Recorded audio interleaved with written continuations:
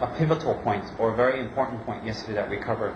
So because it was quite pivotal and important, I thought I'd go over it with you today just for a few minutes as a refresher, so that the new faces can understand. And understandably, since tomorrow's New Year's, I'm sure many people have previous engagements and could not have made it.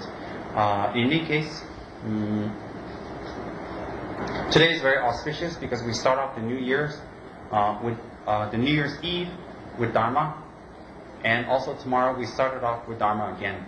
So never in our previous years or in our previous lives have we had such an auspicious occasion where we can start off such an auspicious time with the holy teachings of the Dharma. So one should rejoice that at this time one is not frivolously wasting time or going out or doing things that one has normally done and has not brought one happiness in this life and in previous lives, but at this time one has sacrificed, one has given up, one has made an effort to come to listen to the holy Dharma. This is actually in itself quite an auspicious event.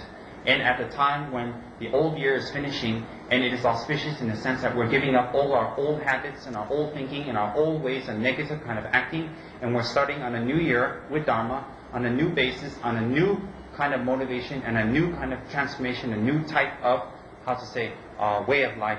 So it's very, very auspicious. Today I did the extensive prayers requesting all the teachers of the lineage, all the way back to Lord Buddha, to bless us, to give us their holy, presence here, that we may be able to understand the Dharma, listen to the Dharma, contemplate on it, and therefore gain the holy results, which is full enlightenment. Again, one should not listen to the Dharma with the faults of the three pots. One should not listen to Dharma with a low motivation. The three faulty pots are the pot that is facing down, the pot that is facing up but has contamination or is filthy, and the pot that is with leaks. Listening to the Dharma with the pot facing down is like someone who comes with a closed mind.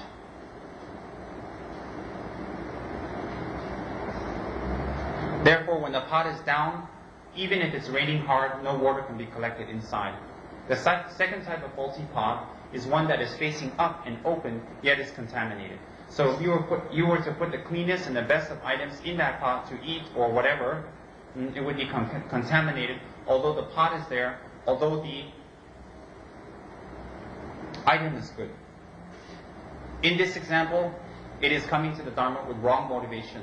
In order to listen to the Dharma to pass time, in order to listen to the Dharma because you're bored, in order to listen to the Dharma to find methods to get wealthy, to get young, to get beautiful, to just have simply a good life. That is to listen to the Dharma with a faulty pot, or with a pot that is contaminated motivation.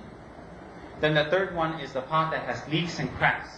Whatever you listen to the Dharma, you agree upon, you like, you think it's excellent, you think it's wonderful, yet one does not practice. It goes in 1 year and then leaves out the other. So one should not listen to the Dharma with the three, as an example, the three faulty pots. Then one should not listen to Dharma with a low motivation, that one may get a good life, one may get a healthy life, one may get money, one may get, a deity that will help us have long life, health, excellence, money, wealth, that we may get some practices, that we may get a good future life. We should not be listening to the Dharma or practicing Dharma with such lowly motivations. When we have such a precious jewel, when we have such an excellent jewel, we have such a method, we should aim for the highest and not for the middling or the lowest scope. That would be that all sentient beings, inclusive of oneself, is not different from oneself, that everyone wants happiness. Everyone is no different in the fact that they want happiness. Everyone completely looks for happiness. Even the tiniest ant or the tiniest insects are looking for happiness. Not anyone ever wants one moment of suffering, one moment of happiness. On that basis, others and myself, there is no difference. Others and myself, there is completely no difference, that they want happiness and I want happiness. If they want happiness, there are more of them and there's only one of me. How can I, as a logical person, forsake other people and think about only myself? How can I practice Dharma for the sake of only myself, not thinking about other people? That is completely illogical. I will in fact practice Dharma for the sake of all other sentient beings who are suffering and who have not met Dharma, who do not know about Dharma, who has not heard about Dharma, who has no idea about Dharma, and therefore are ignorant of the true method to gain happiness and the true method to cessate unhappiness.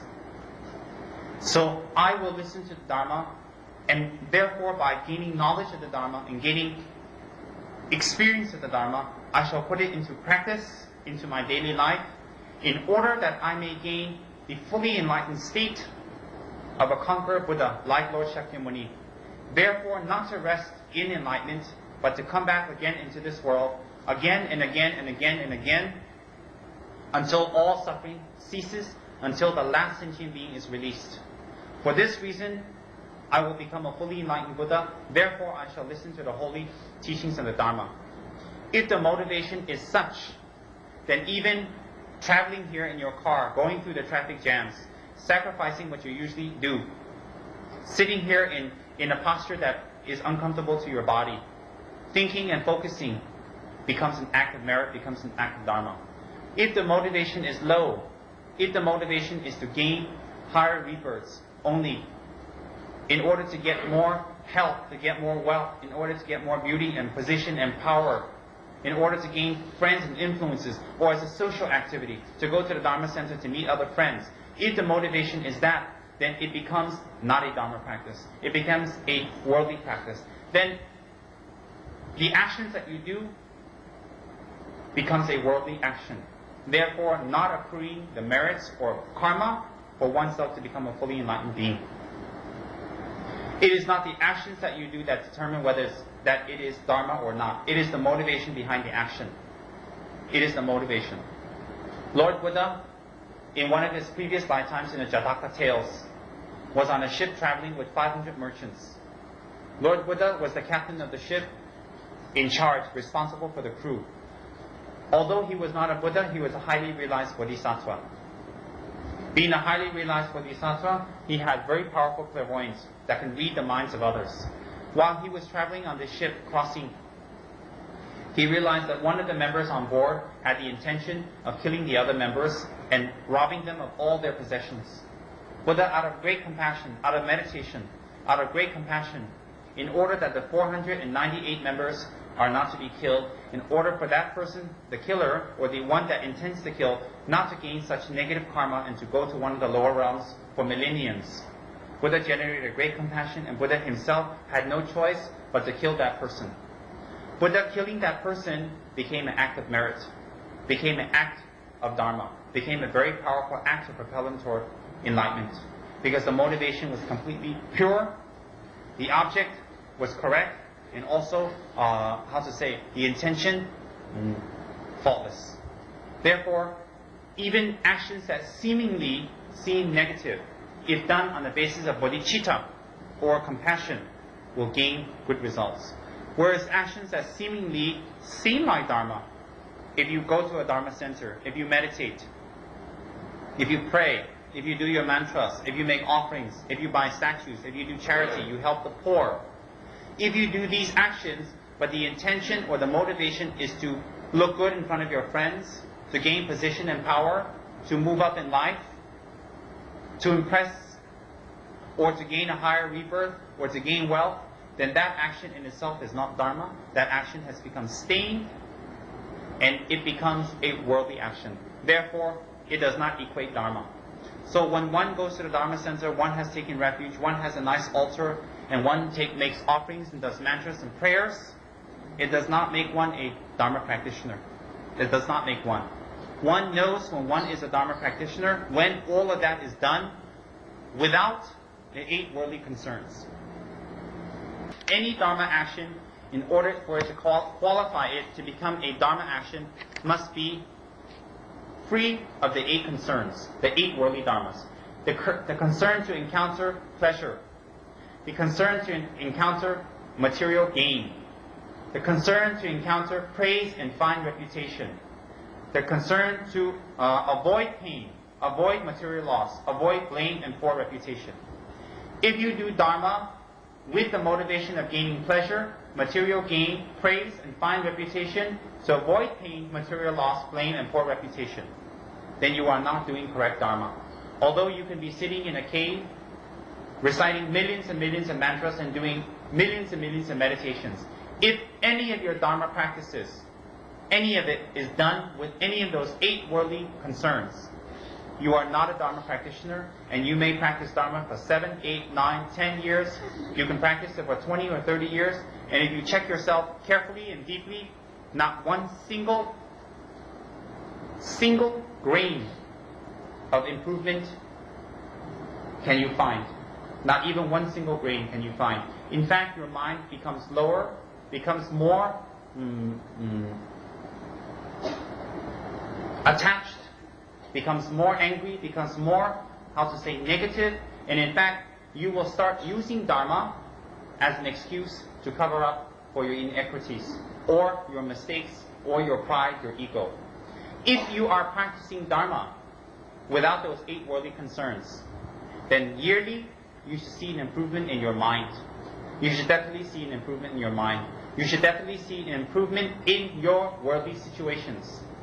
If your worldly situations are decreasing and your years in the Dharma is increasing, in general, it is a very bad sign. It is a sign that you have not been practicing the Dharma sincerely and well. If you find that your mind yearly becomes more and more agitated, more and more angry, more and more hateful, more and more spiteful, more and more vengeful, if it becomes more of those, any of those delusions, you have been doing your Dharma practice wrong. It is not that the Dharma is wrong. It is not that the Buddha is wrong. It is not that the practice is wrong. It is the way that you're doing it. If you have a wonderful car and you cannot drive it, and you have an accident, you cannot blame the dealer, you cannot blame the maker, you cannot blame the car. Only yourself. Like that, Dharma is excellent, Dharma is pure, unstained, unsullied. But one must know how to practice Dharma. And before any type of practice of Dharma, one should definitely, intimately internalize, get to know, understand what is to be avoided and what is not. And that is to practice Dharma with any of the 8 worldly concerns. Any of the 8 worldly concerns. If it is done with that, you will not gain results. Definitely cannot gain results.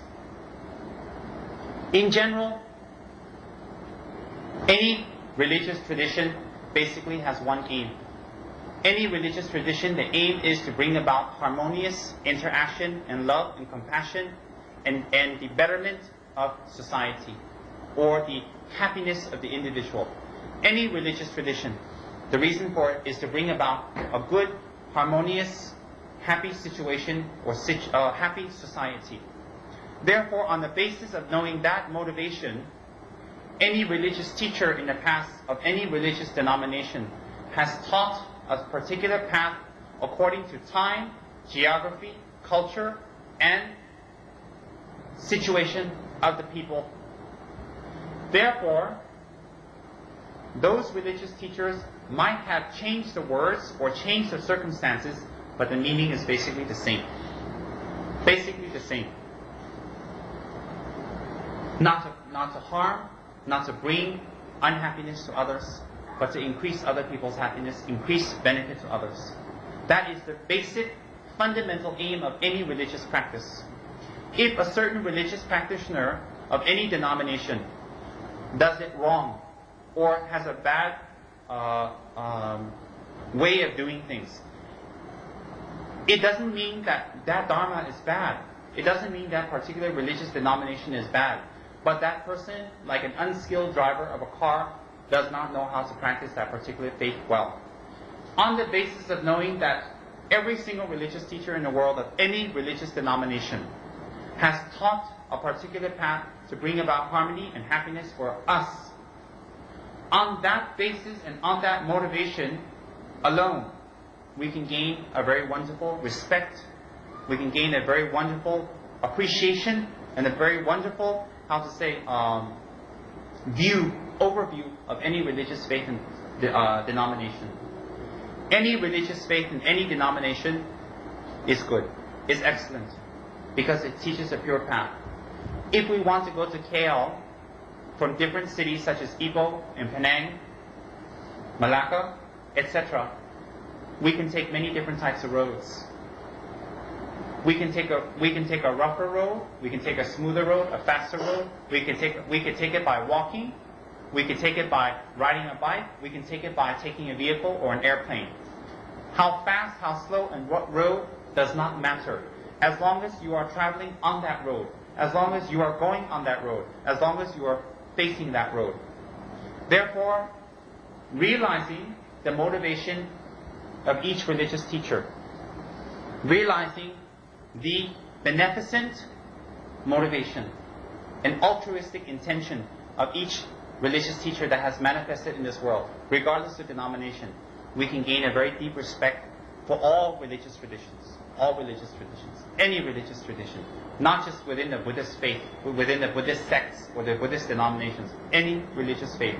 On that sincere basis, on that sincere thinking, we can gain great respect for any religious denomination.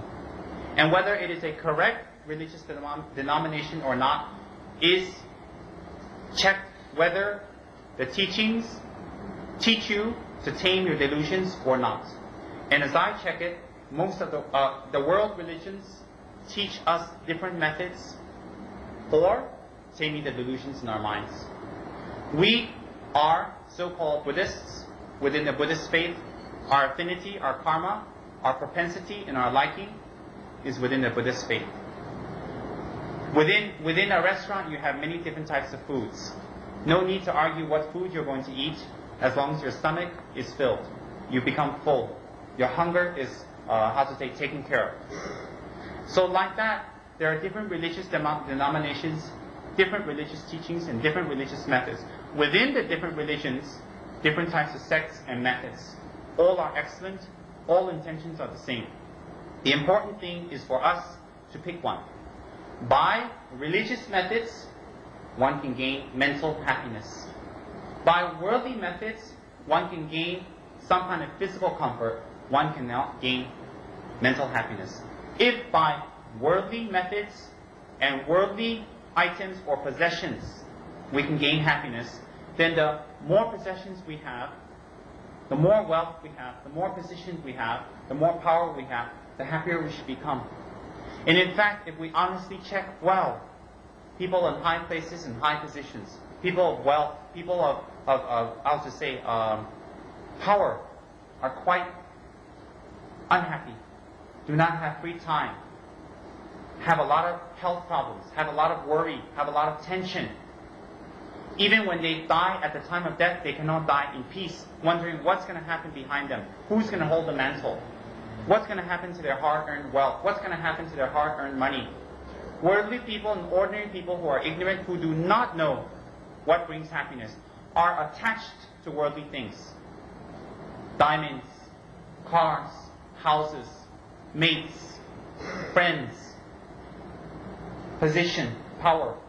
Worldly people who do not know the methods to happiness are attached. Therefore, if they have a car, if they have a diamond ring, if they have a nice house, then every single day they have it, it should create better and more and more and more and more and more happiness. In fact, when we get that position or possession on the first or second day, we may feel some sort of transitory happiness, but as the days go on, it becomes a problem or source of suffering. For example, a car. We'll have to maintain it. We'll have to pay its fees. We have to make sure that it's not broken. We have to make sure that we park it right. No one hits it. We have to make sure that it looks nice. The paint hasn't cracked. It's clean. Wash it. And then when it starts getting older, if we can sell it off.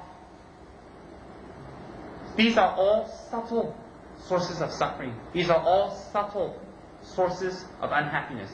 Yet our ignorant mind grasps onto such an object to think that it is happiness. Yet, not knowing one is suffering. Not knowing one is unhappy. That is applicable to all dharmas. all dharmas in this case meaning all phenomenon, all objects that we are attached to.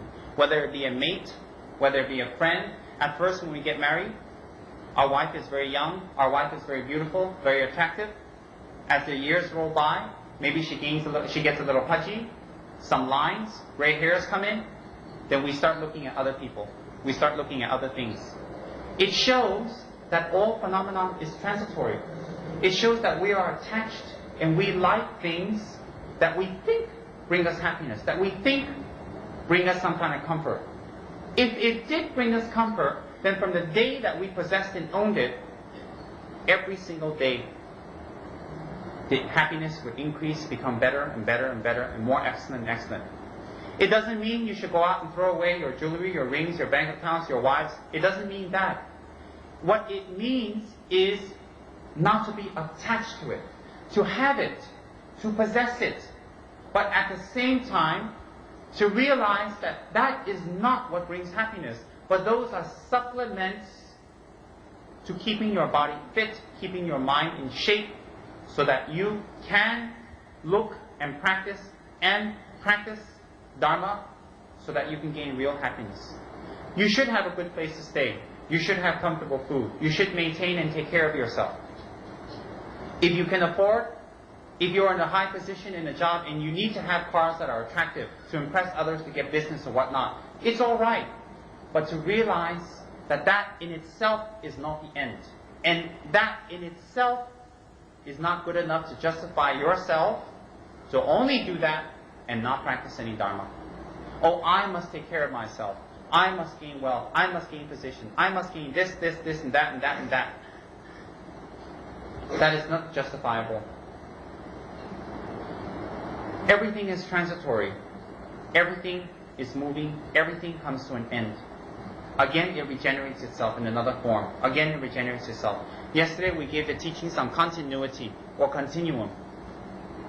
As I spoke yesterday, I will tell you about it briefly again, very briefly again today, which is everything moves on a continuity as spoken by the great Dharmakirti.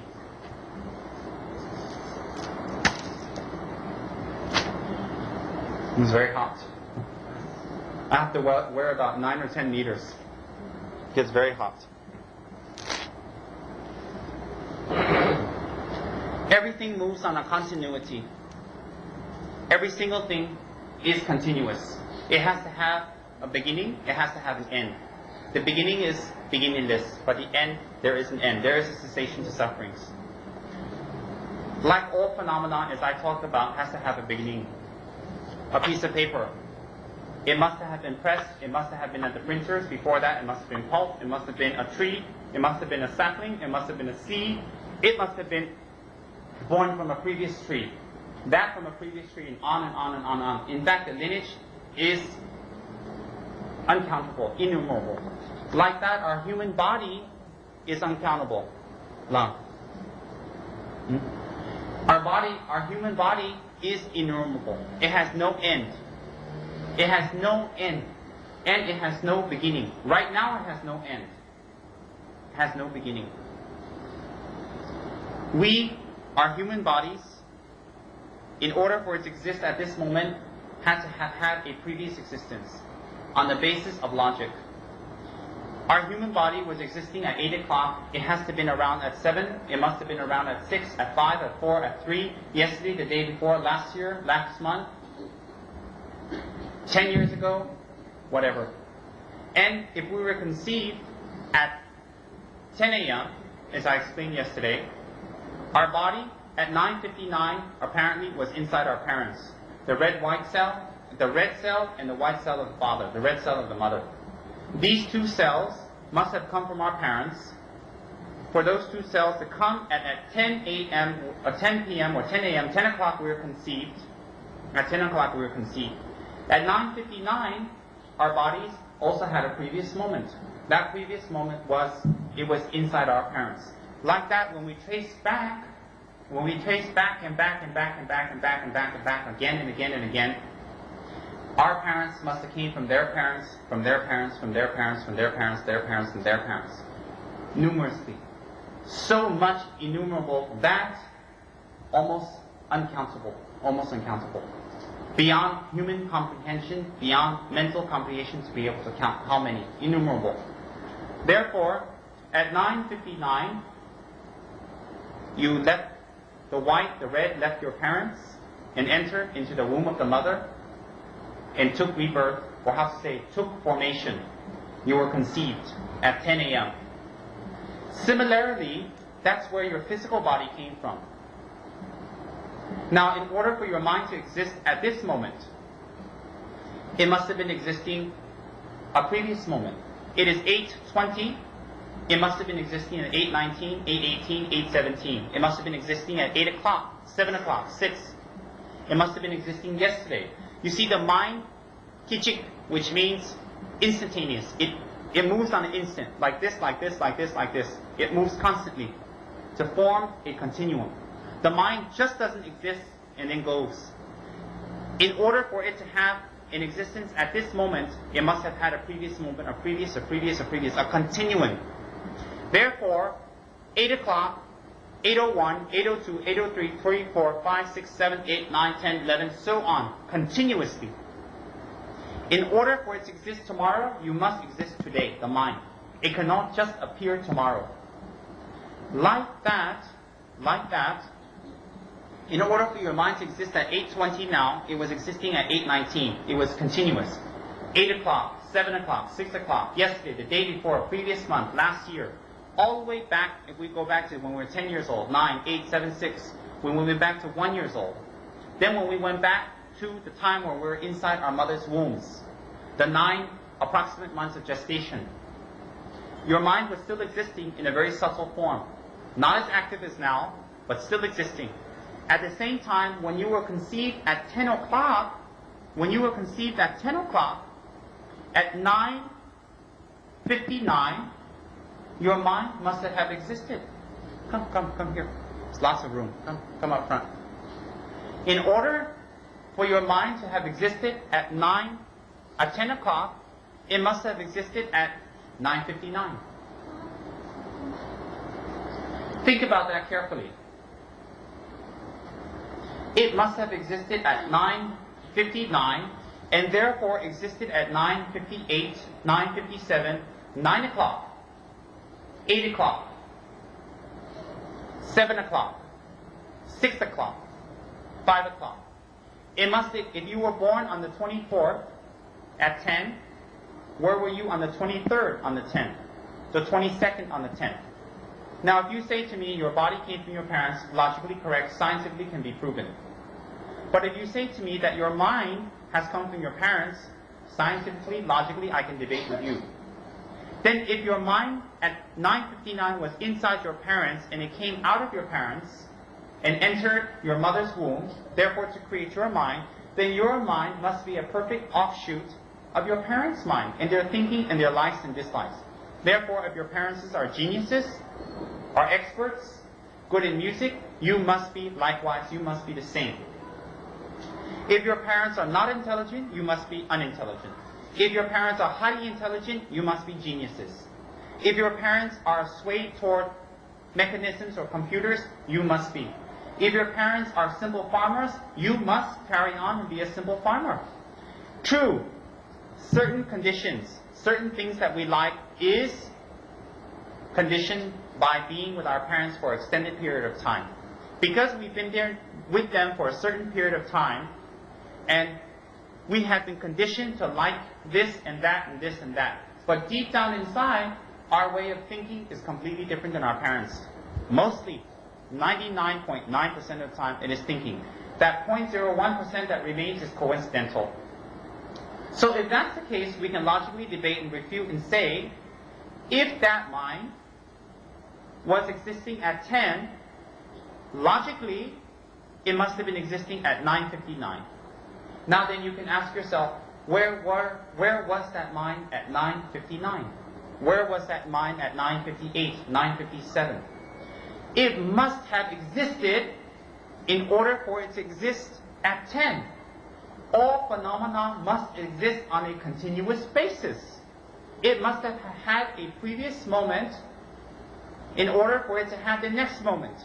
It cannot just spontaneously arise at 10 o'clock any phenomenon, any object, whether it is living or it is not living. So where was your mind at 9:59, 9:58, 9 o'clock, 8 o'clock? It must have been existing outside of that womb, in another form, perhaps another dimension. That is your previous life. So in order for you to have your mind now, in order for it to exist at 10, it was existing at 9:59, most probably in your previous lives. Carried on. Like that, if you die at 11 o'clock, whatever date in the future, at 11 o'clock, your physical body starts to deteriorate. It is deteriorating, but it will deteriorate at a faster rate, a quicker rate, a more visible rate. It will deteriorate starting 11 o'clock at a faster rate. Then, after a few months, you can say that it basically completely goes, deteriorate except for the bones, which will deteriorate again and again. It goes back into the earth. It will regenerate into another form. It will regenerate into another being, with mind or without mind. It will in fact become nourishment for another type of living being. So your body regenerates in another form. It continues into another form. Then at 11, where's your mind? When you die and you leave your body, where is your mind? 11:01, 11:02. Your body continues to exist in another form. Your mind also will exist in another form. It will continue. That will be your next rebirth. What determines you to take on a future rebirth? Where within the 6 realms of the hell realms, preta or spirit realms, animal realms, human realms, demi gods or devas, we say in Sanskrit, or devas, highest god realms. Not God as in Phat or Pusat, not this kind of God. God in the sense of high worldly existence with a lot of sensory pleasures. You will take rebirth in one of these 6 realms again, according to the dispositions and the imprints that you have collected in your previous lives, most important in this life.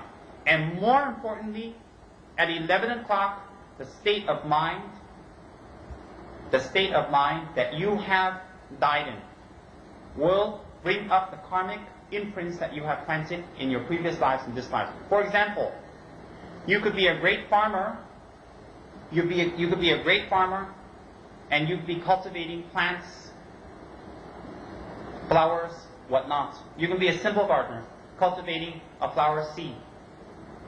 You have taken the time to put manure on the seeds. On the ground. Take the weeds out. Take the dirt and pebbles out to make it smooth, to make it soft, to make it pliable, plantable. And then you plant the seeds. You water it every day. You protect it. You keep the dogs and cats away. Then just when the seeds are about to sprout, at that time, if you keep a good protection and you watch it well, then it will sprout strong and big. At that moment, one of your kids can come by and trample on it and crush it. A bird can come and pick it out thinking it's a worm and just kill it. A dog and cat can come around and just urinate on it and kill it. At that moment, whether that will grow or not is upon your protection. Similarly, at the time of death, although you may be a great Dharma practitioner and you have worked very hard during your life, but if your greed, avarice, anger, and hatred has not been controlled, at the time of death, if you worry, what's going to happen to my family? What's going to happen to my possessions, my position, my name, my fame? What's going to happen? And you become attached. Due to that attachment, then your previous karma that you have collected that is negative will sprout immediately. Whereas if you, at the time of death, keep a calm, pleasant, and good state of mind, focusing on the 3 jewels, the Buddha, the Dharma, and Sangha, or your Guru Sifu, or any of the Dharma teachings, if you focus and you remain detached, then immediately the Dharma seeds will sprout, and you will take on a good rebirth. immediately. It doesn't mean you don't have any bad seeds. If you take a bad rebirth, doesn't mean you don't have any good seeds. It means at that very moment, the moment of truth, a particular seed that you have collected will sprout. Right now, you are all filled with karmic imprints or karmic seeds. When and how they sprout is determined on what mental activities you focus on. If you focus on negative activities and negative things and how to say harmful things, harmful seeds will come out, will open up constantly. Similarly, having a flower bed, whatever type of flower you concentrate on and how to say cultivate will grow better. So if you cultivate and you work on your good seeds, your positive seeds, therefore positive seeds will arise. While you're working on your positive seeds, then the negative seeds that have been accrued in your previous lives and this life will become slowly purified. And there are purificatory practices. Whereas, if you concentrate on negative things, lying and stealing, divisive talk, harmful talk, harsh speech, stealing, adultery, killing, any of these actions, and you gain some kind of success, and you gain some kind of temporal or transitory happiness, if we may label the happiness, if you gain it, it doesn't mean you're doing well. What it means is, in your bank of karma, or your bank of storage of karma, the good seeds are being used up and only the bad seeds will remain.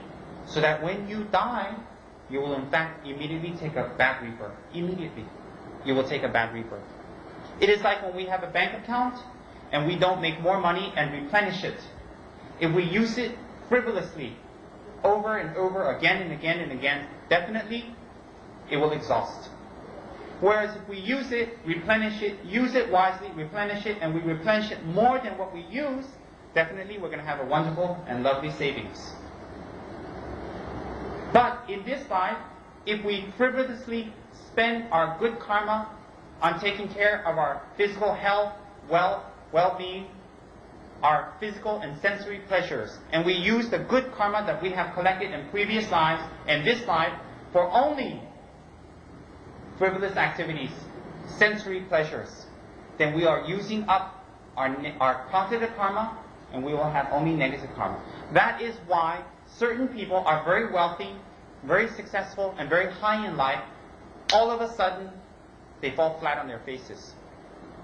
They lose their positions, they lose their name, they lose their everything. And they suffer. And they cry, they scream. They rant out. They look for help, they become desperate. Because they have been using their good store of karma for the wrong things and not replenishing it with more positive karma. Whereas a Dharma practitioner is modest in his possessions, in her possessions, in her activities, in her sensory pleasures, in his sensory pleasures. Therefore, using very little good karma, and at the same time practicing Dharma, and collecting more positive karma, adding to what they have already had, replenishing and increasing. Therefore, a Dharma practitioner will only move up. And if a Dharma practitioner has more problems and more sufferings, if a true Dharma practitioner, one who really practices Dharma, have more sufferings and more problems and more heartaches, it is a very good sign. Why is it a very good sign? Because the karma for them to suffer in a deeper, more rough and harsh environment is exhausted. Example, if you were to be very thirsty, if you had the karma to be thirsty, if you have the karma, that karma is karma. If you're thirsty as a human in this human realm, in a particularly okay country, okay environment, even though you're thirsty, you suffer for a short while of thirst. Then, you can go out and get something to drink, ask for something, look for something, buy something. Whereas, if you are thirsty, and you are in a hell situation or animal situation, you will not be able to get anything for yourself. It is the same karma, but due to the environment, the suffering will be more or less. Is that clear? Does anyone have questions on that? I want that to be very clear. If you were to suffer the karma of being thirsty in a human realm, the thirst will be temporary and short and not as hard or difficult to bear.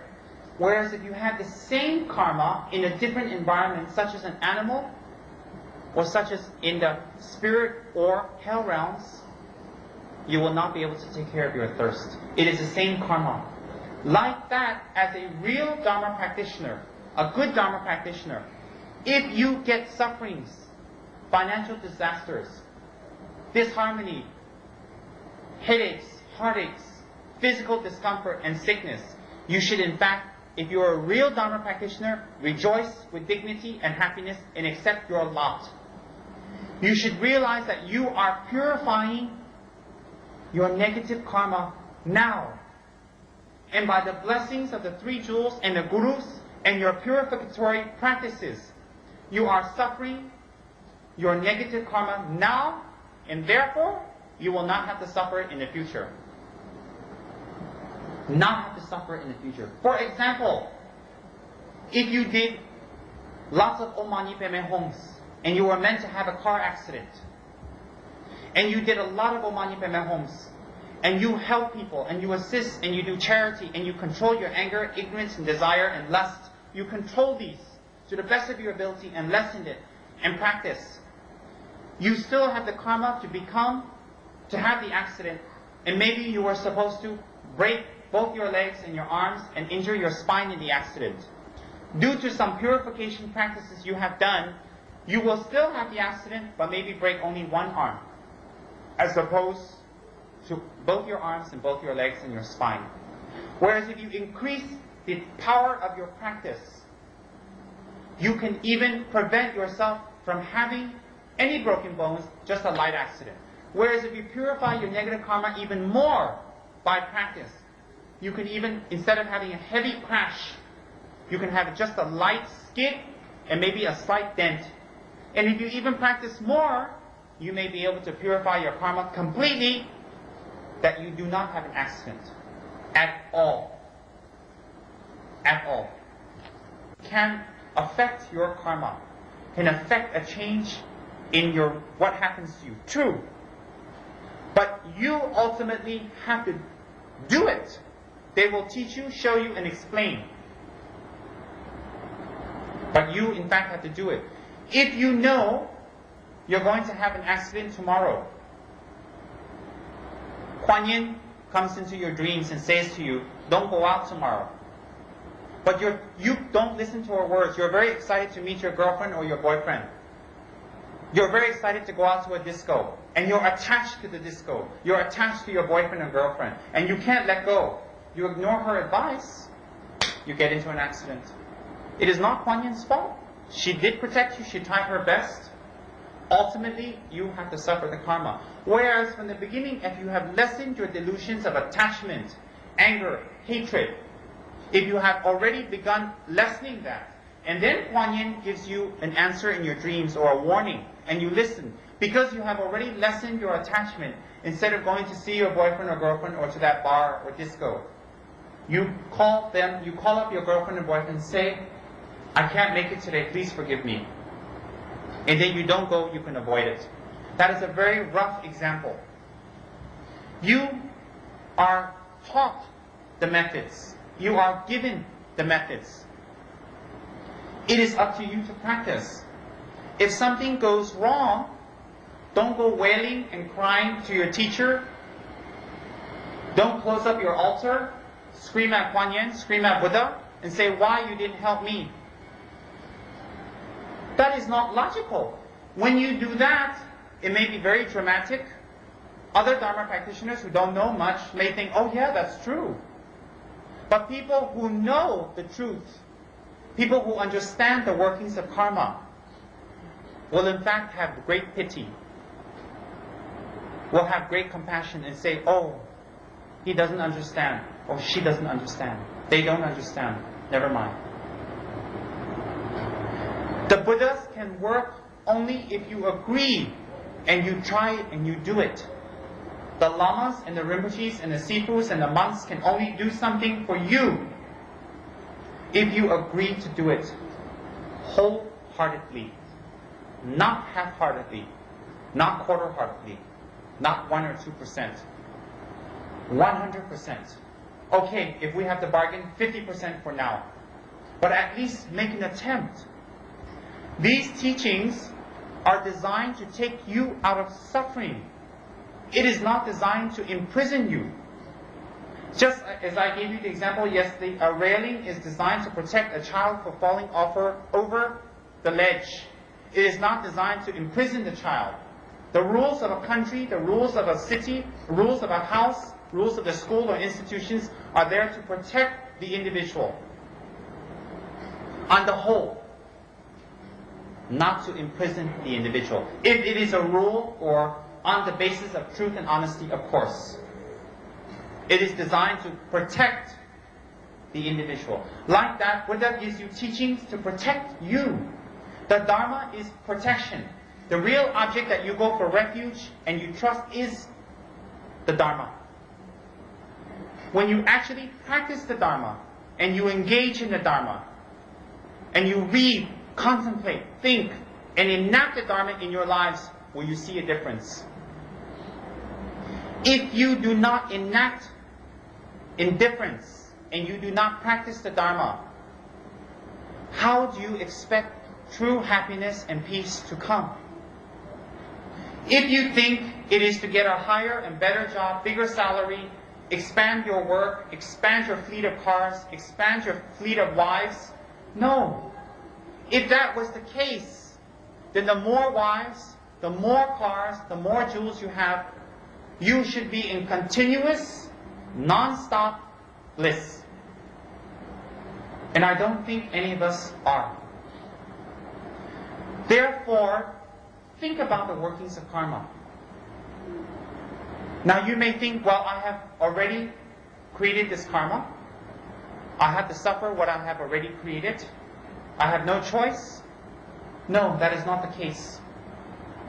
That is not the case.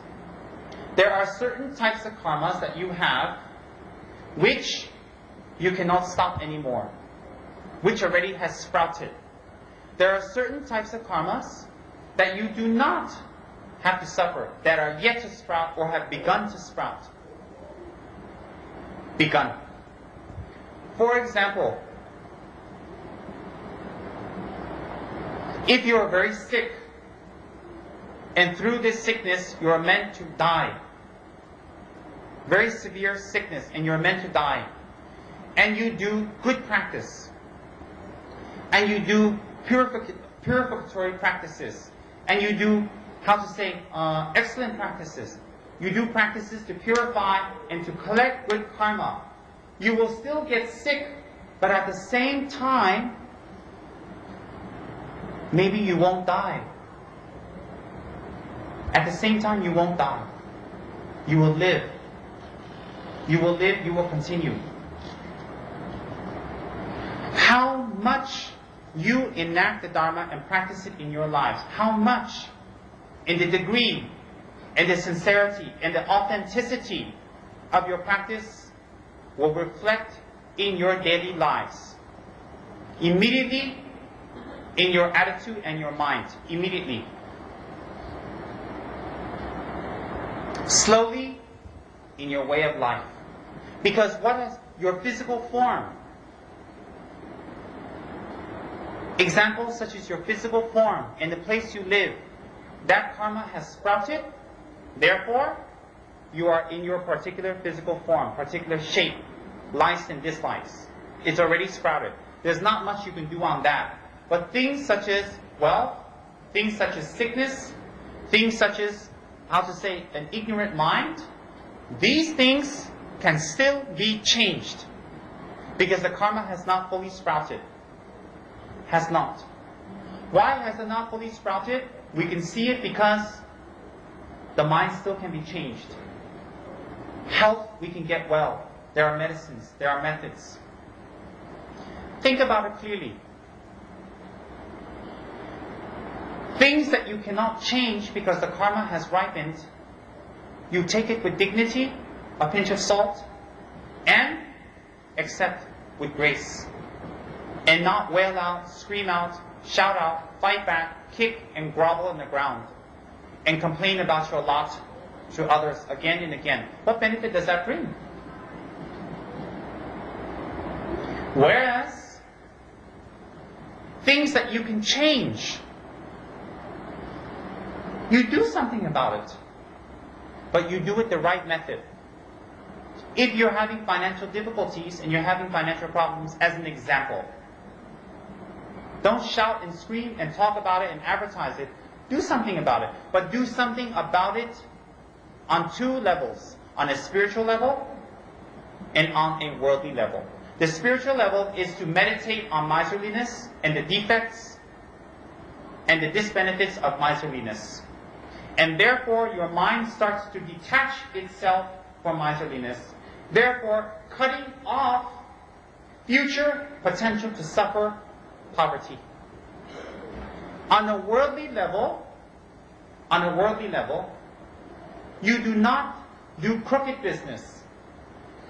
Lie about your products, lie about your skills, lie about what you have or not done. You should pursue what you're doing in a worldly way honestly, with effort, with enthusiasm. And then through those two methods, you can make a change in your situation. If you have problems and difficulties, and they are the result of negative karma due to negative actions, how can you, again, further your situation with more negative actions, thinking that if I do this and I get my lump sum of money, I will do good actions? Not possible. Illogical. Good actions create good results. Negative actions create negative results. If you have a negative result now, and you perpetuate it with further negative results, hoping to get positive results, it is illogical. You cannot plant an orange seed and wait for an apple tree. And when the apple tree comes up, what happened? Excuse the term, you're plain stupid.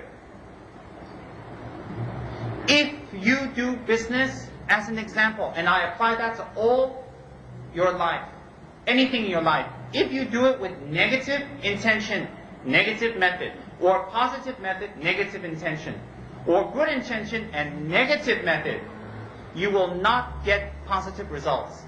Temporarily, maybe you get some money. Temporarily, maybe you get some relationship or friends or comfort. But ultimately, you will suffer. Now and in your next life. So how can negative action bring about positive results? It is not logical. It has no basis. You can ask any spiritual denomination, anyone in the world who has any type of logic, any spiritual teacher, any religious teacher, any religion, if you ask, that will be correct. How can negative methods bring about positive results? How can small negative things and little bit of positive things mixed together bring about a fully positive result? It cannot. Please think about it with your intelligent, educated minds. This is not something for you to accept on the basis of faith. This is not something that is pounded in your ear to say, oh, if you don't, you go to hell. This is logical, it is clear, it is black and white. Think about it. And when you think about it, tuna, which means if you can perceive it, then realize that is the truth and enact it into your lives. Apply it into your lives. Immediately. Not tomorrow. Not after the next business deal. Immediately. And any negative actions you have collected from your previous lives, and in this life that you have done negatively, you do not have to suffer the results. You do not. You definitely do not have to suffer the results. Any actions that have been accrued from killing, stealing, sexual misconduct, lying, divisive speech, hurtful speech, idle gossip, covetousness, malice, holding wrong views. Any of those actions based on those 10 root negativities that you have done in your life, this life and previous life, whether you remember or not, you do not have to suffer the results. You do not. On what basis? Karma is impermanent. Therefore, it can be changed. It is not permanent. All phenomenon is impermanent. Therefore, karma is phenomenon, one type. Logically, you can change that karma. You can redirect it. If we have a huge snow mountain and lots of snow, and that year unusually lots of snow has fallen and the sun has been unusually more hotter and more snow has melted. 80, 90 kilometers down the mountain there's a small village which usually enjoys the river to be more, flowing or more during that season. But this year there is danger that it becomes wiped out by a flood. If those people take preventative measures, they can avoid the flood and avoid destruction. Such as they can build, if the mountain is here, the village is here, halfway down they can make trenches, dams, to divert the water around the village. Instead of that one way straight through the village, we can make one trench going this way, another river going this way, 7, 8 rivers to divert the force of the river to surpass and circumvent around that village. Therefore, the village does not get destroyed. Preventative measure. Like that, the snow mountain is like your store of negative actions, collected on the basis of the 10 non-virtues that I have mentioned yesterday and today in detail, and collected by avenue of body, speech, and mind. That can be averted or diverted or lessened.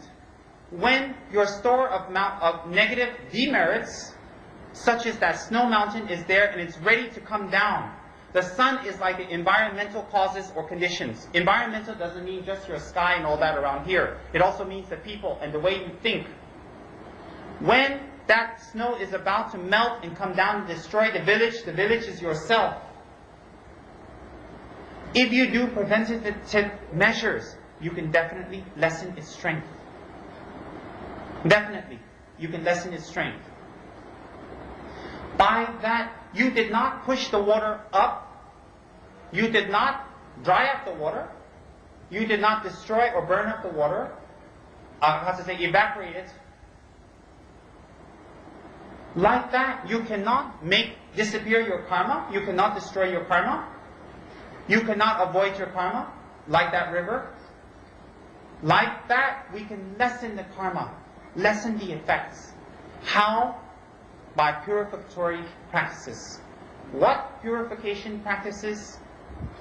Many. But all purificatory practices are based on the 4 powers. Topshi. 4 opponent powers. All purification practices are based on 4 opponent powers.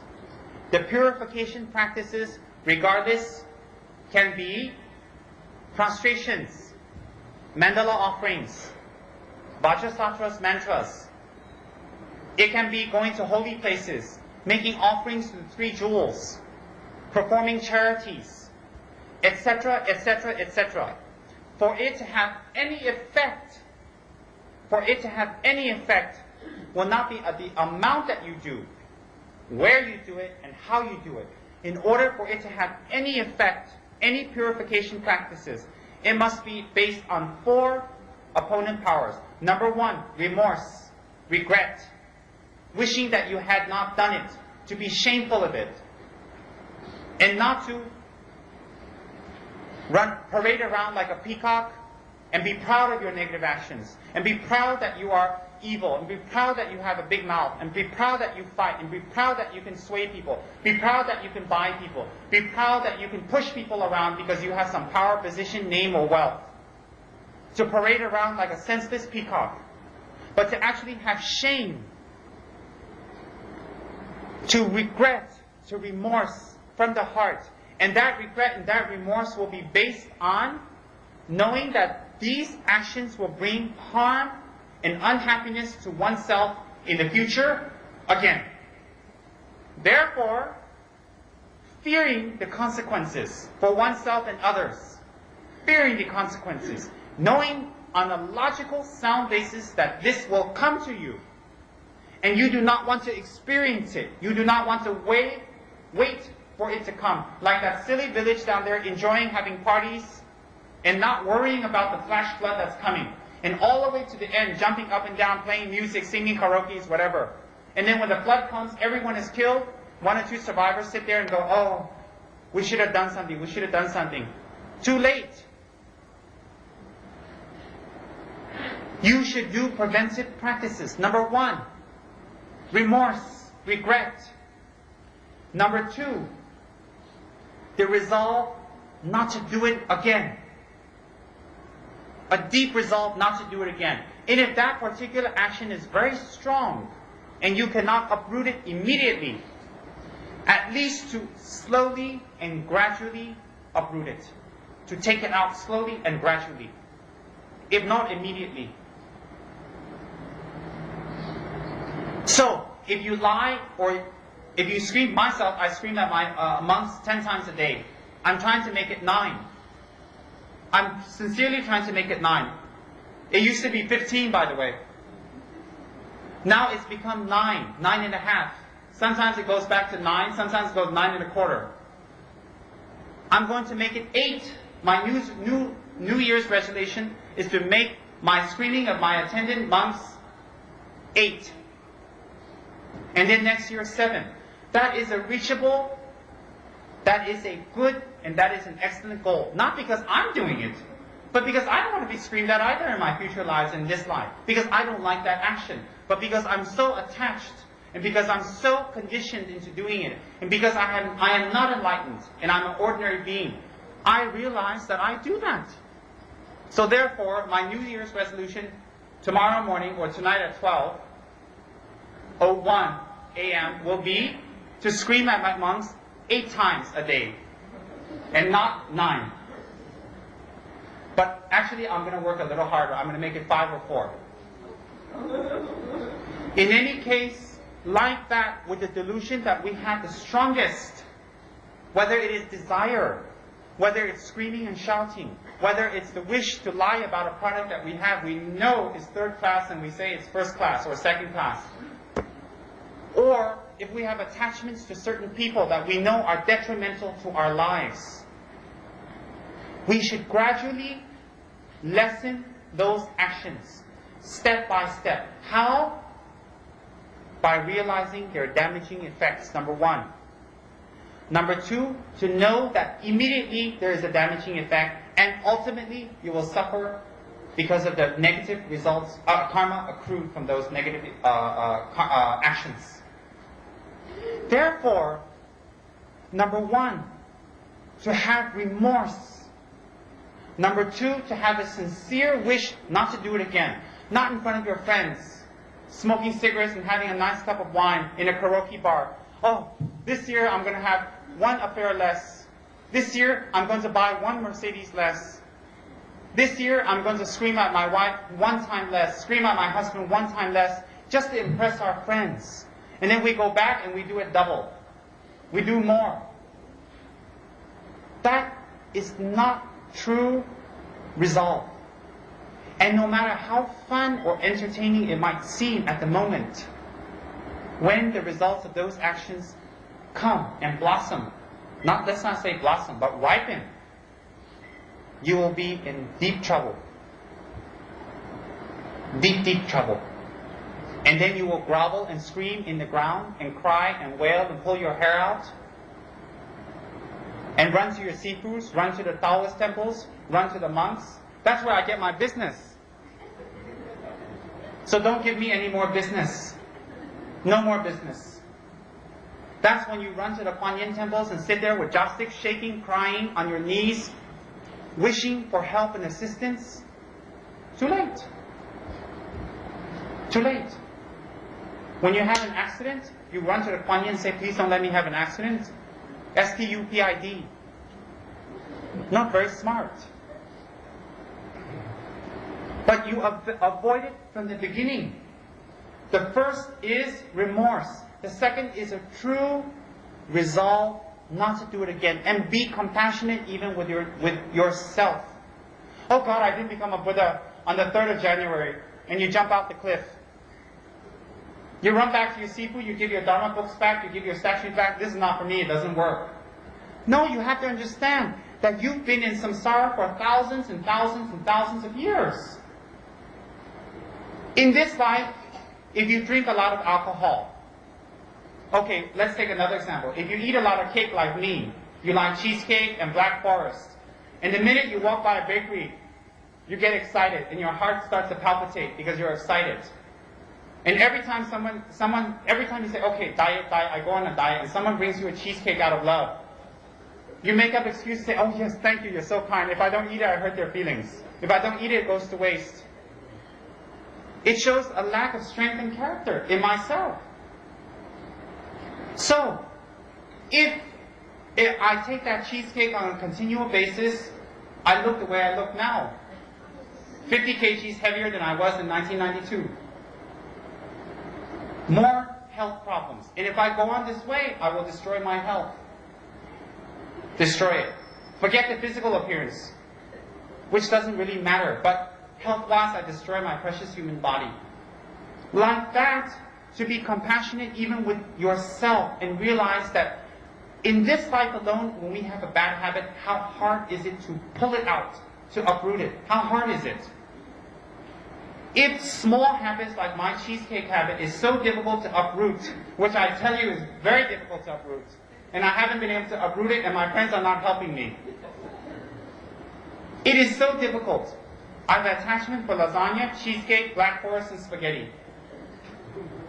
Whenever someone says, should I bring that to you? My mind says no, my mouth says yes, I don't know why. It's automatic. In any case, because the habit is so strong. It's just an example. So with small habits like that, if we cannot get rid of, how do we expect to get rid of ignorance, hatred, desire, jealousy, anger, malice, covetousness in 2-3 days, in 2-3 years? It's an illogical assumption that you can get rid of that so fast when you've had that habit for previous, so many lifetimes, innumerable. How can we just get rid of it in 2-3 days? And then if we don't, we give everything back, our malas, our dharma, and we go to our sifu and say, goodbye, I'm going to the karaoke. No, it cannot happen so easy like that. Be compassionate and forgiving with yourself, but don't be too forgiving. Then you go off the other end. Next year, Rinpoche. Next year. This year is not going to work for me. I've already fallen off the cliff. No, go extreme. Both extremes. The middle way. But to realize that if you shout 10 times a day, like me, you make it 9. And believe me, with training, with effort and enthusiasm and contemplation upon its disbenefits, you will definitely be able to uproot it. You will definitely be able to lessen it. I have lessened my shouting, for sure. I have many witnesses. I have lessened. Like that, I have lessened my jealousies. I have lessened my hatred and vengeance. When I was in America, if someone did something funny to me, I wouldn't speak to them for months.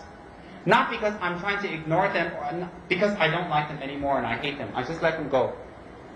Now when someone does something funny, I ignore them for a few months, a few days, but not out of hate. To let that person simmer down and to let myself simmer down. And with prayers and hope that we can regain something in the future again. That is sincere, what I'm telling you. I am not so easy anymore to fall into those traps. It is not because I'm a Rinpoche. Oh no. Rinpoche or not, throw that label out. I don't know what I am. I know that I'm a human being with a lot of faults. A lot of pluses. The game here is to increase the pluses and to lessen the faults. And thank goodness I have Dharma to show me how. In this case, the Buddhist Dharma. The game here is to lessen those faults. So, by being compassionate and forgiving, and with time and patience, even with yourself, you can lessen those activities. And you can make a promise not to do those again in the future. And gradually, you make it 8, 7, 6. Even if it takes you 50 years to get rid of your anger. Fabulous. Because you will never have anger again. Therefore, you will never collect the karma that comes from having anger. Therefore, to suffer the repercussions of that karmic effect, which is to be born in a barren land.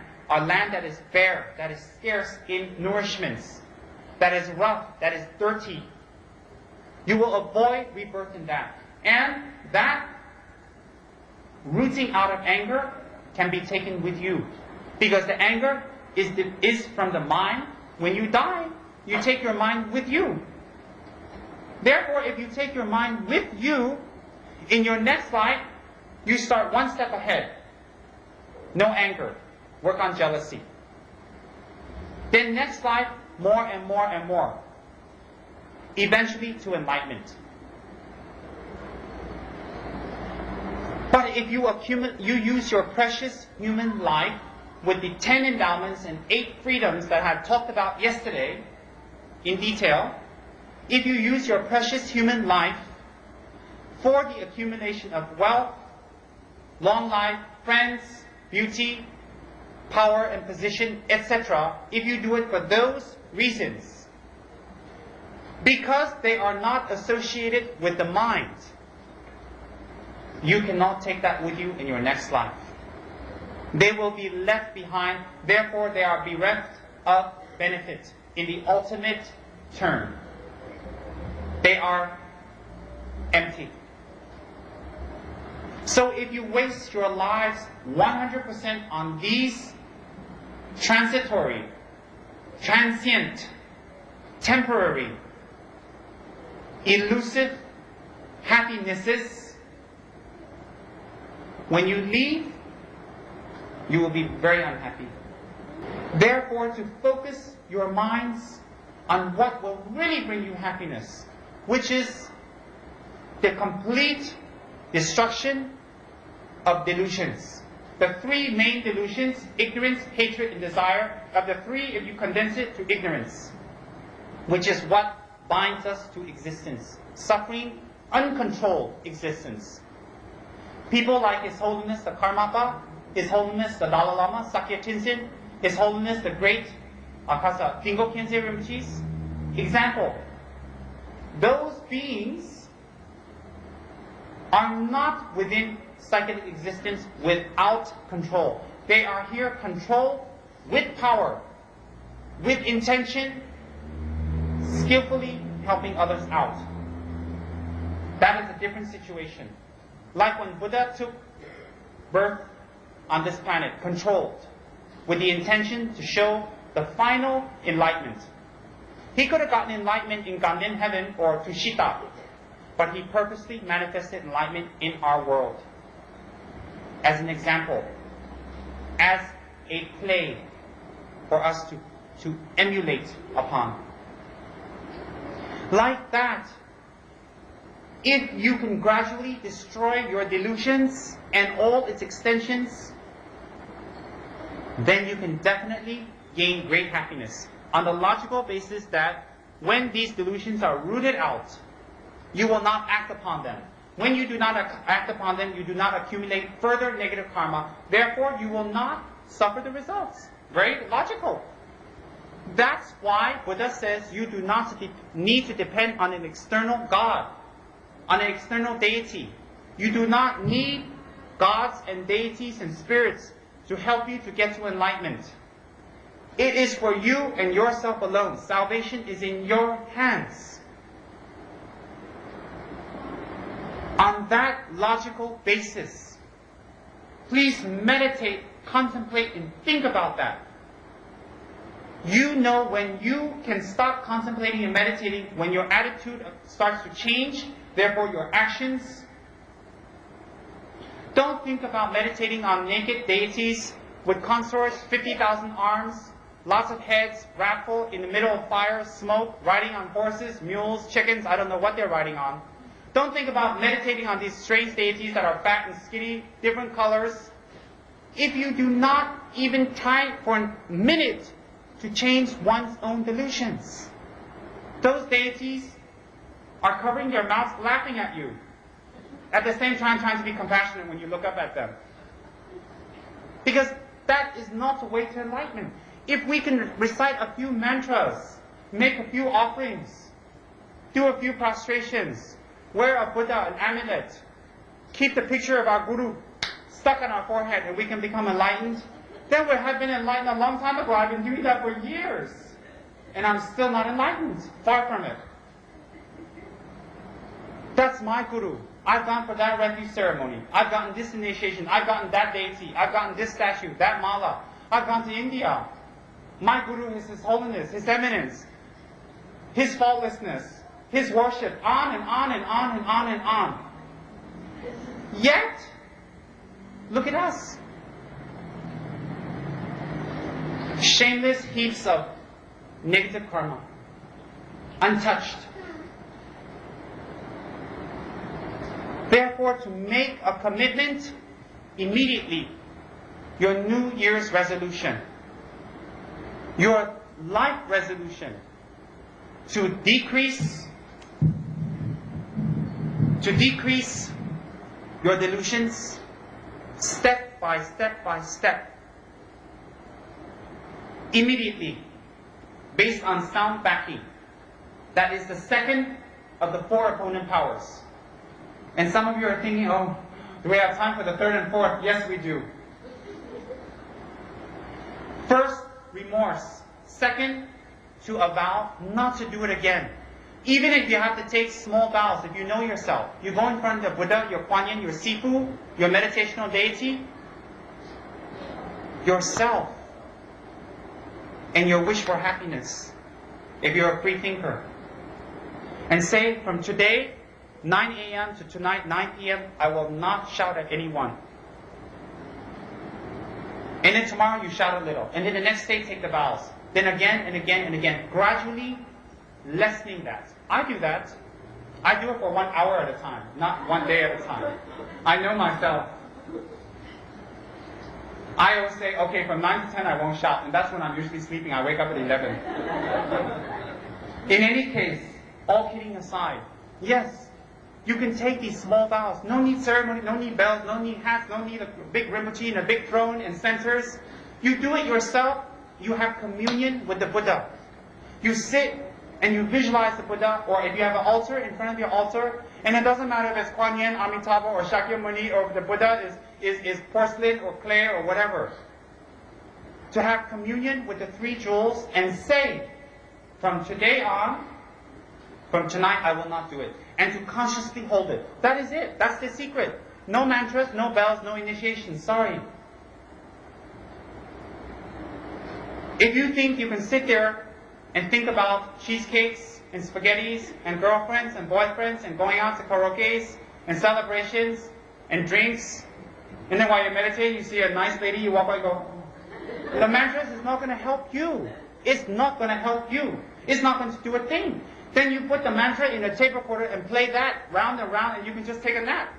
You get enlightened, I hope. And if you do come back and see me, I'll try it.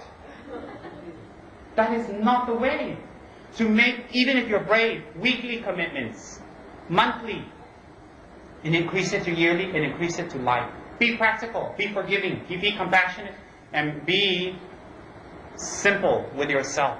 and know your limitations. If your limitations are great, wonderful. And don't shout tomorrow morning, I made this commitment, and then fail and look stupid in front of your friends. Be it a real communion, a real commitment.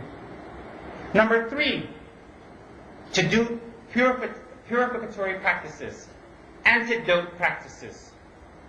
Any antidotes, such as Vajrasattva meditation, the 35 confessional Buddhas meditation, taking refuge, etc., etc., prostrations, mandala offerings, Vajrasattva, 35 confessionals, Gong Sha. Any of those practices, visiting holy places, serving your teachers, any of those purificatory practices will help to purify the already accumulated karma. Then, number 4, the last of the 4 opponent powers, the last, is to do the opposite of what you have been doing.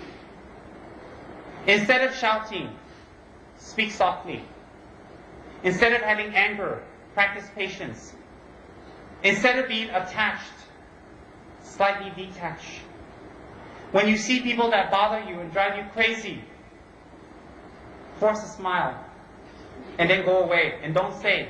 If you usually like to gossip about people, lessen it, stop it.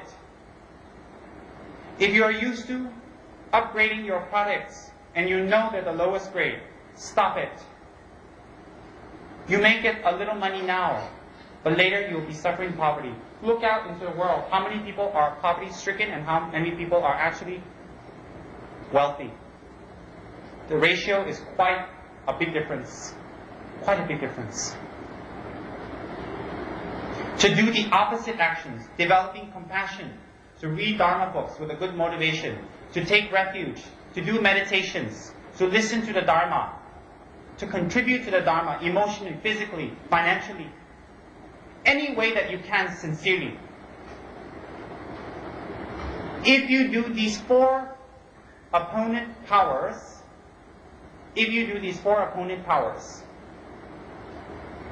and you apply that to any Dharma or purification practices, definitely, surely, and steadily, you will become purified. And you will get the signs and dreams of purification. For example, in your dreams you will have signs such as washing your gurus, washing a Buddha statue, vomiting,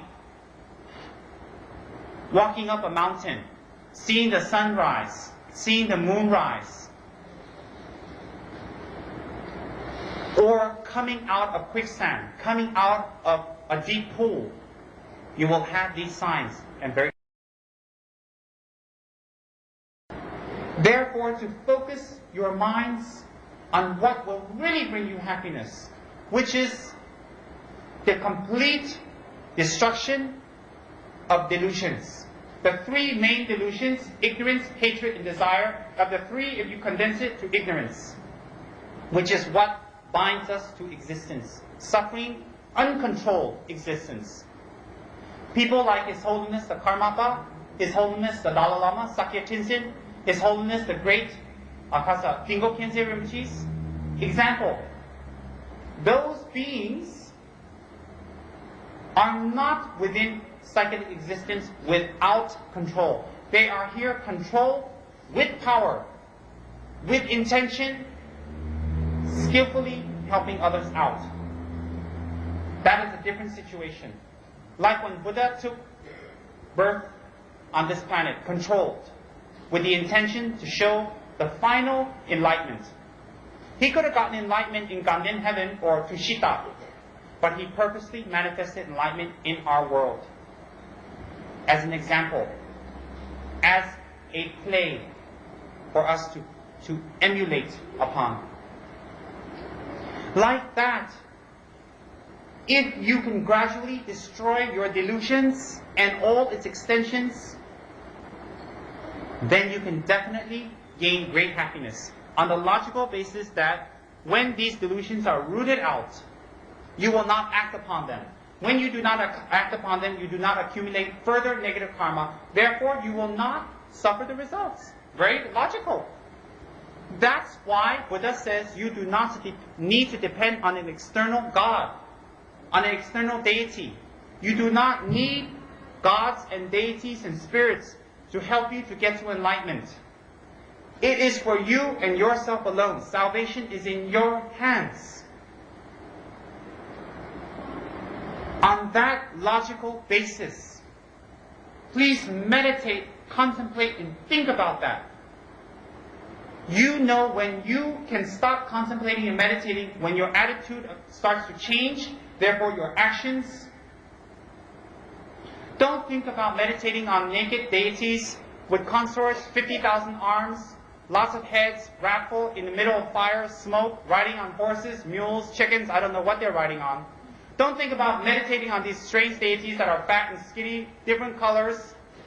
If you do not even try for a minute to change one's own delusions, those deities are covering their mouths, laughing at you, at the same time trying to be compassionate when you look up at them. Because that is not the way to enlightenment. If we can recite a few mantras, make a few offerings, do a few prostrations, wear a Buddha, an amulet, keep the picture of our Guru stuck on our forehead, and we can become enlightened, then we have been enlightened a long time ago. I've been doing that for years, and I'm still not enlightened. Far from it. That's my Guru. I've gone for that refuge ceremony. I've gotten this initiation. I've gotten that deity. I've gotten this statue, that mala. I've gone to India. My Guru is His Holiness, His Eminence, His faultlessness, His worship, on and on and on and on and on. Yet, look at us. Shameless heaps of negative karma. Untouched. Therefore, to make a commitment immediately, your New Year's resolution, your life resolution, to decrease your delusions, step by step by step, immediately, based on sound backing. That is the second of the four opponent powers. And some of you are thinking, oh, do we have time for the third and fourth? Yes, we do. First, remorse. Second, to avow not to do it again. Even if you have to take small vows, if you know yourself, you go in front of the Buddha, your Kuan Yin, your Sifu, your meditational deity, yourself, and your wish for happiness, if you're a free thinker. And say, from today, 9 a.m. to tonight, 9 p.m., I will not shout at anyone. And then tomorrow you shout a little. And then the next day take the vows. Then again and again and again. Gradually lessening that. I do that. I do it for 1 hour at a time, not 1 day at a time. I know myself. I always say, okay, from 9 to 10 I won't shout. And that's when I'm usually sleeping. I wake up at 11. In any case, all kidding aside, yes, you can take these small vows. No need ceremony, no need bells, no need hats, no need a big Rinpoche and a big throne and centers. You do it yourself. You have communion with the Buddha. You sit and you visualize the Buddha, or if you have an altar in front of your altar, and it doesn't matter if it's Kuan Yin, Amitabha, or Shakyamuni, or if the Buddha is porcelain or clay or whatever. To have communion with the three jewels and say, from today on, from tonight I will not do it. And to consciously hold it. That is it. That's the secret. No mantras, no bells, no initiation. Sorry. If you think you can sit there and think about cheesecakes and spaghettis and girlfriends and boyfriends and going out to karaoke's and celebrations and drinks, and then while you're meditating you see a nice lady, you walk by and go, the mantras is not going to help you. It's not going to help you. It's not going to do a thing. Then you put the mantra in a tape recorder and play that round and round, and you can just take a nap. You get enlightened, I hope. And if you do come back and see me, I'll try it. That is not the way to make, even if you're brave, weekly commitments, monthly, and increase it to yearly, and increase it to life. Be practical, be forgiving, be compassionate, and be simple with yourself. And know your limitations. If your limitations are great, wonderful. And don't shout tomorrow morning, I made this commitment, and then fail and look stupid in front of your friends. Be it a real communion, a real commitment. Number 3, to do purificatory practices, antidote practices.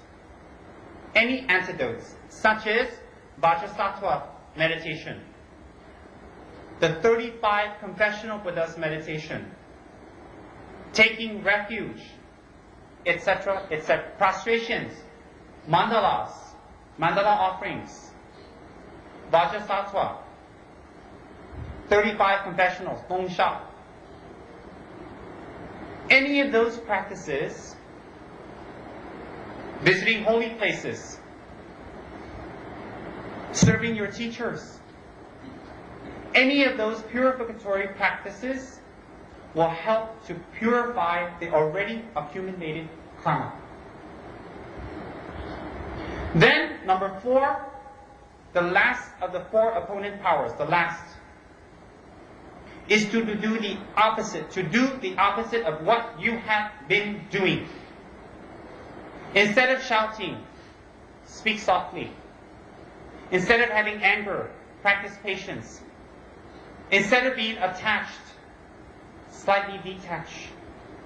When you see people that bother you and drive you crazy, force a smile and then go away and don't say.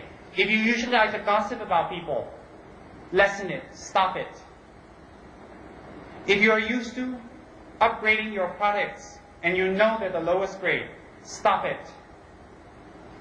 You may get a little money now, but later you will be suffering poverty. Look out into the world. How many people are poverty-stricken and how many people are actually wealthy?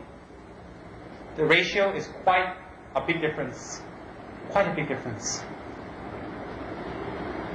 To do the opposite actions, developing compassion, to read Dharma books with a good motivation, to take refuge, to do meditations, to listen to the Dharma, to contribute to the Dharma emotionally, physically, financially, any way that you can sincerely. If you do these 4 opponent powers,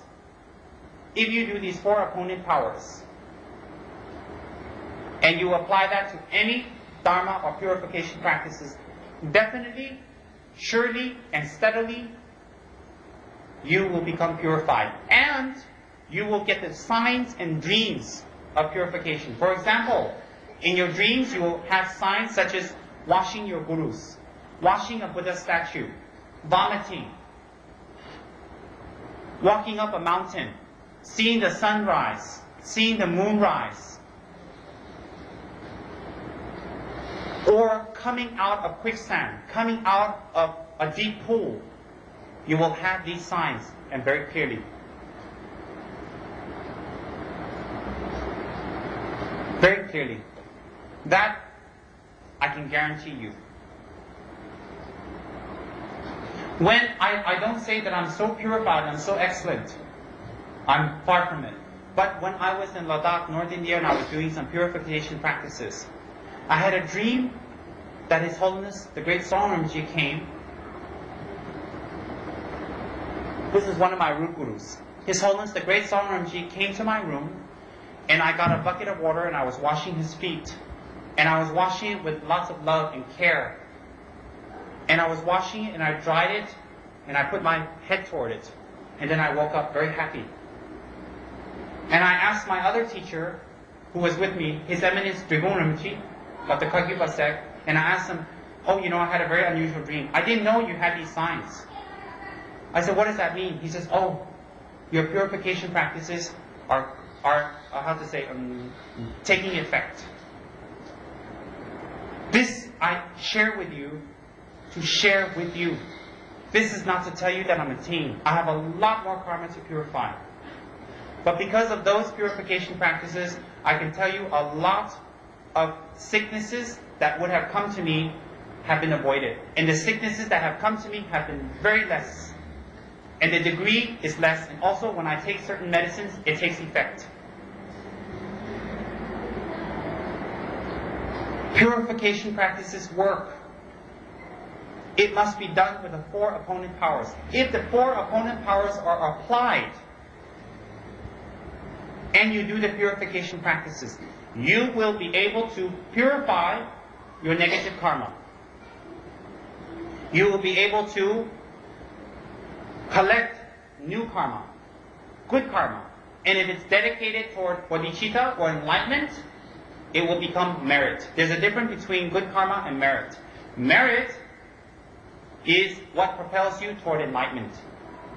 Karma, good karma, is what propels you toward a good rebirth in this life. It's different. Merit can equal both. Karma cannot equal both. Merit will give you a good life, good situation, sustenance, friends, family, position, power, etc., etc., etc., etc. And those accessories, if I may, will help you on your journey to enlightenment.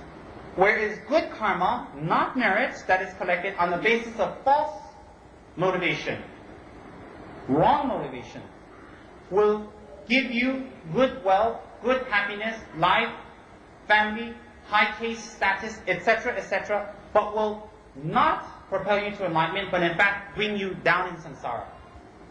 For example, Mother Teresa's wealth and position and power and standing in the world, in fact, propels her toward enlightenment. And enlightenment, all the gold cups are in your hands. Do you see the difference between merit and good karma? There's a big difference. Don't mistake yourselves.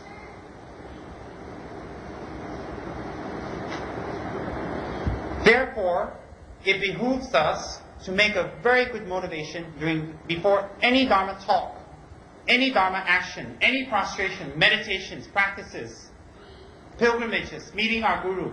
In fact, any charitable actions before we do, we should develop an extremely good motivation. Therefore, that action will effect the collection of merit, not good karma. A result of good karma is someone who is very wealthy and rich and just gives away to show friends, to show how wealthy they are, how their position is. And they do it, the act is good, but the result will be birth in the human realm in the future. Yes, again, with some sort of wealth, or as a god with some sort of wealth, but that wealth will pull them down. They can be born into a family that's very wealthy, but they experience beatings, sufferings, abuse. They can be born into a wealthy family as a little French poodle, getting wonderful food, getting a lovely bath, getting your fur trimmed. You can be born into a wealthy family that does not take care of you. You can be born into a wealthy family and enjoy wealth for a few years and die. Or you can be born into a wealthy family where you are excluded from inheritance. Wealth of charitable acts does not equal charitable results. Charitable or good motivation will equal good results, enlightenment, regardless of the action. Like a mother scolding her child out of love, as opposed to me scolding my monks out of anger. Both is scolding. The motivation is different. Therefore, the results will be completely different.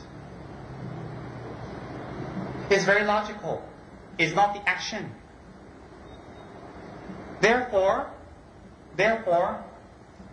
one must apply the 4 opponent powers. Remorse, the resolution not to do it again. Antidote, any antidote application, such as vajrasattva, such as prostrations, mandalas, purification practices. Number 4, to do the opposite of what you have been doing. For example, to do charity, to have compassion, to meditate, to study. In fact, to substitute your time of negativities with your time, of positive activities. That is very basic. That is very fundamental. That is in every religious faith. Therefore, I told you in the beginning of this session that every religious faith is fundamentally the same. Now, what is left is for us to do it. Today, all of you know. Today, all of you are in sound mind and health, and you can hear it, and you can absorb it, and you can understand it. It is up to you to do it. It is up to you to apply it. Therefore, salvation is in your hands. Now, yesterday, we talked about the 10 negative actions. The 10 negative actions. Now we'll talk about some virtuous karma and its result. There are two types of karma. Throwing karma and completing karma. Good throwing karma leads to a rebirth in one of the higher realms, and good completing karma to a happy situation in that realm. Good throwing karma leads to rebirth in one of the higher realms, human, demigods, gods. Or if you want to use Sanskrit, humans, asuras, and devas. Asuras are demigods, or half the status of gods, between humans and gods.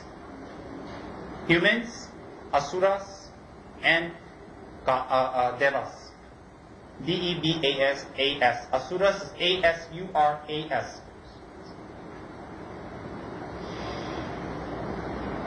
For example, the condition of a human who continually suffers from illness is due to that person having good throwing karma and bad completing karma.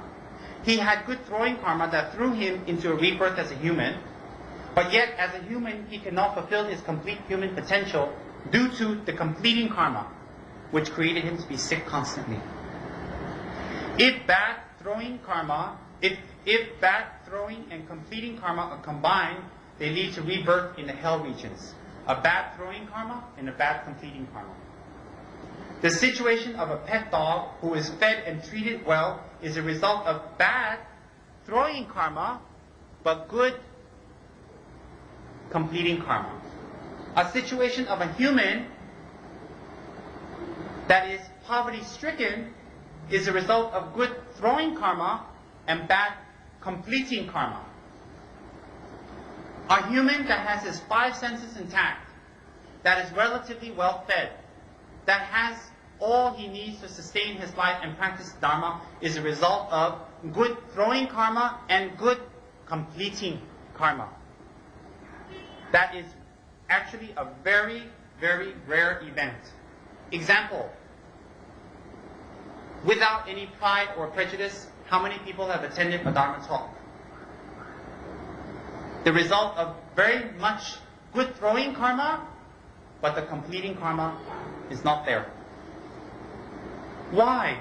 Because the Dharma actually teaches you the true methods to the cessation of suffering. In order to hear it, you must have throwing karma, completing karma, and merits. And merits. Especially merits. Like that, restraining oneself from the 10 non-virtues is essential in developing skillful means and wisdom. If one is able to refrain from the 3 mental vices, those of the body and speech and mind, if one is able to refrain from the 3 mental vices, those of the body and speech will be easily avoided. If you can avoid the 3 negative mental states, the vices of the speech and mind, speech and body will be easily controlled. It is the mind. If one's mental activity is under control, it is good to live in a populated place, for this leads to love and compassion, because you have the opportunity to practice love and compassion with people who are not loving and compassionate. Further, for Further, such an environment offers a situation in one's anger may be aroused, thus giving one the opportunity to apply the 4 opponent powers and to develop the virtue of patience. But without this mental control, it is better to live in seclusion. The beginner is like a rabbit and his delusions like an elephant. So his remedies for delusions are very weak. If one lives as a town dweller, it is important to check one's motivation before going out and watch for the craving that arises when one walks through the town. The fruit of unvirtuous acts, in which there is both intention and fruition of the act, must be experienced unless the 4 opponent powers are applied. However, if there is an act without intention, the person need not experience the karmic fruit of that act.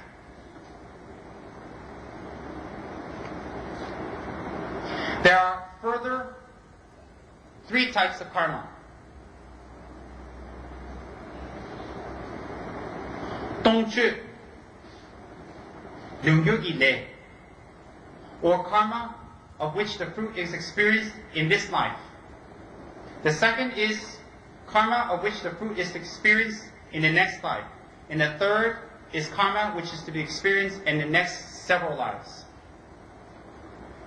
In order to attain higher states of existence to help others, the following 8 qualities are very beneficial.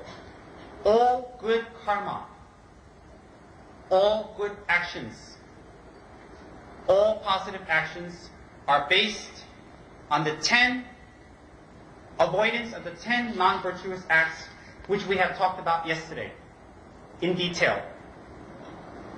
Killing, stealing, sexual misconduct, lying, divisive speech, hurtful speech, idle gossip, covetousness, malice, and holding wrong views.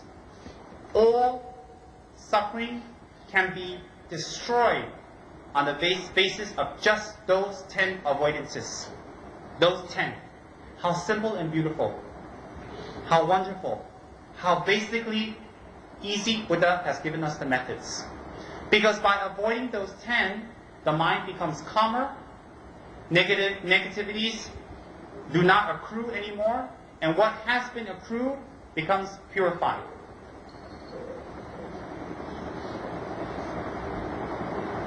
Number 1, restraint from killing and helping others out of their troubles, such as being a doctor or a nurse, is a cause of long life. If you have long life, this enables one to attain one's goals and to help others. One needs a long life in order to take full advantage of the fully endowed human form, so it is important to take good care of one's body. Number 2, patience and such acts as repairing religious paintings, statues, temples, and so forth. This will enable one to gain the karma of getting a pleasing physical appearance. People are immediately attracted to one whose appearance is pleasing, thus such a person is in a better position to offer help.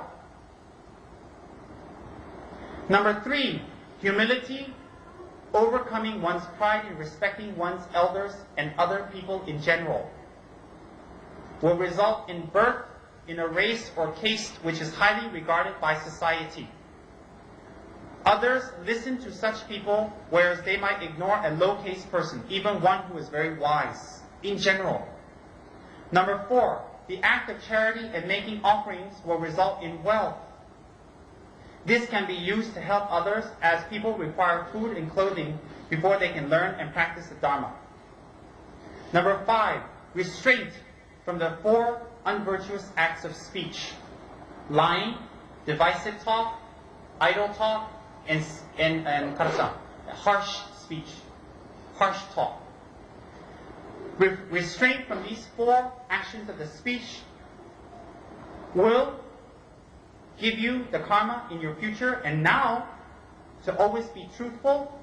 Therefore, this increases one's effectiveness in one's speech and guiding others. When one speaks, it will be pleasant, people will listen, people will respect you, people will like hearing your voice. And in general, you will gain a very pleasant, bell-like, clean, strong voice. that is very pleasant and melodious to hear when you restrain from acts of speech. Beautiful voice, pleasant voice, voice that reaches others, that touches others, that can change others, that can guide others, that is respected by others. This is the type of speech you will get. Like His Holiness the Dalai Lama, whose voice, regardless, not even the words, just the tone of it, brings tears because it's so beautiful. Or some singers who, when you just hear their voice, it brings pleasure. It is the result of restraint of the 4 unwholesome acts of speech, just as I've mentioned. Number 6, combining humility with the use of one's power to the fullest extent for the benefit of others. Prayers to the triple gem for obtaining a fully endowed body, and these 8 qualities in the next life are also a cause of power and fame. Combining, having humility is the direct result will be to gain power and fame in your future life. And now, in fact, a person with these attributes has a greater influence over others and thus can effectively bring about changes for their benefit. For example, a king can cause monasteries or stupas to be built. Number 7, helping the poor and weak by doing for them what they are unable to do. Not hitting any living being, even one's pet animals, is a further cause of having a capable mind and body. That will helping the poor and the weak, the sick, the disabled, and not hitting others and not abusing others' bodies will result in a healthy, able body and mind in your future life, and in this life, in fact. Which such a person can follow the instructions of their guru, and by attempting and achieving goals which others would not strive for, attain enlightenment in one life. Number 8, rejoicing in the triple gem, having reverence for others, and reciting the Manjushri mantra. This will result in having very strong willpower. Willpower that cannot be diverted, pushed off its goals, or easily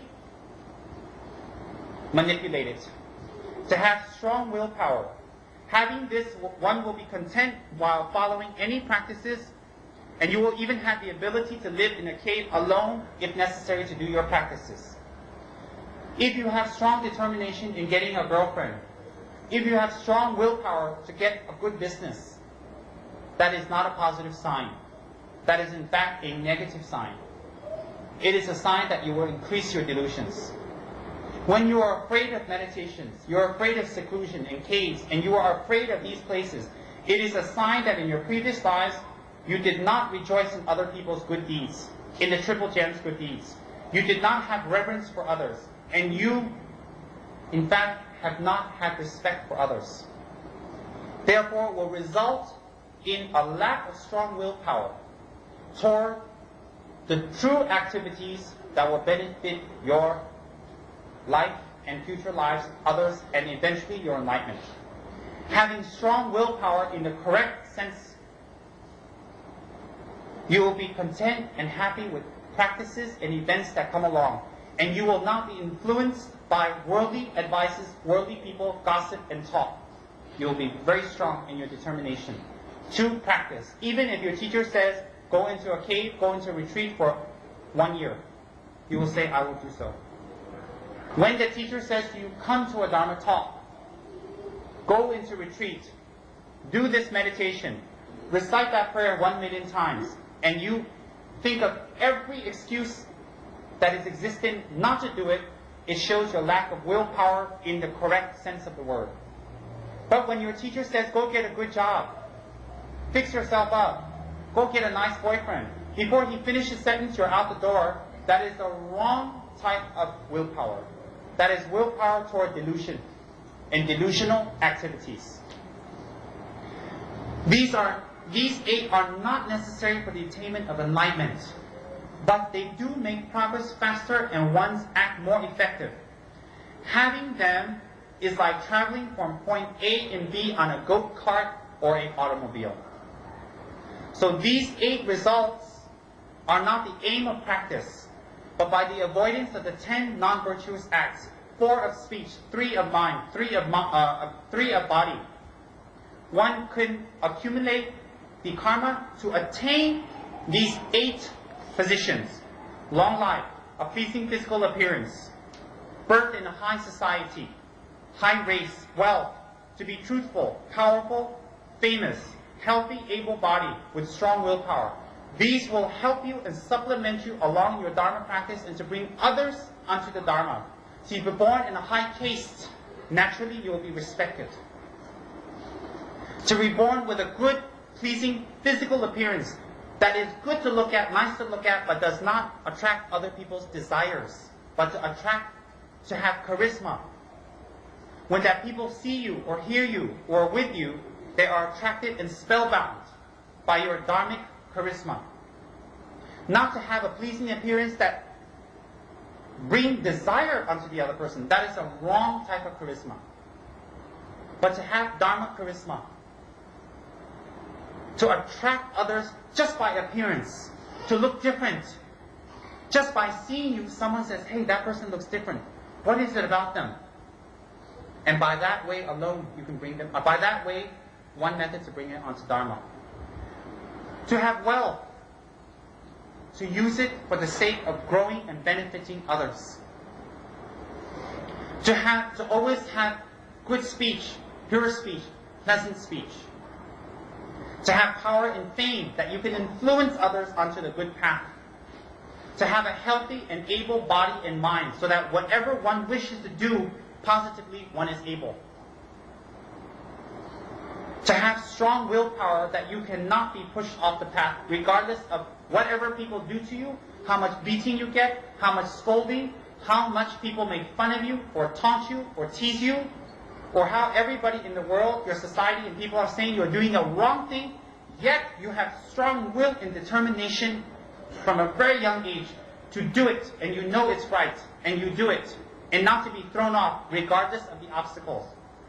Is a result of rejoicing in others' merits, and especially the triple gem, having reverence for others, and also meditation upon Manjushri. Any of those factors. Those are not what we want out of Dharma practice. They will be a byproduct of our Dharma practice. They will be a byproduct. They will come without asking for it. Therefore, you do not have to create or dedicate your merits toward achieving long life, health, wealth, power, fame, beauty, position. You do not. You dedicate it toward enlightenment, and those 8 qualities will come naturally. Like a lake in the summer monsoon rains. It will swell up naturally without expectation.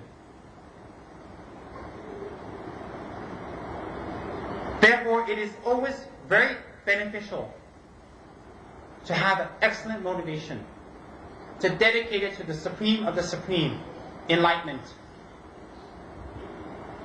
And on the basis of the avoidance of the 10 non-virtuous activities, coupled with the 4 opponent powers, that is Dharma practice. That is the real Dharma practice. Without that, the initiations, the mantras, the meditations, everything is useless. Is useless. So if your Dharma practice consists of rolling your malas, rolling your rosaries, having a beautiful altar, giving gifts to the Sangha, if it consists only of that, you will get some benefits by the power of the 3 jewels. But it will not be the benefits that will be lasting, which is enlightenment. It will be temporary benefits, such as some sort of wealth, fleeting wealth, fleeting happy state of mind, fleeting, short. Because the power, the object that you have done this in relation to, has the power to grant that. So virtuous karma, in order to take full advantage of these 8 qualities that one can attain, one should pray that they will benefit all creatures. That is the motivation.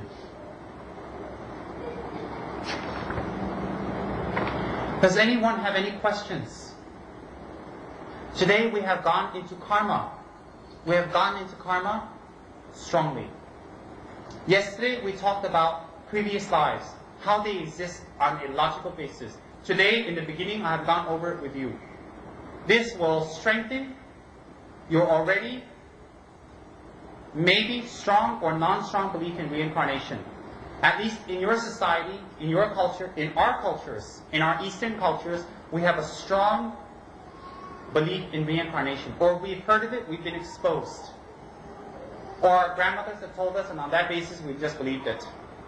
But yesterday I have given you a sound, irrefutable basis to contemplate on reincarnation. Today, we have talked about the workings of karma. Remember, refuge,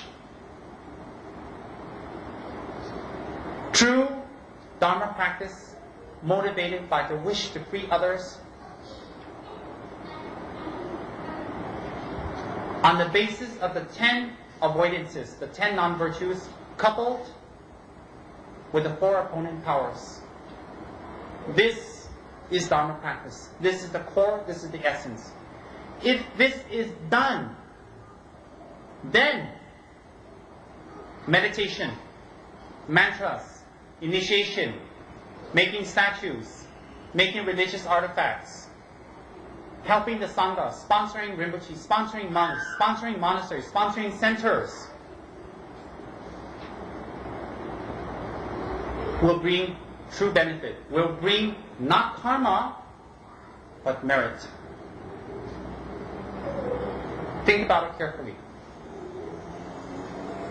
On these 4 bases, if you do any Dharma practice, you will gain results quickly. I hate to use a cliche, but it's not the quantity, it's the quality. It's better to recite one Shakyamuni mantra or one Om Mani Padme Hum with remorse, regret, a vow not to do negative actions, and to do antidote actions such as compassion and meditation, and to avoid the 10 non-avoidances, to do one Om Mani Padme Hum on those bases, than to do 1 million Om Mani Padme Hums without those. And that is the truth. Enlightenment is not from your mouth, it is from your mind. So if the mind is not developed, how can the mouth effect it? It can supplement it if it's coupled with the right mind. From today on, I beg you, I implore you, I ask you, I request you, on folded knees, with folded hands and on my knees, that all of you take these teachings to heart. And from today on, make a change in your lives. To change your attitude, even 0.01%. From today on, from the teaching on, not to leave the teaching on a shelf and brag how beautiful it is, how wonderful it is, and how you received it, and how excellent it was, etc., etc., to put flowery phrases on it, but to actually enact it and use it and do it. Therefore, your purpose of coming here today, my purpose of coming here, and all the people who are involved in my coming, in small and great ways equally, will be benefited. That's how an affinity with people, lamas, and teachers, and Buddhas, and Sangha that you like will become stronger. When that affinity and karma becomes stronger, your negativity will lessen. Because the definition of a spiritual friend or guide is one that when you stay around them, your activities of positive will increase and your negative activities will decrease. That is the definition of a spiritual friend, which is Guru, Sangha, your Dharma brothers and sisters, etc., etc. When you hang around these people, when you stay around these people, you notice with time your negative actions decrease and your positive actions increase. That is the definition of a spiritual friend. You want to have affinity with these people. Now, tomorrow will be New Year's. In 2 hours, in 10 minutes time, it will be New Year's. I'm sure most of you will be awake still.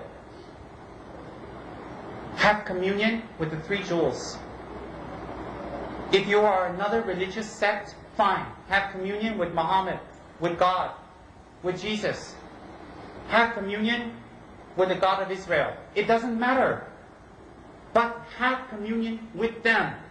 And say from today on, I will avoid the 4 negative actions of speech, 3 of the mind, 3 of the body.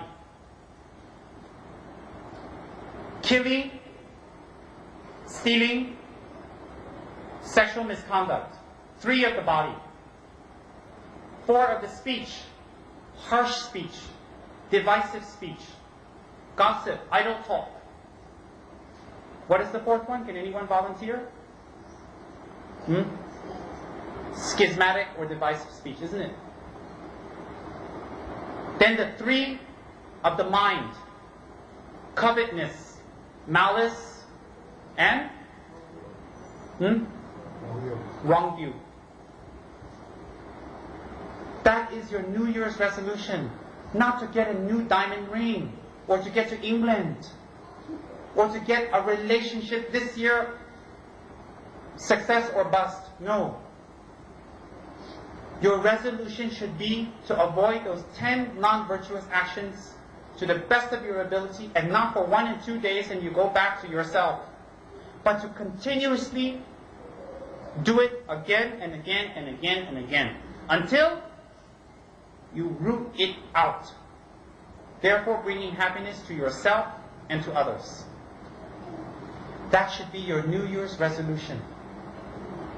If you begin that and you start that, everything will change for you. People around you will like you. They will like you better if they already like you. Your mind will calm. You become happier. And if you decide to engage in the tantric practices, you will be able to effectuate enlightenment at the most 16 lifetimes. At the least 1 lifetime. 1 meditation. He is able to. Therefore, to appear in whatever guise, form, shape, color, size, time, place, object, animate, inanimate, in order to benefit you. And we don't know if our neighbor or our friend is a Buddha emanation or not. Don't look at them for face value. Do not look at them for face value. We do not have the wisdom and wisdom eye or clairvoyance to see who is an emanation, who is attained, and who is not. Do not assume that that person is not attained simply on face value. It is very dangerous in that way. Make your New Year's resolutions clear and strong. Start your Dharma practice New Year's Day in 2 hours' time. Start it. Begin it. Regret. Have remorse. Promise not to do negative actions. Do purification practices. Do practices that do collect merit on New Year's on, from then on. Avoid the 10 non-virtues. Nobody's asking you to sit in a cave and meditate on some deity with 50,000 arms that you can't even visualize. You can't even count his hands, forget visualizing. No one is asking you to go to India and hang out in some monastery and shave off your head. No one is telling you to remove your clothes and hang out in the woods and rub ashes all over your body and run around naked in the rain. But someone, the Buddha, is asking you to avoid the 10 non-virtues, to apply the 4 purification practices for your own benefit. If that is hard, have a good time in samsara. I'm getting out. And if we're very sick, it's scary to go to the hospital to get poked on, to get cut. to get needles, to get examinations, exposed to radiation, get our hair all fallen out. It's scary to hang out and don't know what they're doing to you and what's going to happen. It's definitely scary. But how scary would it be if your disease progressed and you don't go to the hospital? Yes, it's scary and difficult to avoid the 10 non-virtues. But how scary would it be if you continue in your acts of the 10 non-virtues and the results come? How scary would that be? Think about it. No one is asking you today to do anything out of your abilities or your intellectual capacity. Think about it. Make your resolutions, the correct resolutions. It is the time. It is right. You are not too old and you are not too young. The great Mahasiddha Kandipa lived about 1,000 years after Lord Buddha. He was a carpet weaver. He expanded his business very widely because he was very hardworking, industrious, and he made wonderful carpets that he got the greatest patrons, the richest people in town. Even the kings started patronizing him. His carpets were the talk of different cities and different towns and different districts in his country, in India.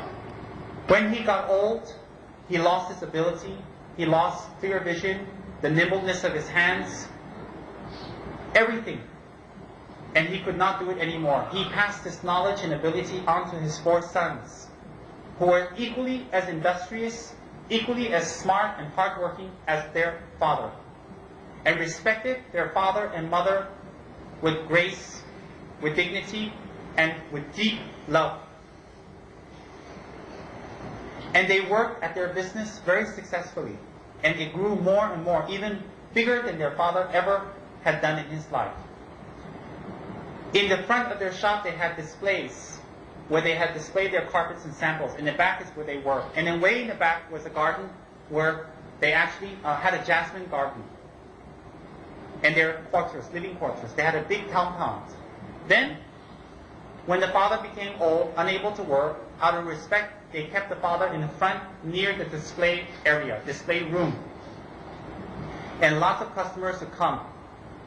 And the father would sit there quietly while the sons talked and advertised and showed them samples. After a while, it was like that. The sons got married. Each of them brought back their wives home. It was Indian tradition to bring your wives home. The wives were equally hardworking, industrious, and respectful of their parents and in-laws. And their husbands respected their wives. And it was very harmonious. After a while, as age crept on, the father lost some kind of sensory powers. He started to drool. He couldn't control his urine. He couldn't hear well.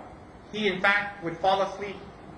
So when customers came, not knowing that this was their father, it was not an inviting display for their business.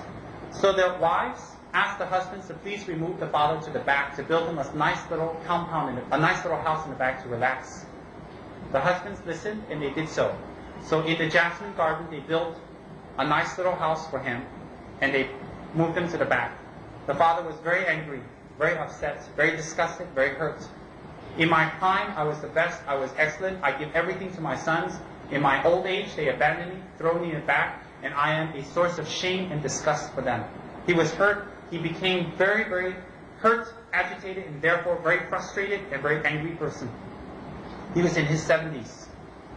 One day, a mendicant, M-E-N-D-I-C-A-N-T, a mendicant, came along, who was actually realized. In Kasa, in Sanskrit, we call them Mahasiddha. Maha means great, Siddha means attained one, great attained one. A Mahasiddha came. And it is usual for the Buddhist countries that the Mahasiddha comes to beg at the door. So he knocked, and then the sisters immediately loved it. It was the honor for them to offer food to this mendicant or this mendicant monk, this teacher. They invited him, washed his feet, bathed his feet, touched their heads to his feet, and offered him delicious food. and waited and served on him. And then he gave them a talk on Dharma. And then they asked him, please stay in our house for one night to honor our house and bless our place. Please stay. So the mendicant says, no, I am not used to staying in comfortable places, nice places. I usually live in the forests, near the rivers, in trees, in caves. Just this one night out of your great compassion, stay with us, the four wives implored. He agreed out of his compassion. But I will not sleep on a high, rich, comfortable bed. Fine, we will prepare a place for you in our garden. The sisters were excited. They prepared a place in the garden. They invited this great yogi, this mendicant, this Mahasiddha in, and left him in the garden to do his prayers. When the mendicant was meditating in the night, he heard a grumbling and a kind of scowling. He went to investigate. He looked into the little house and he saw an old, decrepit man. And he asked, what are you grumbling about? What are you complaining about? And he told him. And the Guru asked him, would you like a method to get out of your suffering permanently? And the old man said, yes, I do. Yes, I do. So the Guru that whole night without sleeping, and that man the whole night without sleeping, which would be an impossible task for me, taught him what I have taught you today. The avoidance of the 10 non-virtuous acts, the 4 opponent powers, and initiated him into the tantric cycle of Hevajra, which is very common in the holy Sakya lineage, Hevajra Tantra. From that day on, since he took the vow of avoidance of the 10 non-virtuous acts, the father stopped complaining and stopped talking immediately. He realized that this benefits. He went into meditation on Hevajra. He meditated for 12 years, silently and quietly. Every single day, the lovely wives would bring in his food, wash him, and bathe him, and take care of him. And they just saw him as an ordinary father, ordinary person, but they just wonder why he's so quiet. One day they had commissioned a particularly wonderful carpet, and it was a very, very big sum that they had received for that carpet. They went to the sponsors, the patron's house, to deliver the carpet and to have a little celebration. During this celebration, the wives forgot about the father, and they gathered up food immediately and ran back to the father to see what was going on. They were sure that that old man would start grumbling again. We forgot to feed him dinner. They ran back. When the sisters ran back, they saw unusual glow coming out of the little hut that the father was living in. And when they looked in, their mouth agape, their trays dropped, because around the father were 16 beautiful goddesses, not ordinary goddesses, with different types of savories and different types of curries. Maybe cheesecake in my case, huh? 16 different types of cheesecakes surrounding the father and taking the cheesecakes with their delicate, beautiful fingers, real nails, and put it into the mouth of the Mahasiddha. And he, in the form of a 16-year-old youth, the body like a polished mirror, bright and beautiful and shiny, floating above the air, receiving these beautiful delights. Don't you wish you were there?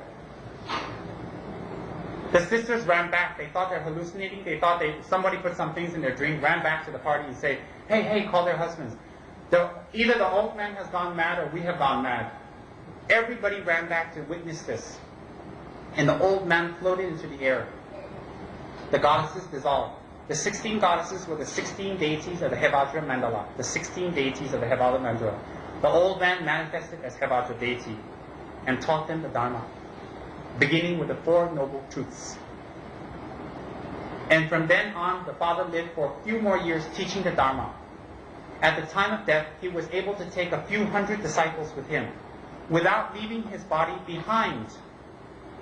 This old father flew into the sky with his Vajra and bell, crossed, with his entourage of disciples, without leaving their body behind to enter the Buddha fields. Immediately flew up into the sky.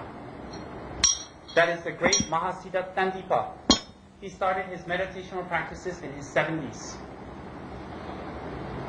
Anyone can do it. Any time. It is determination. Anyone, anytime. There are 84 such Mahasiddhas, thousands of them, but 84 well-known recorded Mahasiddhas. It is called Masters of Enchantment. I have that book. It is from Snowline. I think it is from Snowline Publications. It's excellent. It's very, very inspirational. One should read through it. In any case, the point of that is you can do it any time. It's determination. And the best time now is the New Year's. Start 1997 off with Dharma. Not outer Dharma, inner Dharma. Don't make a big noise and fanfare. You don't have to put on your party hats and run to a karaoke. Make communion with the three jewels. Make communion with Jesus, with Muhammad, with Krishna, etc., etc. Make communion with them. And pray and start the avoidance of the 10 non-virtuous acts and the 4 opposing powers. Any questions? The result of my good merits again. Sorry. Any questions? No one has any questions? Don't be shy. Yes? Could you elaborate on the throwing and completing karma? Yes, that's very simple. Throwing karma is what it immediately brings you to a certain existence. Completing karma is what completes that existence. If you have the karma to be born as a human, that is good throwing karma. That karma at the time of death propels you or throws you to an existence of a human. But in order for that human to have meaning, you have to have good completing karma, which is, well, name, fame, appearance, dharma, etc., etc. Whereas if you have bad throwing karma and good completing karma, you can be reborn as a dog, but unlike other dogs wandering the streets, be born into a very good family that takes care of you, that feeds you, that cuddles you, you sleep with them, and that cares about you and loves you, and when you die, bury you in a coffin too. You understand? I'll give you a text to study that. Throwing is what immediately puts you in a certain situation. But whether that situation is pleasant or unpleasant is completion karma. Understood? A little better. Your head's not shaking too, it's just nodding strongly. Any other question? No questions? It must be you're all excited to run back to make communion with the three jewels. Yes?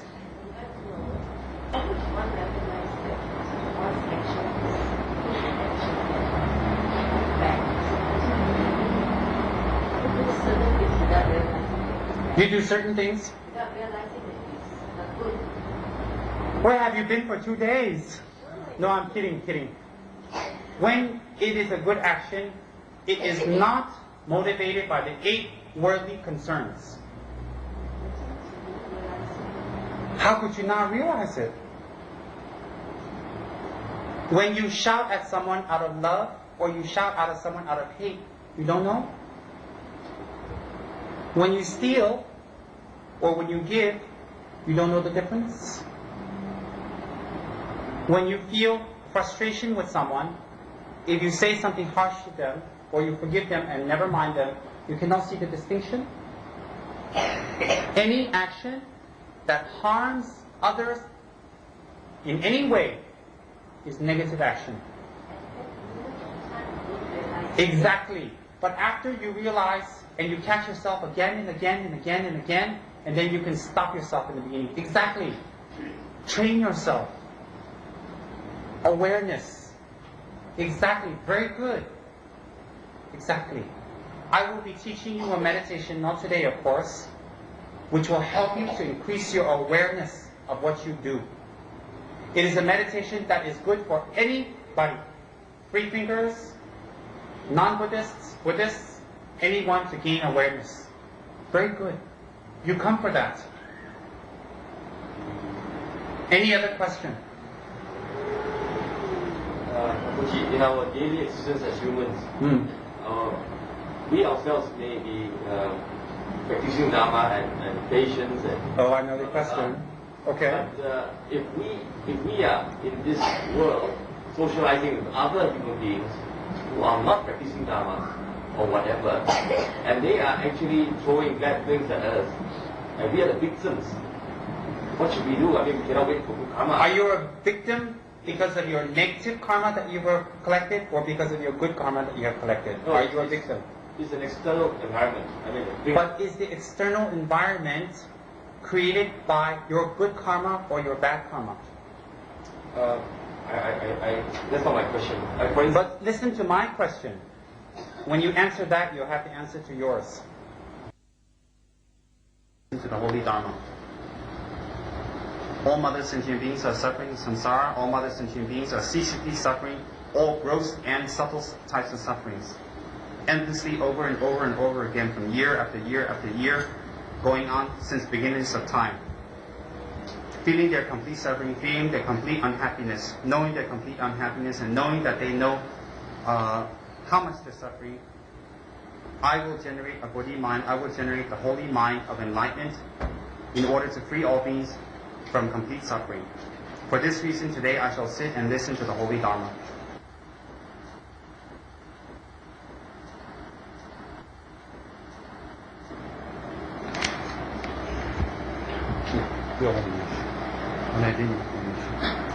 Di 여러분, 이 취지 강화도 매도든 대 강화도 있으시라요. 야, 맞다. 이 취지다 매도든 대 강화도.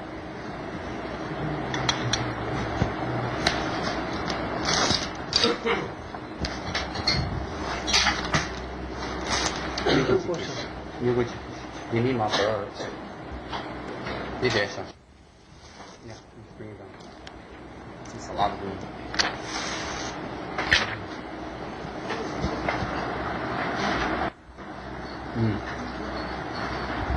So one should listen to the holy teachings of the Dharma without the three faults, as an example, the three pots, which is the pot facing down, the pot that is contaminated, and the pot that has leaks and cracks. So the pot that's facing down, no matter what liquid you pour into it, it cannot hold any liquid. The pot that is facing up yet has contaminants is whatever good things you put inside, whatever positive things you put inside, it will become inedible or not able to consume because it is contaminated, although the object you put in may be good. Then the third one is a pot that has cracks and that is leaking. Like that, whatever you put inside, it cannot retain it. It'll just go through the cracks and also the leaks and the holes. Like that, coming to the Dharma teaching with a very closed mind is like the first pot, going facing down. Then coming to the teachings with wrong motivation or impure motivation, such as a social event, such as meeting your friends, such as listening to the Dharma to gain methods and getting long life, health, and also wealth. So that is wrong motivation. That is like the pot that is contaminated. Although you put the most excellent items inside, it becomes unedible or inedible. Then the third pot is with leaks and cracks, such as when you listen to the Holy Dharma, it goes into 1 year, and you think it's beautiful, it's wonderful, it's fabulous, it's the greatest, yet it goes out the other year, which means you don't actually put it into practice and you don't practice the Holy Dharma. So one should listen to the teachings, read any Dharma books, or engage in any practice without the faults of the three leaky pots. Then one should not also go for Dharma teachings with the motivation that I will therefore gain the methods in order from the Holy Dharma, from the three jewels, by reciting mantras, listening to your teachings, and gaining different meditational abilities, so that I may become famous, so that I may become wealthy, so that I may become, excellent, revered, or praised. Those are wrong types of motivations. One should listen to the Dharma with the motivation that one has very strong delusions, and those delusions are ignorance, hatred, and desire, and all extensions of those delusions. In order to root out those delusions, which are my real enemies, which are the real factors for me to have unhappiness and suffering, in order to root out these sufferings, I must find out the methods in rooting them out. Therefore, I will listen to the Holy Dharma in order to understand the methods, the stages and path in rooting out these negative qualities, in order that I may become a fully enlightened being to free all others from suffering and unhappiness. For this reason, I shall listen to the Dharma. If that motivation is held, then whatever energy that is accrued for these 2 hours that we'll be here, even the energy of coming here in the car, preparing yourself, getting ready, and even the trip back, that energy will be dedicated, will become merits. Merits is something that will propel us to full enlightenment, whereas if the motivation is low, it will become karma, or good karma, which will result in a happy rebirth and nothing more. Whereas if it becomes merits, then it will result in a happy rebirth with all the excellent and wonderful environments surrounding it.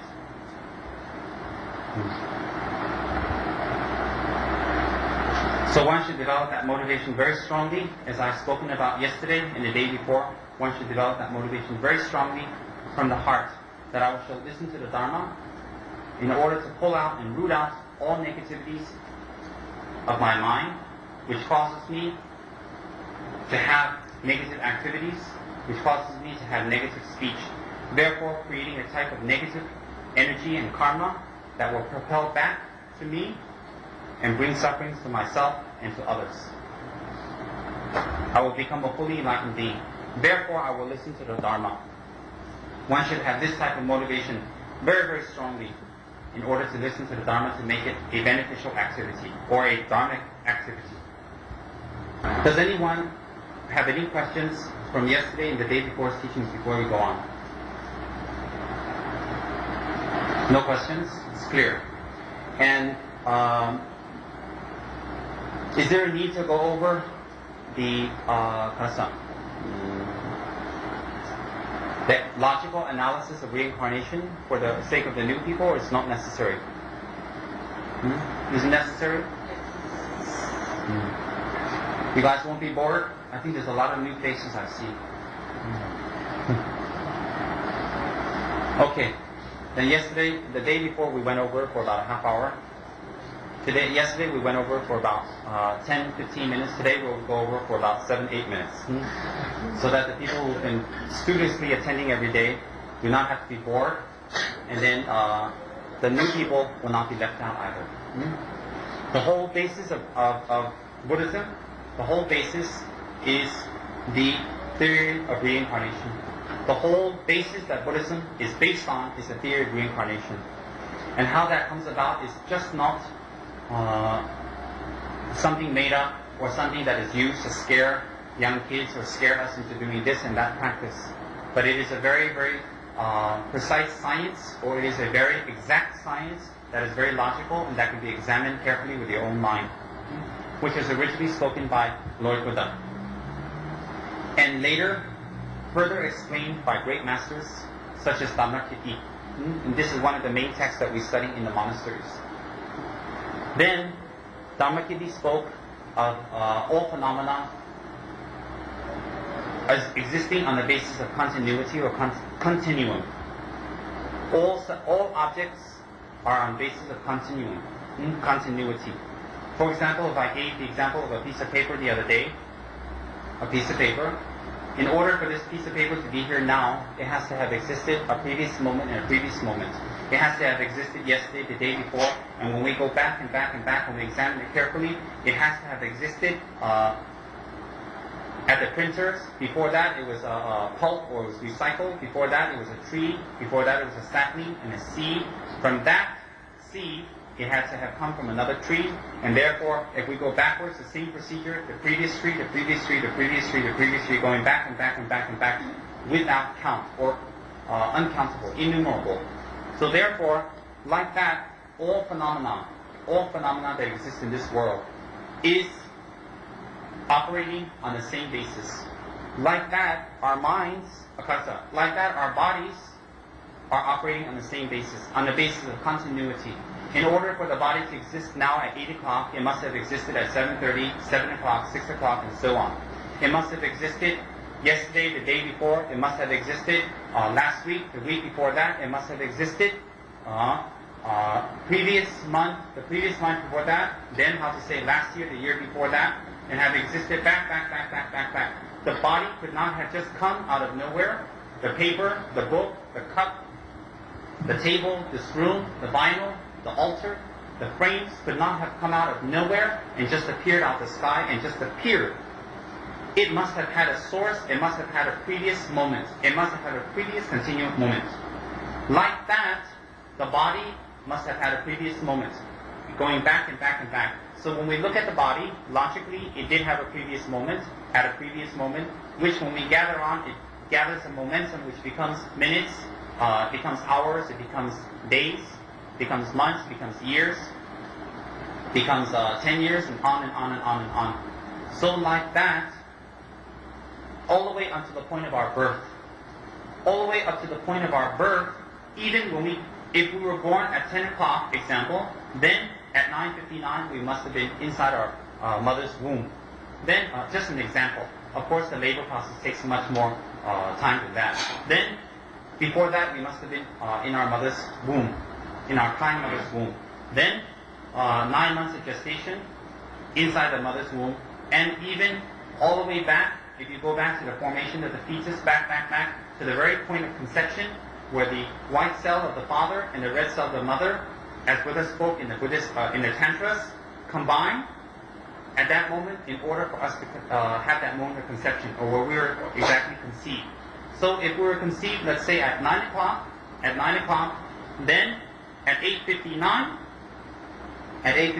that white cell and that red cell must have been in our parents, and therefore that previous moment of our conception, we just didn't conceive out of nowhere. It must have been coming from somewhere.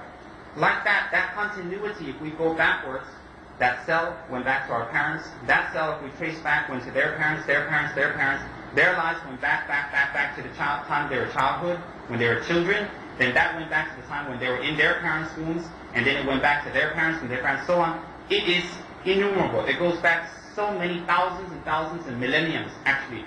Goes back so many. Like that, we do not have the intellectual or mental capacity to count how many. We do not have the clairvoyance to see how many. But it goes back and back and back and back, innumerable, uncountable. Like that, there are definitely a count of the stars in the sky. But it's beyond our mental, human comprehension to see the count, or to be able to count the number of stars in the sky. So we put a label saying innumerable or uncountable. Although there is a count, but it's innumerable, and we leave it at that. Like that, our previous lives are innumerable, as the Buddha states. Innumerable. Therefore, at the moment of conception, we can see very clearly that on a continuous basis, if we bring it back forth from their parents, our parents, our parents, our parents, and the cells come and it forms inside the mother's womb, then inside the mother's womb, we have been conceived at around 9 o'clock. Example, 9 o'clock up to the point of our birth, 9 approximate months, our bodies develop to a full fetus until birth, and then it continues up to this very point where we're seeing right now. And like this, in order for it to exist now, tomorrow, second by second, hichik, which means second by second, it must exist, forming minutes, forming hours, forming days, weeks, months, and years, and going on and on and on and like that, continuously, even when our body dies. Even when our body dies, the body physically continues in a different form. The body just doesn't disappear. Whether you're cremated, whether you're burned, whether you're cremated, whether burned, or you're interred in the ground, whatever, your body will continue in another form. So, for example, if you're cremated and your ashes are thrown onto the ground, your ashes will be nutrients or nurture the new form of life that will come on. In fact, your body will take on a new form of life and continue again and again and again, without stop, without end, no matter how minute. So like that, our mind is also a phenomenon of Buddhism. It is also a phenomenon. Like the body, like all objects that we can see with our physical eye that is tangible, it is all called phenomenon. So all phenomenon operate on the basis of continuing. Therefore, the mind is a type of phenomenon. It also operates on a continuum. Like that, in order for your mind to exist now at 8 o'clock, it must have existed at 7:59, at 7 o'clock, on and on and on, backwards, going all the way time to your child, to the time you were very young. And even if you cannot remember clearly what you did when you were 4, what you did when you were 2, what you did when you were 3, what you did when you were 1, even if you didn't remember, even when you were inside your mother's womb, even if you cannot remember what had happened in there, it doesn't deny the fact that it didn't exist. It doesn't deny the fact that it wasn't there simply because you can't remember. That is illogical. So like that, when you think on a logical basis, you have had a previous life or a previous kasa. Like that, you have had a previous moment. If you brought your mind continuing back all the way to the point that you were born, then that was brought back to all the way into your mother's womb, and then that was brought back 9 months to the point of conception at 9 o'clock when you were conceived. Then, at that point of conception, the white and red cell previous moment, or that cell that combined to form you, that previous moment was from your parents. Now, if you think about it carefully, that is very logical. What about at 10 o'clock, where did the mind come from? How did the mind appear? At 10 o'clock, you were conceived. I'm sorry, at 9 o'clock you were conceived. At 9 o'clock you were conceived, you were existing from 9 o'clock. But what is the continuum if you go backwards at 8:59? Where was your mind at 8:59? Did it just pop out of the sky? Did it just appear with the body? Did it just form with the body? It is illogical. The mind, being a phenomenon, must have had a previous continuum, must have had a previous moment in order for it to exist at 9 o'clock. So therefore the mind must have been existing at 8:59, 8:58, 8:57, etc., etc., 8 o'clock, 7 o'clock, 6 o'clock, 5 o'clock. So if you were born on the 24th, it must have existed on the 23rd, 22nd, 21st, 20th, 19th, 18th, 17th, 16th, and so on and so on. It must have existed. In order for it to come forward, you must also be able to trace it backwards on a logical basis. If you cannot trace it backwards, how can it go forward? It must have come from somewhere. Therefore, at 9 o'clock when you were conceived, your body we can trace coming from your parents. Where was your mind? Where was your mind at 8:59, as the great Dhammakirti explained? At 8:59, you were in your previous existence, existing in another form, existing in another way, existing in another plane. It can be different planes, it can be in this world in different forms. At 8:58, you were in your different form. At 8:57, you were in your previous form, existing. Therefore, at 8:59, we can just use a simple example. At 8:59, your mind had died. That mind, in order to exist again, by the power of its karma, took on a new form, which took rebirth in the womb of your new mother at 9 a.m. So, the mind entered at 8:59, it continued to 9 o'clock. The body at 8:59 was inside your parents, it continued at 9 o'clock. And from 9 o'clock, your parents' cells combined to grow up to this point. And your mind, which was at 8:59 in another life form, took on rebirth 9 o'clock to continue on up to this point. Likewise, when we go backwards, we can go forward. Up to this point. So I am approximately 27, 28, or 29 years old, whatever. I'm not sure about my birth date. In our country, we don't keep birth dates. In any case, let's just say that I'm 21. That sounds nicer. We all want to be 21. Okay, so let's say I'm 21. Some of you are laughing here. 22. So I'm 22. From 22, I must progress to 23, 24, 25, 26, 27, 28, 30, 40, 50, 60. Let's say just 50. It has to continue from that point. It doesn't continue just from that point. Just from my age of 22 up to 50.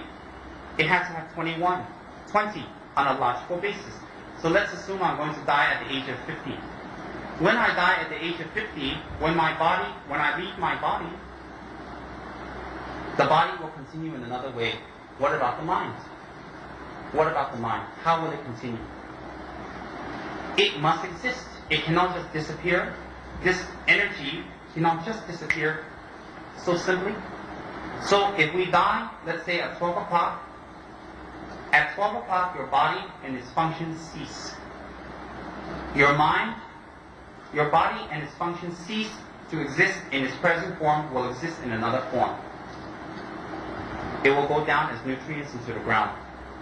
Let's make it simple. At 12 o'clock, at 12:01, where is your mind?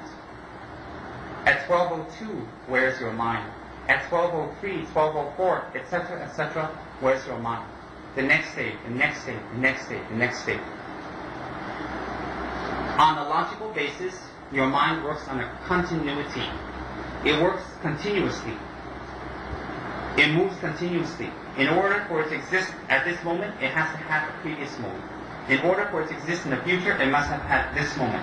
It works on a continuity. Like that, if you say your mind came from your parents, then that's not very logical.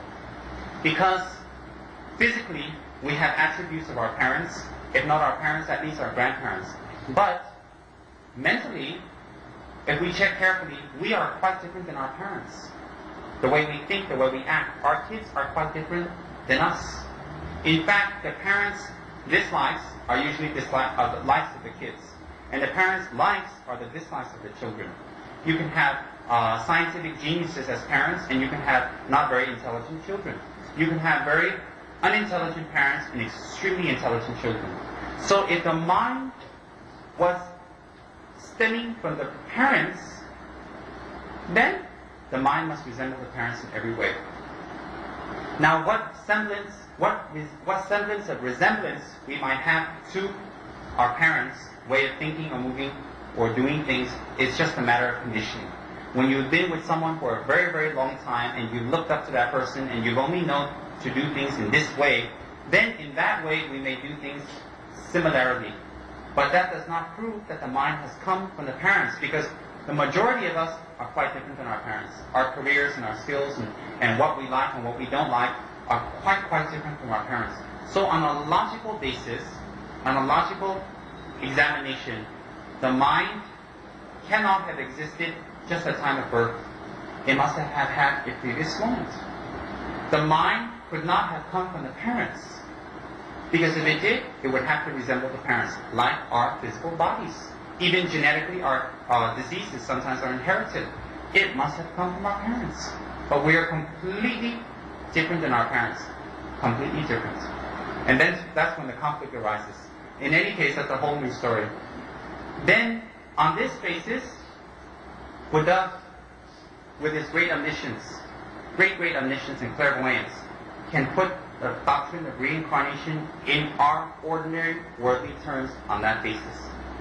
There are actual people who can see clearly, and remember clearly what happened to them when they were 5, what happened to them when they were 4, where they were when they were 1.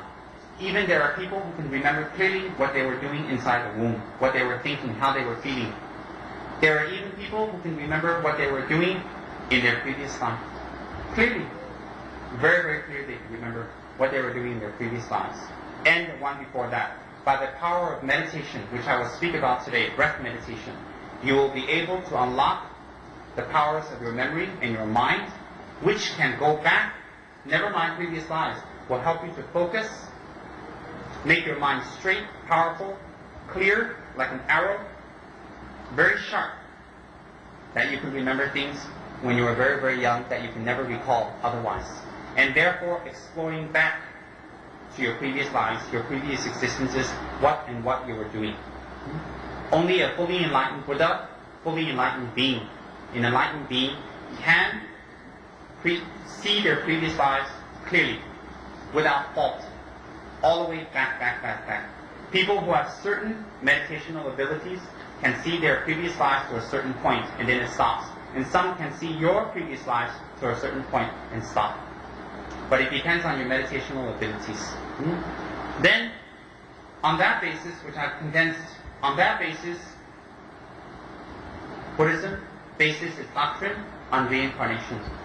Or reincarnation meaning the mind taking on a new rebirth, taking on a new situation again and again and again and again and again and again, propelled by karma. Then I explained yesterday there are 3 main types of karma and subdivisions. 3 types of karma are positive karma, neutral karma, and negative karma. Karma is a Sanskrit word for action. Action or deed. What you're doing. So if I knock this over, it's karma. What karma is just a word that's been used over and over and over, even sometimes as a joke. But karma actually means action. Simply action. So good action, bad action, neutral action. Good action is determined when whatever you do, via your body, your speech and mind, benefits others and oneself.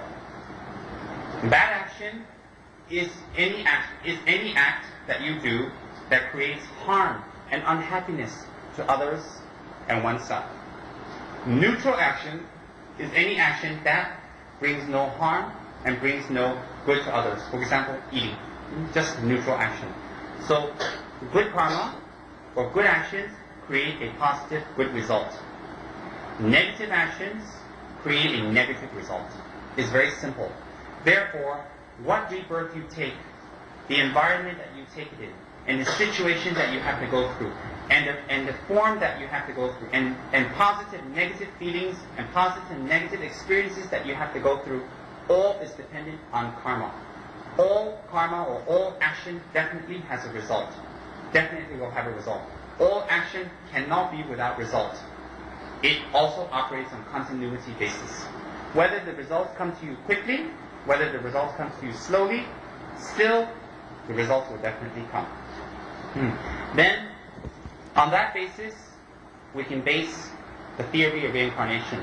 Now, along with reincarnation, there must be deeds or acts. Without deeds and acts, people cannot just wander around until they get a new rebirth. If there is the doctrine of karma, then it would explain very clearly why some people are very attractive, why some people are unattractive, why some people are born in very good places, happy places, and some people in unhappy places. Why some people have a lot of illness and sickness, and some people have very healthy bodies. Why some people are born in pleasant environments, where they can get food and water and get jobs easily, and some people are born in unpleasant environments. Unpleasant. In Buddhism, we do not accept or deny a God theory. It is something that we do not worry about at this moment. It is not a denial, it is not an acceptance. What we concentrate on is deeds and actions at this moment. Because if you do good things and you do positive things, definitely you'll have a positive result. If you do negative things and you do harmful things, you will have harmful results. Whether there's a God up there punishing you or rewarding you, or whether there is karma giving you the fruitioning of your actions or the ripening of your actions, at this point is not a big concern for us. But if you operate on the Hindu or Buddhist thought, which is karma, then you will be careful of your actions, how you speak to others, what you do to others, how you interact and how you react to others, on the basis that these negative actions that you do or positive will fruition back upon you. If you operate on a God theory, which is if you do good actions, it is recorded and you will be rewarded in heaven, or if you do negative things and harm your whole life, and when you die, you will be condemned to hell. If that theory helps you to do positive things, that is all right. If the theory of karma helps you to do positive things, that is all right. No difference. No difference. There is no conflict. We shouldn't make it a conflict. We shouldn't see it as a conflict because there is no conflict. The ultimate that we want out of this is a good, positive, harmonious society. And this society being harmonious and kind to the environment and the beings that abide there, such as the animals and the spirits. Everyone to abide in harmony and happiness and respect of each other. This is the goal of all religious practice. So if the goal of all religious practice is that, if that person likes to do that on the basis of God, is all right. If that person likes to do it on the basis of karma, that's all right. Because when this guy gives charity, he's thinking, oh, in the future, I will get charity, so I will do good charity. And this guy will say, oh, I will be rewarded in heaven, so he does charity. When these two meet, when we look from the outside, they're both doing charity. They're both helping people. They're both assisting. There's no difference. These two people don't need to argue if there's a God, if there's a karma, there's God and there's no karma, and then therefore don't do charity and just argue back and forth, back and forth. That's illogical. No need to argue. No need to clarify with each other. What you believe, what helps you, is perfect. The enlightened ones, or the Buddhas, do not manifest only in the form of a Buddha with slanty eyes, or in India, or as Jesus, or as Muhammad. They will manifest in all forms, as Jesus, as Muhammad, as Buddha, as Krishna, etc., etc., etc., all over this world system to benefit people, to teach a doctrine that will benefit people according to time, place, culture, and environment. These beings will manifest and teach you how to become kind, compassionate, harmonious individuals. The method they teach you will be according, again, to time, culture, environment, situation. Which church, which synagogue is the true synagogue, true church, true mosque, etc., etc. We have wasted our whole lives arguing and not doing any spiritual practice. We have wasted the opportunity to actually utilize the purpose of these places, the purpose of these doctrines, to become a better human being. Instead of utilizing these doctrines, these holy doctrines, to become a better human being, we have used these doctrines in the opposite direction, which from that creates conflict, disharmony, unhappiness. It is like the example I gave yesterday. If you don't know how to drive a car and you bang it up, it doesn't mean that the car is bad or the maker is bad, the dealer. It means that you don't know how to drive it. Whatever theory that you would like to operate on in your lives, whatever theory, even as a non-religious person, a person that does not want to take any religion, but has respect for his fellow person, his environment, and other beings, has respect, and on that basis of ethics, morality, and respect, treat others kindly, and develop himself mentally. That is okay. Because in the end, at the moment of truth, when the time of death comes, if there's a heaven, we'll all go there. If there's not a heaven, if there's karma, we'll all take a good rebirth. If there is neither, according to the non-religious person, still, you have not wasted your life. You have lived your life as a real human being and not an animal that fights and secures its own den and territory and hunts and scavenges for food all day long and procreates the young. We are not animals. We have a higher purpose. We have a higher intelligence. We have a higher ability. This ability can be made to put into development of the mind. If this is put into development of the mind, then we can go very far.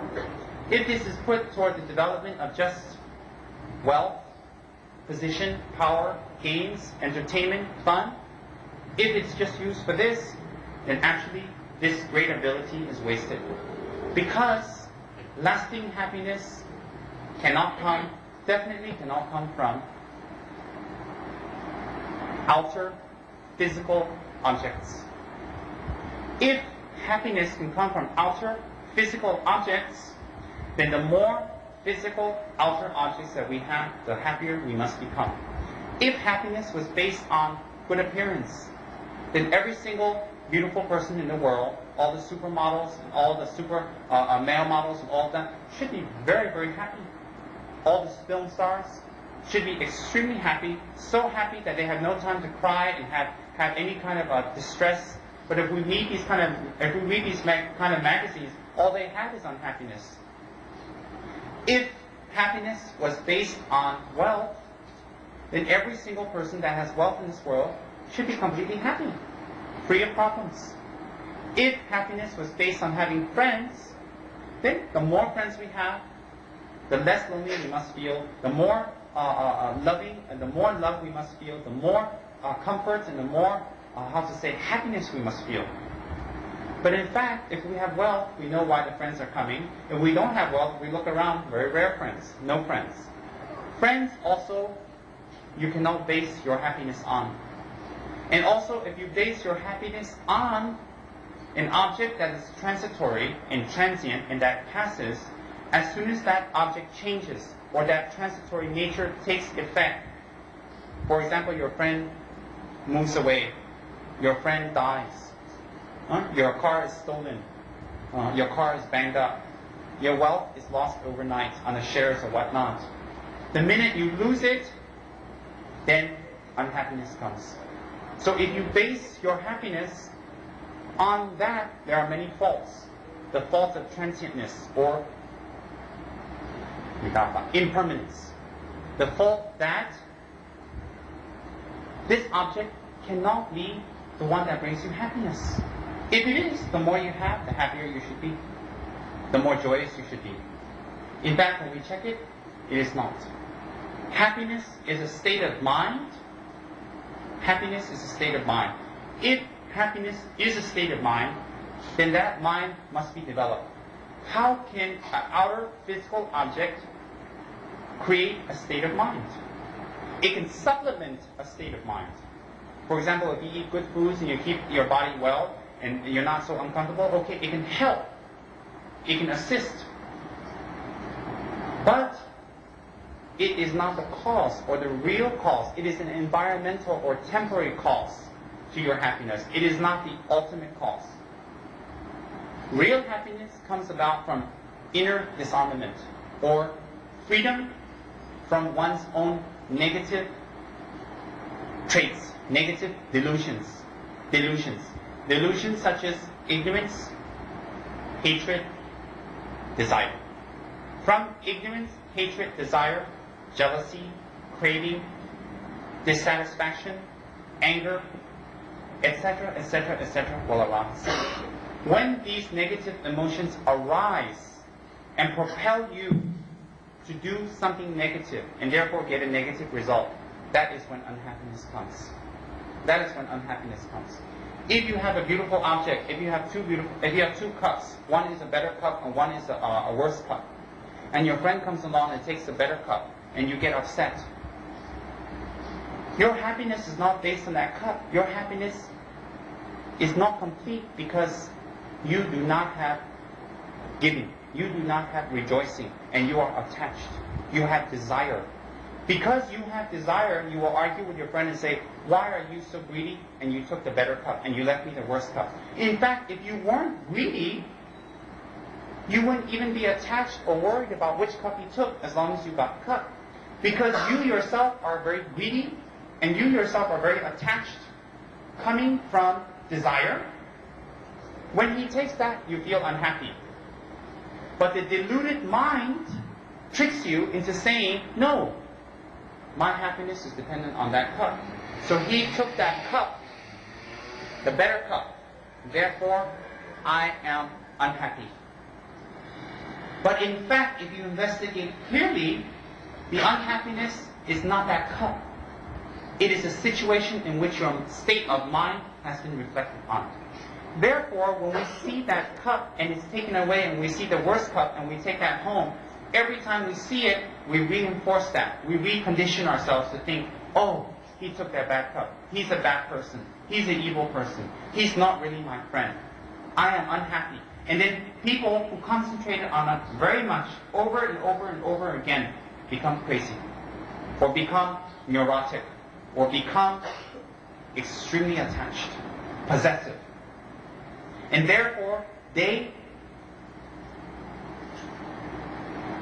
apply that possessiveness to other aspects of their life, to their husbands, to their wives, to their glasses, their jewelry, their cars, their furniture, their house, their office, their bank accounts, etc., etc., etc., etc. And therefore, when one of these things are taken away, one of these things fall, or one of these things do not produce our desired results, we experience unhappiness. And therefore, we point at the source of unhappiness at that particular situation, that particular person, that particular object. We have pointed it. And then, again, we further delude ourselves into that. Then, by that deluded state of mind in which we have perceived that our unhappiness has come from that object, for example, that person who has taken that cup from us, then we proceed to create negative results, negative karma, which is we call up the person. At first we say nicely, most of us, can I have that cup back and you can take the other one? And the other person say, no, I got it first. And you say, well, how come you got it first? I thought you'd be polite and take the other one and I'll take this one. And then arguments, and then fighting, negative karma of the speech. More anger, more unhappiness. And every time you see this person, you feel angry. Maybe you even go to the extent of going there and beating him up, having a nice fight. Maybe you call up the gangs on him. Maybe you have some power or position, you get him locked up in jail from a simple thing. And therefore, every single action that you do out of hate and desire, now hate has come in. Every single action will create a mental imprint in your mind, a mental seed in your mind, a mental karmic imprint, in your mind, which will fruition at a later time, at a later situation.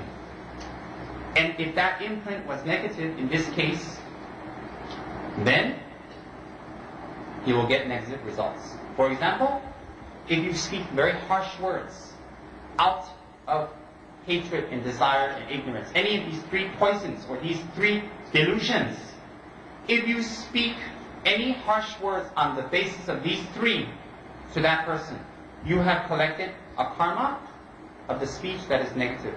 Therefore, as a result, as spoken by the Buddha, in your future life, you will take rebirth in an environment that is very dry, that is very rough, that is very dirty, and the simple things or the simple needs you need to live, such as water and shelter, are going to be very difficult. To get water, you must travel miles and miles or kilometers and kilometers to walk in the hot sun, barefooted, on thorns and rocks, just to get that water and bring it back, and go through so much effort, even to get a job, or to collect firewood, or to grow something in your garden, or to grow something to eat. Or if you grow something, some kind of drought comes along, bad weather conditions destroy it. From that harsh speech that you have given to other people, when you shout at people, when you say negative things at people, when you say harsh words at people with the three illusions as the motivating factor, you will create a situation that you will be reborn in a negative environment. Now you may say, how can such a few words create such an energy? It can. How can a small seed bear such a great apple tree or orange tree or a pear tree? It's just a small teeny little seed. Yes, it may be a small little seed, but it has the potential to grow into something big. Like that, although the karma is very small, it's very minute at this time, daily it will increase, it will become bigger and bigger and bigger and bigger. Like that, for the benefit of the people who did not come on the first day because of previous engagements, then I will go through these quickly for your benefit, because I see that the audience is very sincere. Not that yesterday and the day before wasn't sincere also. New people, sincere too. And if any of you are uncomfortable, it's a little hot, all of us are sweating, and let me tell you, under my 12 meters of clothes, I am just boiling. But never mind. Never have we ever engaged in such a difficulty to hear the Holy Dharma. So today, let's rejoice, let's sweat together, let's smell together, let it all come out together, no problem. We'll all sweat together, it'll be fun. And number one. Number two, if you're uncomfortable sitting down, please put your feet out straight. Please move your body in a position that you're comfortable. Don't think you're being disrespectful. Don't think that your neighbors are picking and saying, look, I can sit there. So you can't. Never mind him. It's his desire, not his attachment. So you sit in any way that makes you comfortable. You move in any position that makes you comfortable. If you have to get up and go to the bathroom, feel free to do so. Be comfortable. If your body is not comfortable, you cannot listen to the Dharma. So be comfortable. No, everybody's going to the bathroom. No, never mind. For a lay person, for an ordinary person, and we're going to go through this quickly. For a lay person, there are 10 actions that we should avoid. whether you are a religious person, a non-religious person, whether you are a Christian, whether you are a Jew, whether you're a Muslim, a Buddhist, Hindu, Jain, etc., etc., whatever religious denomination you are, these are the 10 basic things that we should avoid as humans, with consideration and respect for others. And also they have their, karmic effects. In order for them to have karmic effects, there must be a couple of motivations involved, mind thoughts involved. So in order to have karmic effects, number one must have the intent of doing any of these 10 actions. Number two, one must know that one is doing the actions. Not just do it, but knowingly do it.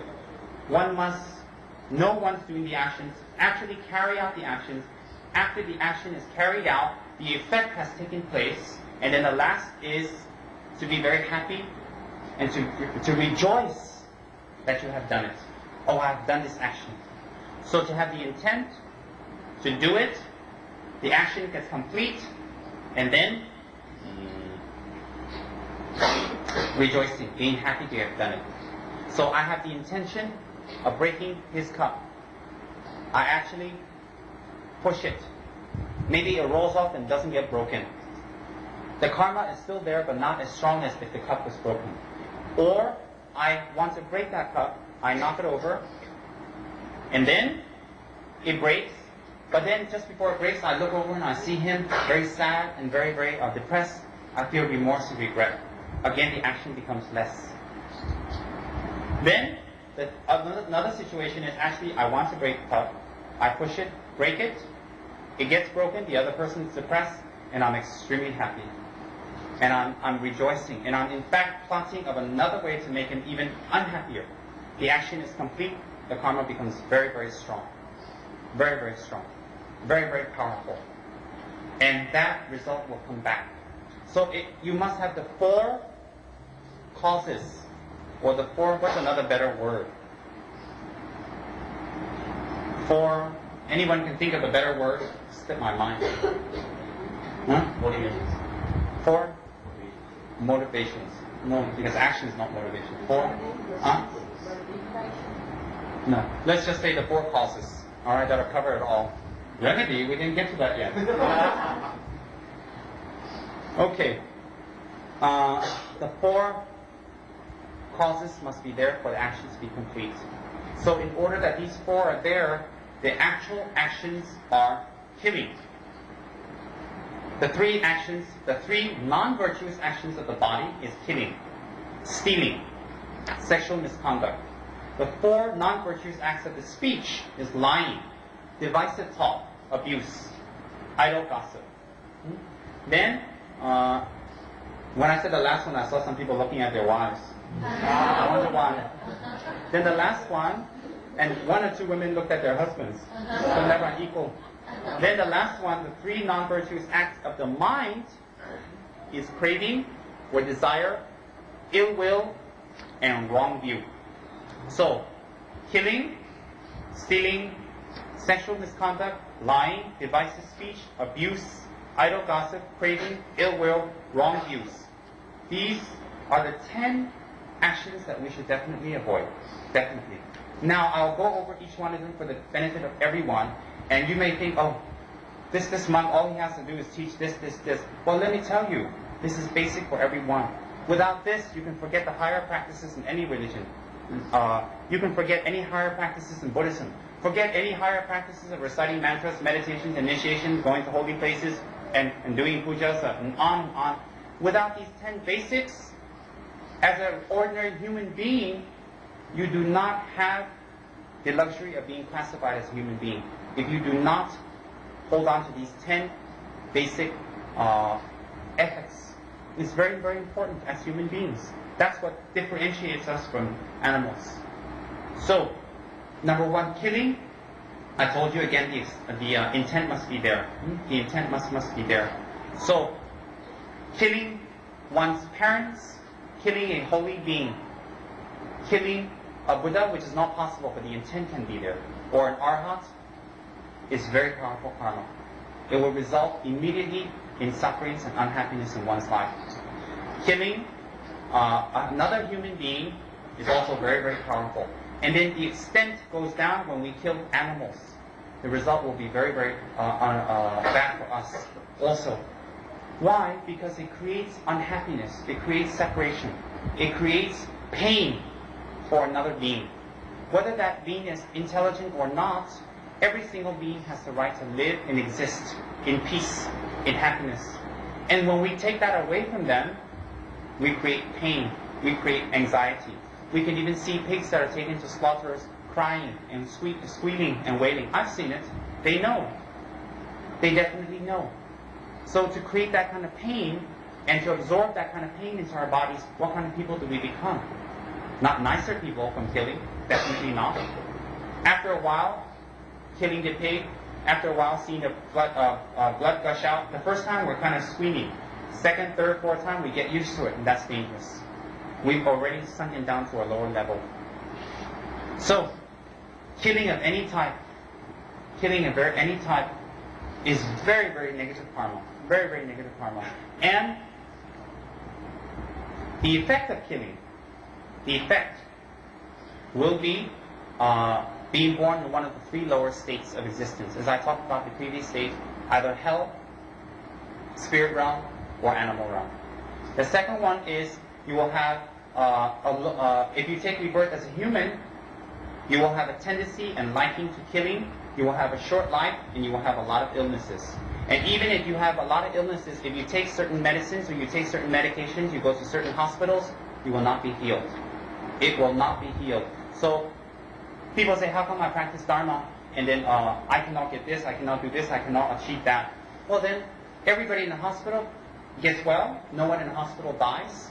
It's according to the person's karma, how fast, how quick, and how precise you get your results. So, just because a hospital has a few deaths in it, we cannot go and we name it as bad. No. By the power of killing in its negative results, one will always have a short life, an unhappy life, a life that is filled and fraught with illness. And even when you get ill, medicines have no effects, always in pain, and a short life. Some kids, when they're born, they like to step on a lot of bugs naturally. Some kids are very gentle. It's an instinct from their previous lives that's carried over in their minds. The third is that if you have a human life, even good foods that are given to you will not become nourishing. Even vitamins that are given to you will not be nourishing. In fact, everything related to the body will be very weak. Whatever you do, the body will never respond to medicines, treatment, nourishment, anything. That are some of the results of killing. Some. Not all the results. Some. Then, you have stealing. Stealing can be done outright, taking someone's object with them knowing or not knowing at first. Stealing can be swindling with words, with writing, using false weights to sell a product, or advertising a product to be a certain thing or from a certain country and selling it off like that. When you have sold off your product on a wrong basis and the other person believes you and brought it and you feel happy, I've gotten the results, and you go off to the Bahamas and have a vacation, the action is completed. The action is completed. So stealing can be in the form of robbing. It can be in the form of swindling with words or writing, using false weights. Or even, as I said the first day, if someone left some money in your care, they forgot about it, and you don't remind them and keep it, that's stealing. The result of stealing will be one of the three lower realms, for sure. After the three lower realms, when you come out, you'll be born as a human, and you will never be able to escape poverty. Or if you're born into a very rich family, you can never get any of the money or any of the inheritance. Or whatever you do, whatever jobs that you do, whatever effort you put into, nothing ever comes out about it, and you call it or you label it bad luck. Some people do very little, get big results. Some people do very much, do not get any results. Or this kind of bad karma can result in destruction If, for example, it's using ancient examples, destruction of crops, whereas there's a bad weather condition, the people, the farmers to your left and right, their crops are okay, your crops go bad. Why? You're in the same area. Stealing will have definite results which will result in poverty. Any type of poverty. Temporary, future. Some people are very rich businessmen, they fall down. Some people, whatever business they do, doesn't gain result. Some people, when they do business, they gain some results, lots of money, but they lose it, or it's stolen from them. That is the result of stealing from others. Then sexual misconduct, again, is having intercourse with someone that is not your partner. So, of course, if you're a man, not with your wife, with another lady, and vice versa. And if you do it in unnatural ways, and if you do it near your religious teachers, near religious institutions, near your altar, on religious holidays, and it says here also during the day. Buddha says sexual desire is strong in all humans. It is very important to make a strong effort to restrain oneself from adultery. Very, very strong. If you commit any of those actions as a lay person, then the result of that will be 3 lower realms. Also, when you take rebirth again, you will always have disharmony in your family. You'll have disharmony with your mates. You'll have disharmony between husband and wife. You will always have disharmony, arguments, fighting back and forth, not liking each other, and running off again and again. Also, you will have the effect of living in dirty places, unendurable places, and places that are very, very unpleasant, that are unbearable, but you have no choice to stay. That will be some of the results you get from adultery. Some of the results. So, realizing that for a short time we may get some pleasure out of actions that we do that are negative. For a short time we may get some temporary pleasures, but these actions will actually in the end bring about a negative result, an unhappy result. Meditating on that, thinking about that, contemplating on that again and again and again, a logical, straightforward mind will be able to detach itself away from these actions slowly with time. And one should detach oneself from these type of actions. One should have remorse.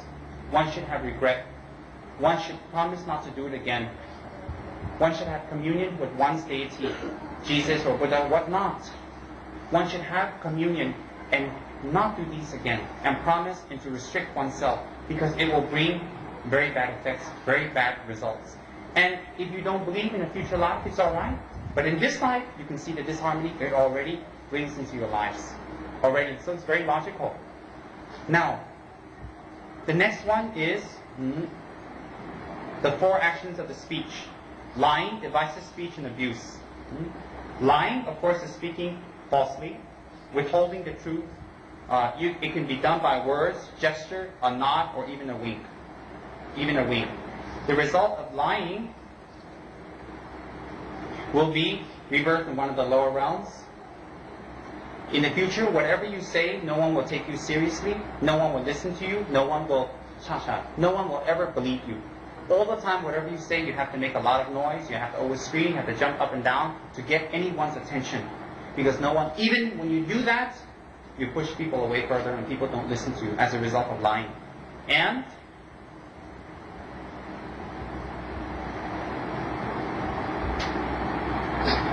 whatever one tries to endeavor in, you'll be deceived, cheated, tricked by others.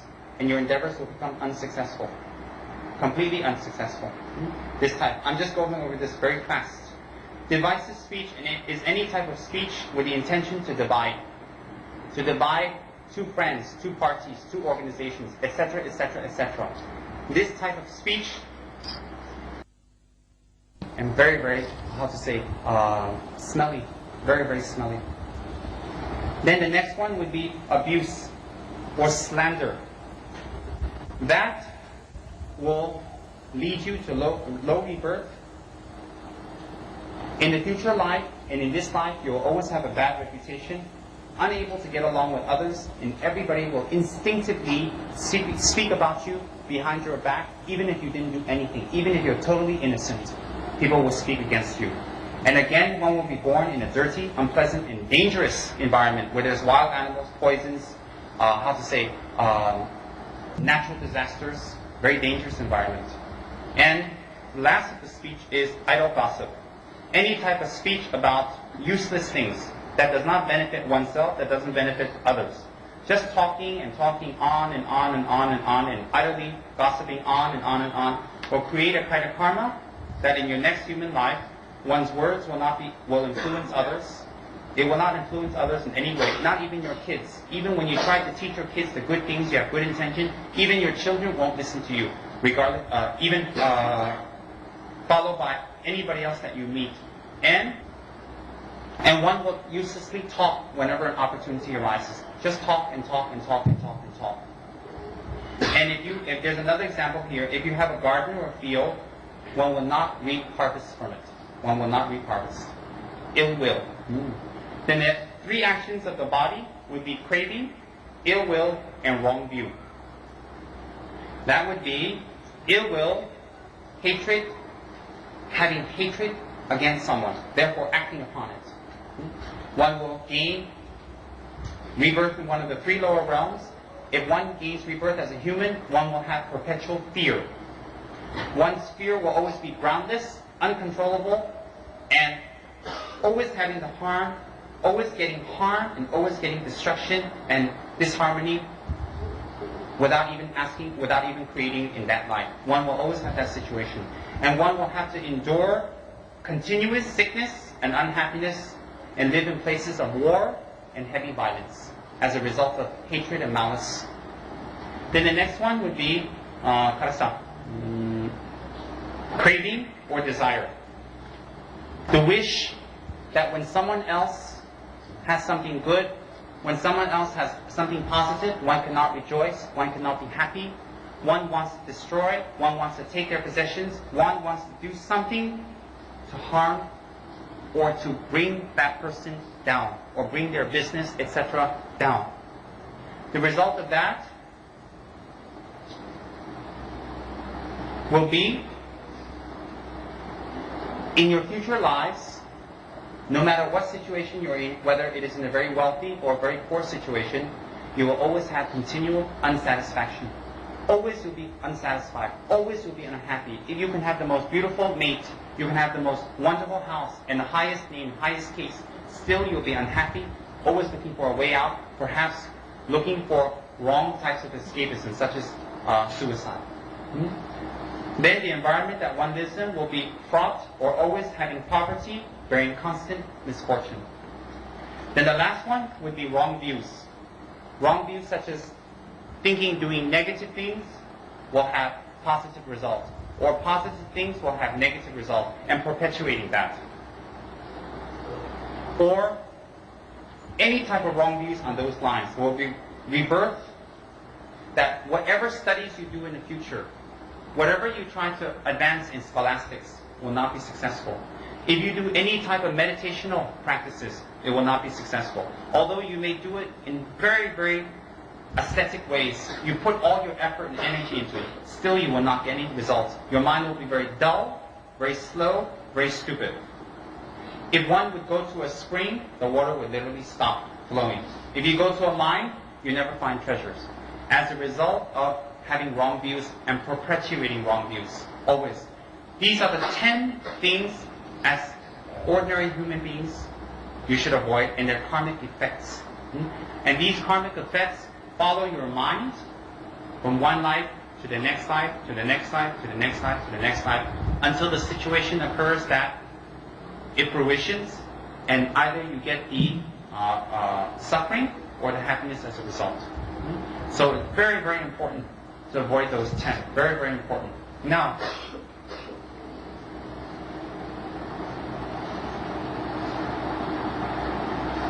Buddha taught basically the human life is very short, fraught with suffering, fraught with unhappiness. We do our best to make everything pleasant. We do our best to make everything wonderful. We do our best to actually fool ourselves and make everything look wonderful, fabulous, and beautiful. Like putting makeup over a face.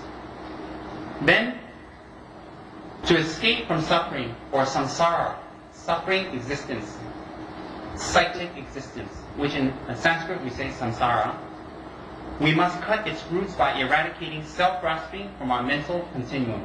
Self-grasping. This depends upon training in a higher wisdom, which depends upon higher concentration and higher moral disciplines.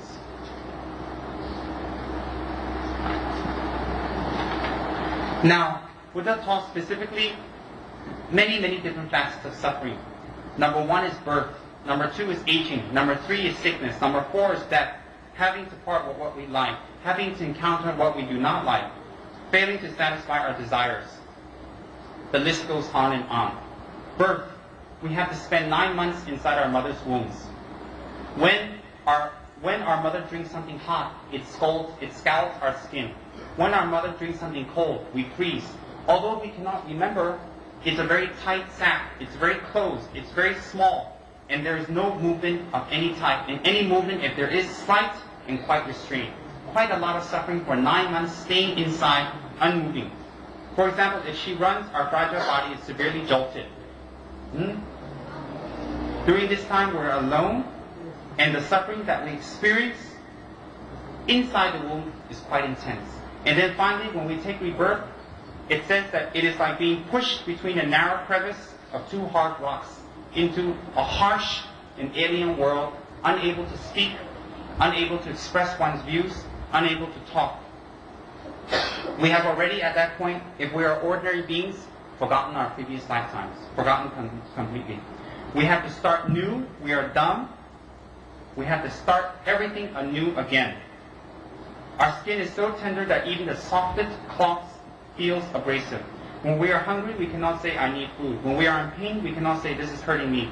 The only sign we can make are hot tears and furious gestures. We are completely helpless and have to be taught everything. How to eat, how to sit, how to walk, how to talk. Again, we have to start this process again and again and again. Then aging. As soon as you're born, the process of aging begins. As we grow old, our youthful vitality diminishes. We become bent, unattractive, burdened with illness. Our eyesight becomes weaker, our hearing fails. We cannot derive the same enjoyment from the things we used to enjoy, such as food, drink, and entertainments. We are too weak to play games, and we are often too exhausted even for entertainments. When we are young, we can travel around the whole world, but when we are old, we can hardly walk to our own front door. We become too weak to engage in many worldly activities. Our spiritual activities are often curtailed. For example, we cannot make any prostrations or travel far or sit in teachings for a long time. Our memory and our concentration weaken. Anything that is told to us, we forget immediately. Our intellect, which was very sharp, becomes very dull.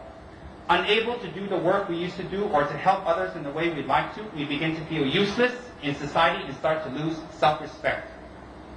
We are often neglected by our children, and we watch helplessly as one of our friends, as our old friends and contemporaries grow sick and die and pass away. Inexorably, your loneliness deepens. If we did not practice Dharma while we were younger and had the opportunity, we pass our few remaining years with a growing fear of death and a deepening sense of regret for a wasted life. Then, along with that, sickness. Having been born as a human, it is impossible to escape from having to experience sickness in this life. When we fall ill, we are like a bird that has been soaring in the sky and suddenly shot down. Even a mild illness can be completely incapacitating. We cannot enjoy the foods we like or take part in activities of our friends. We may be told that we may never again eat our favorite foods, drink alcohol, engage in strenuous exercises. If our disease is more serious, we may have to undergo painful and possibly risky operations. Should these fail, we should be told that the doctors can do nothing to cure us and we have only a short time left to live. If we have not used our lives to practice Dharma, we shall be overcome with fear and regret. Young people in their prime may be struck down by an incurable degenerative illness. Though they may remain alive for many years, they will have to watch themselves slowly deteriorate. Realizing that the most treasured hopes and dreams will never be fulfilled, they may wish they could die sooner. When we hear or read about the horrible diseases experienced by others, we must remember that the same could happen to us. While we remain in samsara, we are never safe from the threat of sickness, ever. Death. If during our life we have worked hard to acquire possessions and become very attached to them, we shall experience great sufferings when we are separated from them at the time of death. Even now, we find it difficult to lend one of our most treasured possessions to someone else, let alone give it away. No wonder we become so miserable when we realize that in the hands of death, we must abandon everything, give up everything. When we die, we have to part from even our closest friends. We have to leave our partner, even though we have been together for many years and never spent a day apart. If we are attached to our friends, we shall experience great misery at the time of death. But all we shall be able to do is to hold their hands. We shall not be able to halt the process of death, even if they plead with us not to die. Usually when we are very attached to someone, we feel jealous if they leave us on our own and spend time with someone else. But when we die, we shall have to leave all our friends with others forever.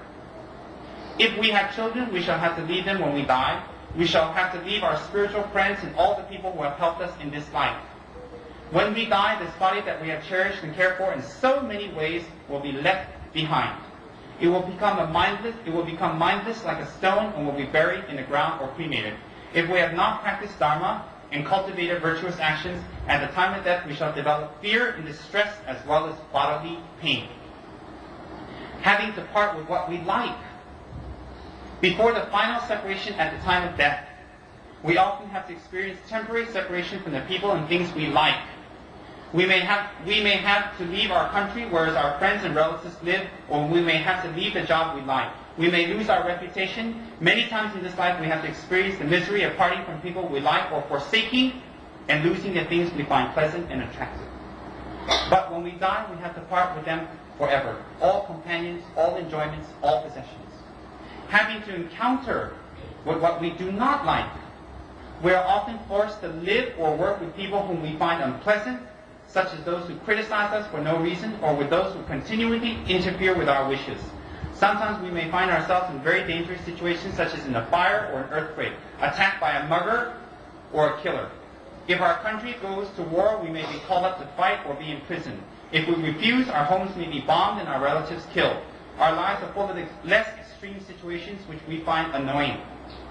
On holidays it rains, but back in the office the heat is stifling. Our business fails, or we lose our job, or we use up all our savings. We argue with our partner, our children cause us many worries, and our old friends suddenly turn against us. Whatever we do, something always seems to go wrong. Even in our Dharma practice, we continually meet obstacles. Even when we sit down to meditate, we are distracted by outside noise, the telephone rings, or someone comes to see us. Sometimes it seems that even though we have been practicing Dharma for years, our delusions are stronger than ever. Even though we try hard to be considerate, sometimes our family, our friends become unhappy about our Dharma practice. It is just as we are living in a thorn bush. Whenever we adjust ourselves to make ourselves more comfortable, the thorns only pierce us more deeply. In samsara, or a cyclic existence, aggravation and frustration are the natural state of affairs. In cyclic existence, frustration and aggravation is a natural state of affairs. You should expect it. Like when you walk near the shoreline of an ocean. Don't be surprised when your feet and clothes get wet. In samsara, it is the natural state of affairs to have aggravation and frustration. Constantly. Failing to satisfy our desires. We have countless desires. Many cannot be fulfilled at all, and others, when fulfilled, do not bring us any satisfaction, for which we have hope. The sky's the limit. Many people are unable to satisfy even modest desires for the basic necessities of life, such as adequate food, clothing, shelter, companionship, tolerable work, or a degree of personal freedom. Unfortunately, even if these basic needs are met, our desires do not end there. Soon we need a car, a more luxurious home, a better paid job. In the past, a simple holiday at the seaside may have been sufficient, but our expectations continually increase, and now we need expensive foreign holidays. Ambition and competitiveness are common cause of dissatisfaction. The ambitious schoolchild cannot rest content until he or she comes top of the class, nor the businessman until he has made his fortune. Clearly, not everyone can come top. For one person to win, others must lose. But even the winners are rarely dissatisfied for long. Their ambition drives them on until they are too beaten, worn out, or dead. Another reason why we fail to satisfy our desire is that they are often contradictory.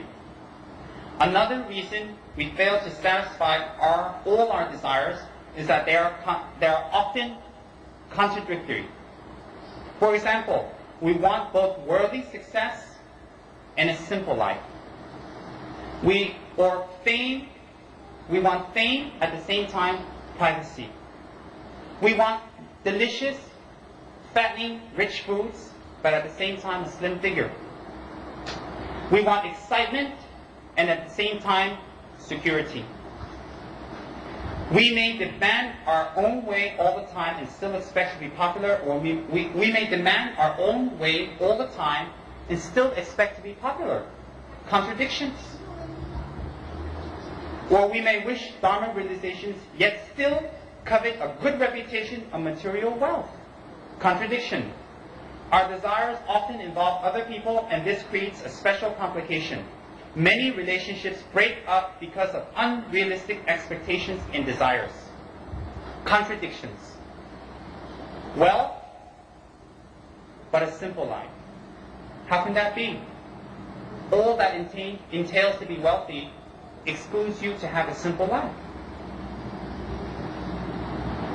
Fame. Everyone wants to be famous and well known, but when it becomes overbearing, you want privacy. Out of the question. We love delicious foods, yet we still want to be slim. We want a lot of excitement, at the same time, security. We want everything our way and our way only, but we also want to be popular. Contradictory. You see how our deluded mind tricks us and makes us do things that bring opposite results. Everything brings an opposite result. We want Dharma realizations. We want to have wisdom, good meditation. We want to have clairvoyance. At the same time, we covet a good reputation and material wealth. Contradictions. We seek perfection, the perfect society, the perfect home, the perfect partner, but perfection cannot be found in samsara. It cannot be found in existence. Because our existence is based on imperfect acts. Therefore, creating imperfect situations and environments. We constantly seek perfection, but we constantly meet up with imperfection. Constantly. We can never let our guards down because we have created a karmic seed, or the karma to experience imperfection. No karma, no perfection, or happiness, or lasting peace can be achieved in samsara, in existence. It cannot be. It is not possible for impure, transient objects to provide the lasting joy we seek. Transient objects, lasting joy. Contradiction. All objects that we seek after and we want are transient, temporary. How can transient objects that will decay and die and go away and disappear or be taken away from us create lasting joy? How can it? Illogical. Yet, we still seek lasting joy in transient, impermanent objects. A new car, a new partner, more jewelry, bigger bank accounts, better job, better situation, more games, more entertainment. When their very nature, all these phenomenons' very nature is transient or impermanent, how can they create lasting happiness or permanent happiness? This can only be attained by thoroughly purifying our mind.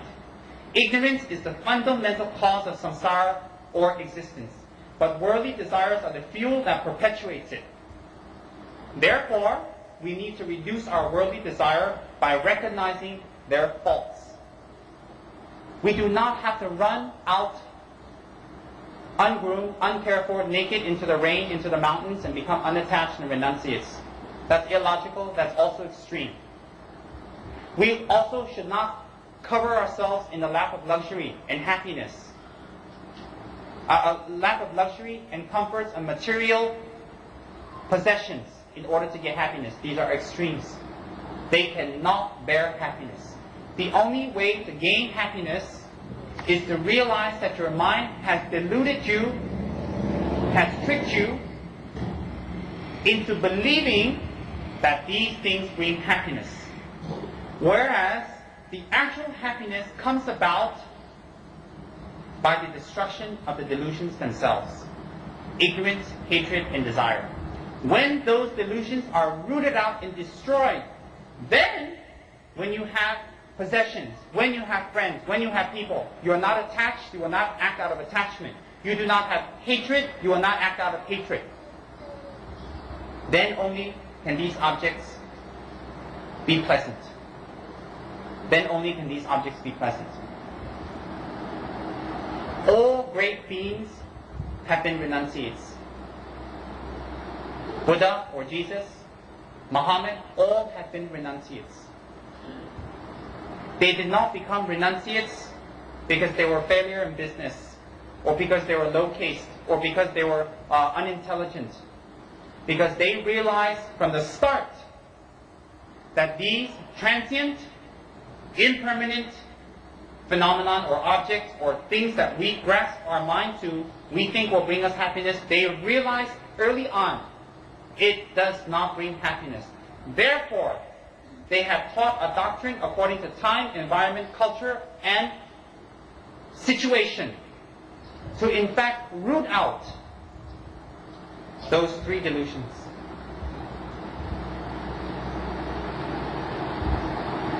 When this thought arises clearly and definitely, in our mind, we meditate on it for as long as possible until this thought comes. The way to separate yourself from delusions and these states of mind is to start thinking, contemplating, meditating, analyzing their faults and the unhappiness they have already brought you.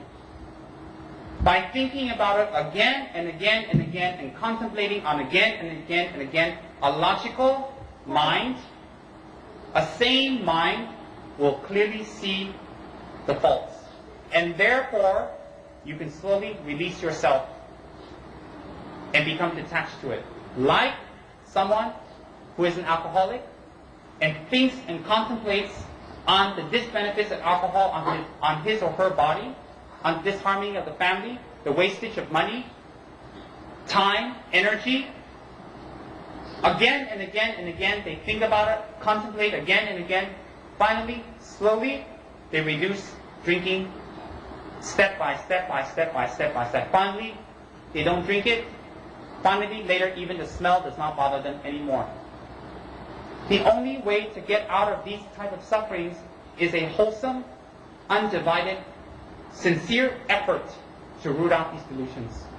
If these are not rooted out, then all the extensions of these delusions, such as anger and fighting, disputes, jealousy, and in turn the 10 non-virtuous acts of lying, divisiveness, schism, idle gossip, killing, stealing, sexual misconduct, etc.,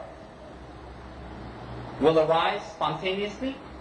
You commit it, again karma will arise. That karma is collected, stuck with your mind, and then at the correct situation and time, that karma will fruition into a certain type of suffering, as I described earlier in brief. It's all very logical. So therefore,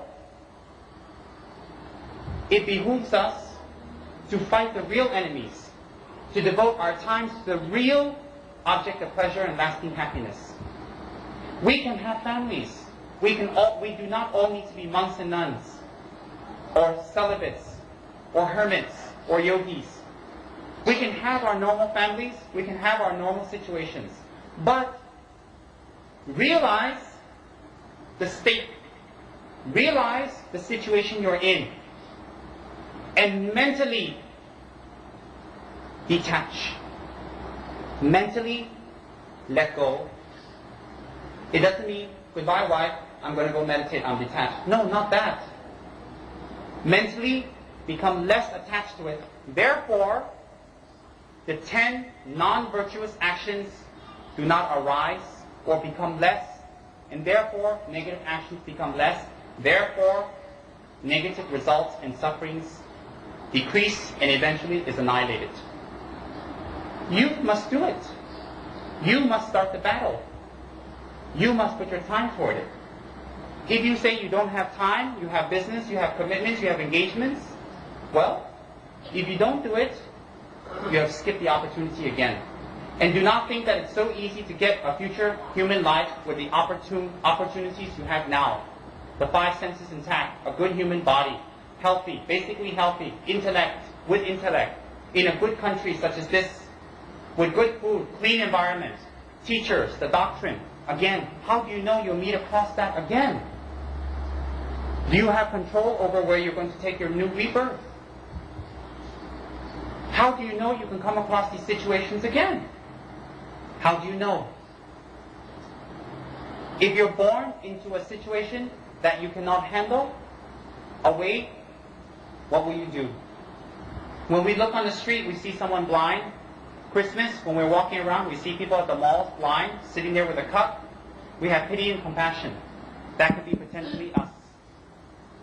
We see someone crazy walking outside in the rain, no home, homeless. We feel compassion and pity, most of us. That can be us. We see someone in the hospital dying, very sick, not responding to medicine, unhappy, fearful. That can be us. We see someone growing old, losing their capacities. That can be us. We see someone young getting into an accident, dying. That can be us. We see someone losing business. That can be us. We see someone having disharmony, breaking up in their marriage, unhappy, committing suicide. That can be us. We see our kids do opposite of what we want. That can be us. Yet we sit and hope out of a 1,000,001 chance that everything will be alright. We sit there and hope because we see no other way. We have not been taught or conditioned another way. It is not that you are all stupid or unintelligent. And very, very, how to say, smelly. Very, very smelly. Then the next one would be abuse or slander. That will lead you to low rebirth. In the future life and in this life, you will always have a bad reputation, unable to get along with others, and everybody will instinctively speak about you behind your back, even if you didn't do anything, even if you're totally innocent. People will speak against you. And again, one will be born in a dirty, unpleasant, and dangerous environment where there's wild animals, poisons, natural disasters, very dangerous environment. And last of the speech is idle gossip. Any type of speech about useless things that does not benefit oneself, that doesn't benefit others. Just talking and talking on and on and on and on and idly gossiping on and on and on will create a kind of karma that in your next human life, one's words will influence others. It will not influence others in any way, not even your kids. Even when you try to teach your kids the good things, you have good intention, even your children won't listen to you, regardless, followed by anybody else that you meet. And one will uselessly talk whenever an opportunity arises. Just talk and talk and talk and talk and talk. And if there's another example here, if you have a garden or a field, one will not reap harvest from it. One will not reap harvest. Ill will. Then the 3 actions of the body would be craving, ill will, and wrong view. That would be ill will, hatred, having hatred against someone, therefore acting upon it. One will gain rebirth in one of the 3 lower realms. If one gains rebirth as a human, one will have perpetual fear. One's fear will always be groundless, uncontrollable, and always having to harm, always getting harm, and always getting destruction and disharmony without even asking, without even creating in that life. One will always have that situation. And one will have to endure continuous sickness and unhappiness and live in places of war and heavy violence as a result of hatred and malice. Then the next one would be craving, or desire. The wish that when someone else has something good, when someone else has something positive, one cannot rejoice, one cannot be happy. One wants to destroy, one wants to take their possessions, one wants to do something to harm or to bring that person down, or bring their business, etc. down. The result of that will be, in your future lives, no matter what situation you're in, whether it is in a very wealthy or very poor situation, you will always have continual unsatisfaction. Always you'll be unsatisfied. Always you'll be unhappy. If you can have the most beautiful mate, you can have the most wonderful house and the highest name, highest case, still you'll be unhappy, always looking for a way out, perhaps looking for wrong types of escapism, such as suicide. Then the environment that one lives in will be fraught or always having poverty, bearing constant misfortune. Then the last one would be wrong views. Wrong views such as thinking doing negative things will have positive results, or positive things will have negative results, and perpetuating that. Or any type of wrong views on those lines will be rebirth, that whatever studies you do in the future, whatever you try to advance in scholastics will not be successful. If you do any type of meditational practices, it will not be successful. Although you may do it in very, very aesthetic ways, you put all your effort and energy into it, still you will not get any results. Your mind will be very dull, very slow, very stupid. If one would go to a spring, the water would literally stop flowing. If you go to a mine, you never find treasures. As a result of having wrong views and perpetuating wrong views, always. These are the 10 things as ordinary human beings you should avoid, and their karmic effects. And these karmic effects follow your mind from one life to the next life, to the next life, to the next life, to the next life, until the situation occurs that it fruitions, and either you get the suffering or the happiness as a result. So it's very, very important to avoid those 10. Very, very important. Now,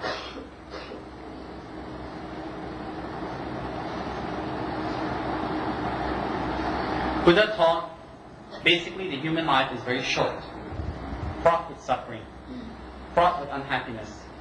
We do our best to make everything pleasant, we do our best to make everything wonderful, we do our best to actually fool ourselves and make everything look wonderful, fabulous, and beautiful. Like putting makeup over a face. Then, to escape from suffering, or samsara, suffering existence, cyclic existence, which in Sanskrit we say samsara, we must cut its roots by eradicating self-grasping from our mental continuum. Self-grasping. This depends upon training in the higher wisdom, which depends upon higher concentration and higher moral disciplines.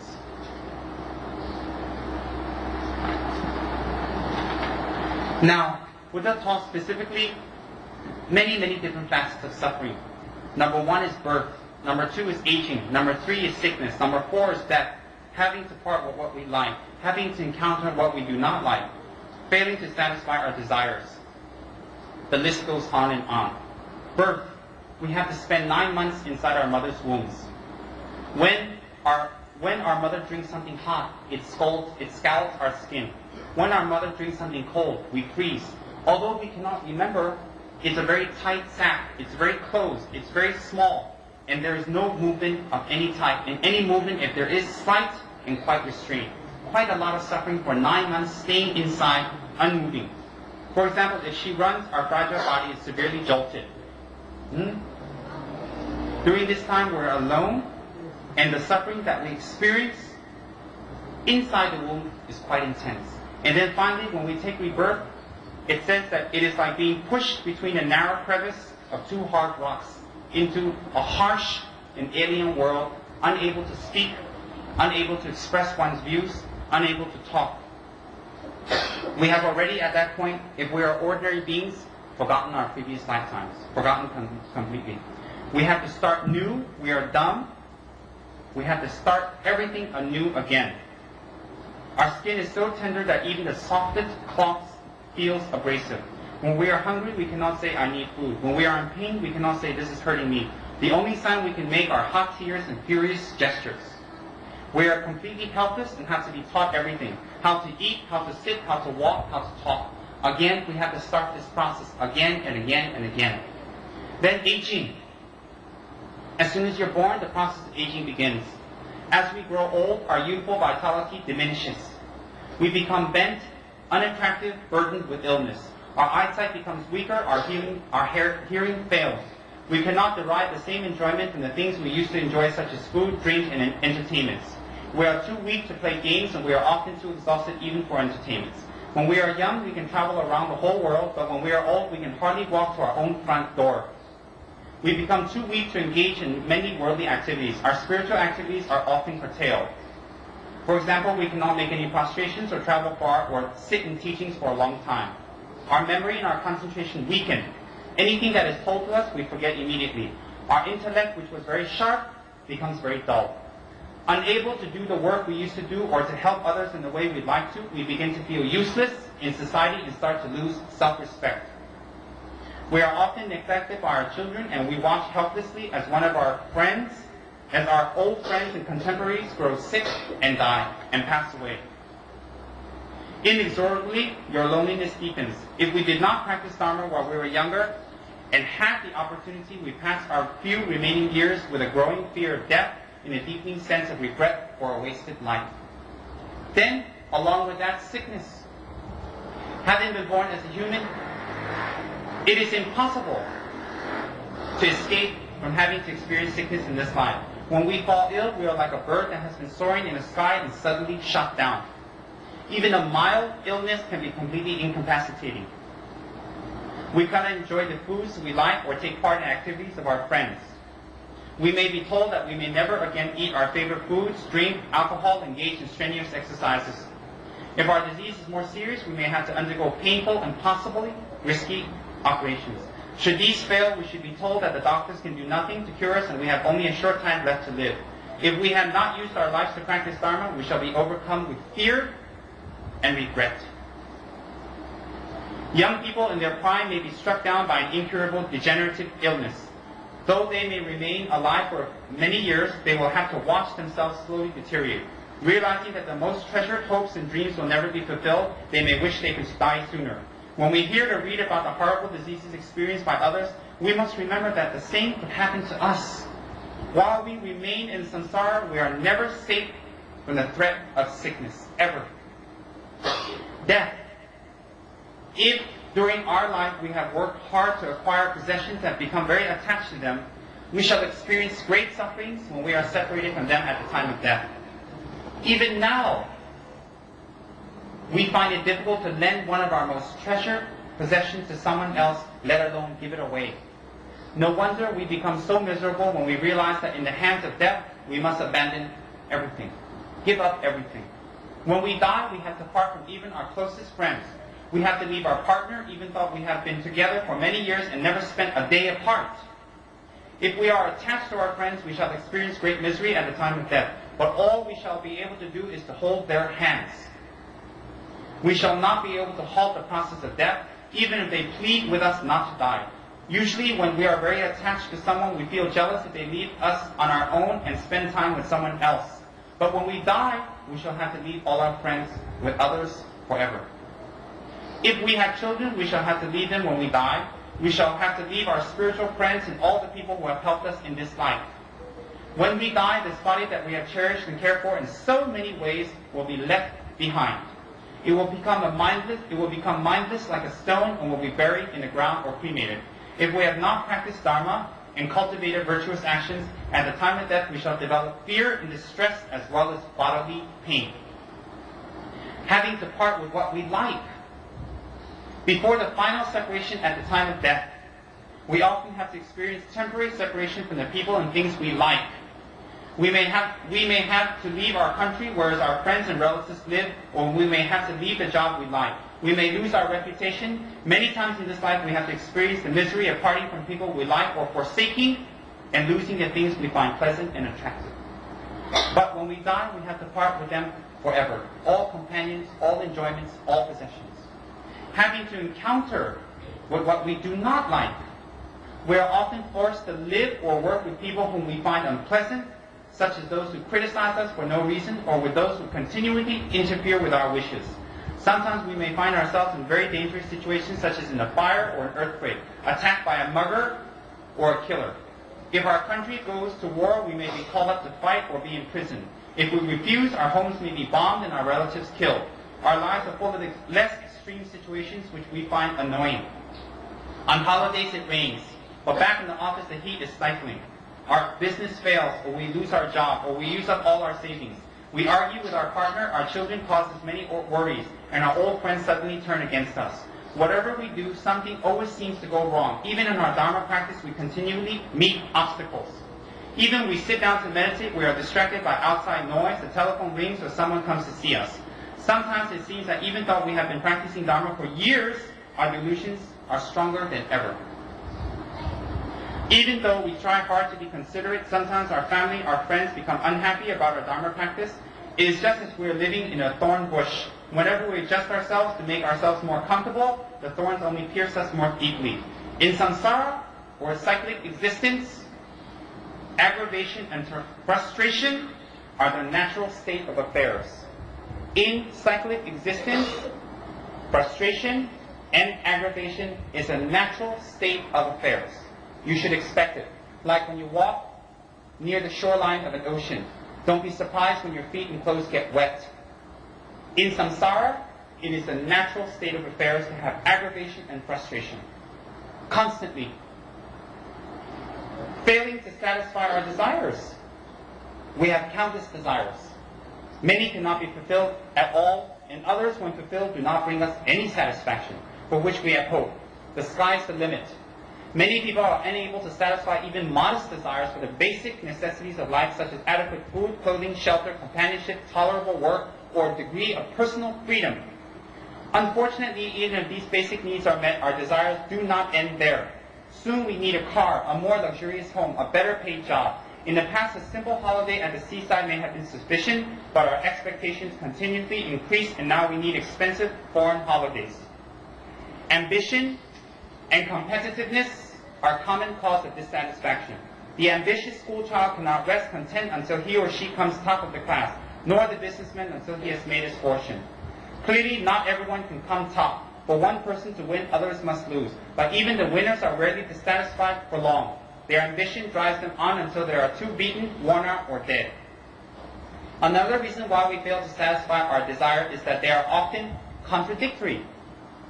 Another reason we fail to satisfy all our desires is that they are often contradictory.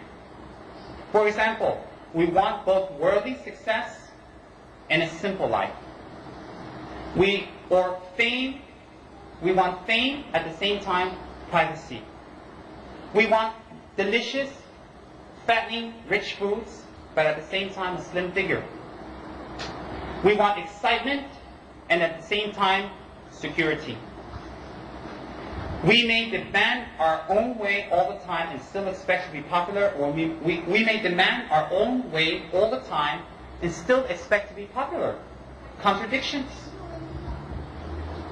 Or we may wish Dharma realizations, yet still covet a good reputation of material wealth. Contradiction. Our desires often involve other people, and this creates a special complication. Many relationships break up because of unrealistic expectations and desires. Contradictions. Wealth, but a simple life. How can that be? All that entails to be wealthy excludes you to have a simple life. Fame. Everyone wants to be famous and well known, but when it becomes overbearing, you want privacy. Out of the question. We love delicious foods, yet we still want to be slim. We want a lot of excitement, at the same time, security. We want everything our way and our way only, but we also want to be popular. Contradictory. You see how our deluded mind tricks us and makes us do things that bring opposite results. Everything brings an opposite result. We want Dharma realizations. We want to have wisdom, good meditation. We want to have clairvoyance. At the same time, we covet a good reputation and material wealth. Contradictions. We seek perfection, the perfect society, the perfect home, the perfect partner, but perfection cannot be found in samsara. It cannot be found in existence. Because our existence is based on imperfect acts. Therefore, creating imperfect situations and environments. We constantly seek perfection, but we constantly meet up with imperfection. Constantly. We can never let our guards down because we have created a karmic seed or the karma to experience imperfection. No karma, no perfection or happiness or lasting peace can be achieved in samsara, in existence. It cannot be. It is not possible for impure transient objects to provide the lasting joy we seek. Transient objects, lasting joy, contradiction. All objects that we seek after and we want are transient, temporary. How can transient objects that will decay and die and go away and disappear or be taken away from us create lasting joy? How can it? Illogical. Yet, we still seek lasting joy in transient, impermanent objects. A new car, a new partner, more jewelry, bigger bank accounts, better job, better situation, more games, more entertainment. When their very nature, all these phenomenon's very nature is transient or impermanent, how can they create lasting happiness or permanent happiness? This can only be attained by thoroughly purifying our mind. Ignorance is the fundamental cause of samsara or existence, but worldly desires are the fuel that perpetuates it. Therefore, we need to reduce our worldly desire by recognizing their faults.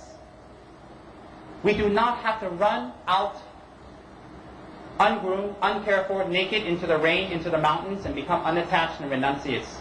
That's illogical. That's also extreme. We also should not cover ourselves in the lap of luxury and happiness. A lack of luxury and comforts and material possessions in order to get happiness. These are extremes. They cannot bear happiness. The only way to gain happiness is to realize that your mind has deluded you, has tricked you into believing that these things bring happiness. Whereas the actual happiness comes about by the destruction of the delusions themselves. Ignorance, hatred, and desire. When those delusions are rooted out and destroyed, then when you have possessions, when you have friends, when you have people, you are not attached, you will not act out of attachment. You do not have hatred, you will not act out of hatred. Then only can these objects be pleasant. Then only can these objects be pleasant. All great beings have been renunciates. Buddha or Jesus, Muhammad, all have been renunciates. They did not become renunciates because they were failure in business, or because they were low caste, or because they were unintelligent. Because they realized from the start that these transient, impermanent phenomenon or objects or things that we grasp our mind to, we think will bring us happiness, they realized early on it does not bring happiness. Therefore, they have taught a doctrine according to time, environment, culture, and situation to in fact root out those three delusions.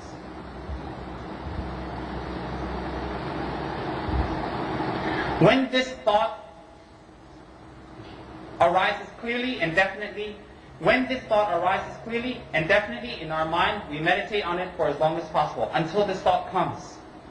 The way to separate yourself from delusions and these states of mind is to start thinking, contemplating, meditating, analyzing their faults and the unhappiness they have already brought you. By thinking about it again and again and again and contemplating on again and again and again, a logical mind, a sane mind will clearly see the faults. And therefore, you can slowly release yourself and become detached to it. Like someone who is an alcoholic and thinks and contemplates on the disbenefits of alcohol on his or her body, on disharmony of the family, the wastage of money, time, energy. Again and again and again, they think about it, contemplate again and again. Finally, slowly, they reduce drinking step by step by step by step by step. Finally, they don't drink it. Finally, later, even the smell does not bother them anymore. The only way to get out of these type of sufferings is a wholesome, undivided, sincere effort to root out these delusions. If these are not rooted out, then all the extensions of these delusions, such as anger and fighting, disputes, jealousy, and in turn the 10 non-virtuous acts of lying, divisitas, schism, idle gossip, killing, stealing, sexual misconduct, etc., will arise spontaneously. You commit it, again karma will arise. That karma is collected, stuck with your mind, and then at the correct situation and time, that karma will fruition into a certain type of suffering, as I described earlier in brief. It's all very logical. So therefore, it behooves us to fight the real enemies, to devote our time to the real object of pleasure and lasting happiness. We can have families. We do not all need to be monks and nuns, or celibates, or hermits, or yogis. We can have our normal families. We can have our normal situations. But realize the state. Realize the situation you're in. And mentally detach.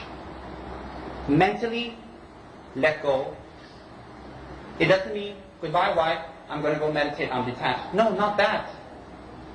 Mentally become less attached to it. Therefore, the 10 non-virtuous actions do not arise or become less, and therefore negative actions become less. Therefore, negative results and sufferings decrease and eventually is annihilated. You must do it. You must start the battle. You must put your time toward it.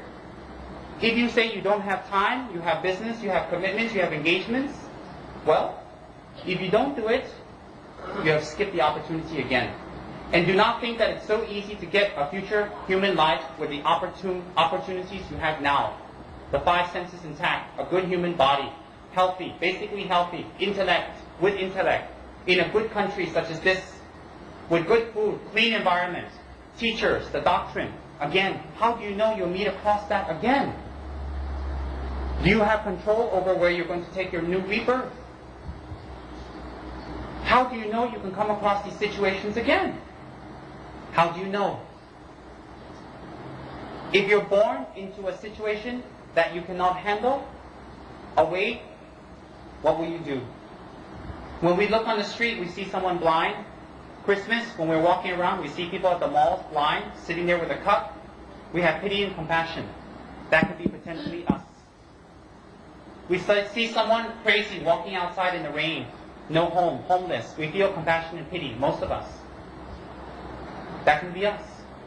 We see someone in the hospital dying, very sick, not responding to medicine, unhappy, fearful. That can be us. We see someone growing old, losing their capacities. That can be us. We see someone young getting into an accident, dying. That can be us. We see someone losing business. That can be us. We see someone having disharmony, breaking up in their marriage, unhappy, committing suicide. That can be us. We see our kids do opposite of what we want. That can be us. Yet we sit and hope out of a 1 million and one chance that everything will be alright. We sit there and hope because we see no other way. We have not been taught or conditioned another way. It is not that you are all stupid or unintelligent. It is the conditioning of previous lives up till now. For an alcoholic to get rid of his alcohol, drinking, depends on the length of time that he's been drinking. Just an example. If he's been drinking for a long time, of course it's going to be very difficult to stop. If he's been drinking for a short time, it'll be easier in most cases. Like that, since we've been delighting in shouting at people, idly gossiping, fighting, killing, deliciously swallowing the fruits of other people's labor, such as plundering them, stealing from them. Since we've been doing this in this life alone, naturally and spontaneously, no one teaches us not to steal. No one has to teach us not to steal, not to lie, not to shout, not to be mean to people. We do it naturally, with no effort, and with a lot of joy and excitement. In fact, we make a big show out of it. Look at me. But to be positive, kind, compassionate, to have good speech, not to lie, not to kill, to be honest in business, etc., we have to be told, we have to be taught, and some of us browbeaten. And some of us browbeaten 2 or 3 times. Therefore, it shows that our mind has been conditioned. And our mind is used to operating on that kind of basis. Whether it's that extreme or not, I don't mean all of us are like that. Excuse the example. But definitely we are conditioned. Not from only this life. Because certain kids are born with a tendency to kill, to lie, to steal, to have a bad character. Some are exactly the opposite. Where did that come from? Certainly the parents teach them the best they can, and most parents that are good should produce good children, but it's the opposite. Naturally they do negative things. We're not scolding our kids because they're doing wonderful things. Where did that habit come from? From previous lives that go back thousands and thousands and thousands. Innumerable. That we have been used to doing it. Used to. Therefore now it comes very naturally. Some of us can ride a bicycle with no hands. Some of us need both hands. Some of us need training wheels. It's a matter of being used to it or not. Used to it. Like that. Like dirty water, its nature, the water's nature is not dirty. It is temporarily polluted by dirt, which can be removed. When the dirt is removed, the water is clean again. That shows that the water's nature is clean. It is clean. If it is not clean by its its nature, no matter what you do to clean it, it will remain dirty. Like that, the mind is temporarily stained. How fast or how much you can remove is dependent on how dirty that water is. For your mind, how much has been conditioned. It can be removed. You are not hopeless. You are salvageable. I am salvageable. I am not hopeless. Therefore, you can become enlightened. And it is up to you to do it. You cannot kill, steal, hurt, at the moment of death, regret, and then you go to heaven. It's not logical. It's not fair. And if I get up there, I'll have a word or two with them. At the same time, you cannot be doing good things your whole life. And then at the moment of death, you regret it, and then you go to hell. When I get down there, I'll have a word with them. And I'm sure I'll be down there.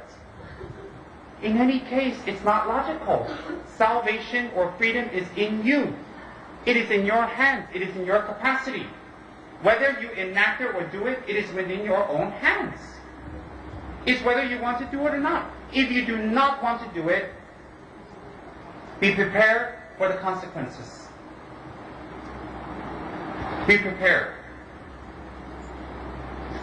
It's like I said yesterday, if you're very sick and you do not want to get medical treatment, Yes, it's scary to go to the hospital, get poked, cut, examined, x-rayed, filled up with medicines like a guinea pig. But how scary would it be if you don't go and the results of the disease come? It's hard to get rid of these delusions. It's hard to get rid of our attachments. All the extensions of our 10 non-virtuous acts. It's very hard. It's very hard. When we go to a restaurant and there's a vegetable plate, I always try to get the bigger and delicious vegetable quick before the other person gets it. It's our unusual habit. When we have to give to charity, we have to fight with our own hands to get that money out. Very hard. But when we go to buy Estee Lauder, just always open. No difficulties. In fact, not close the hands.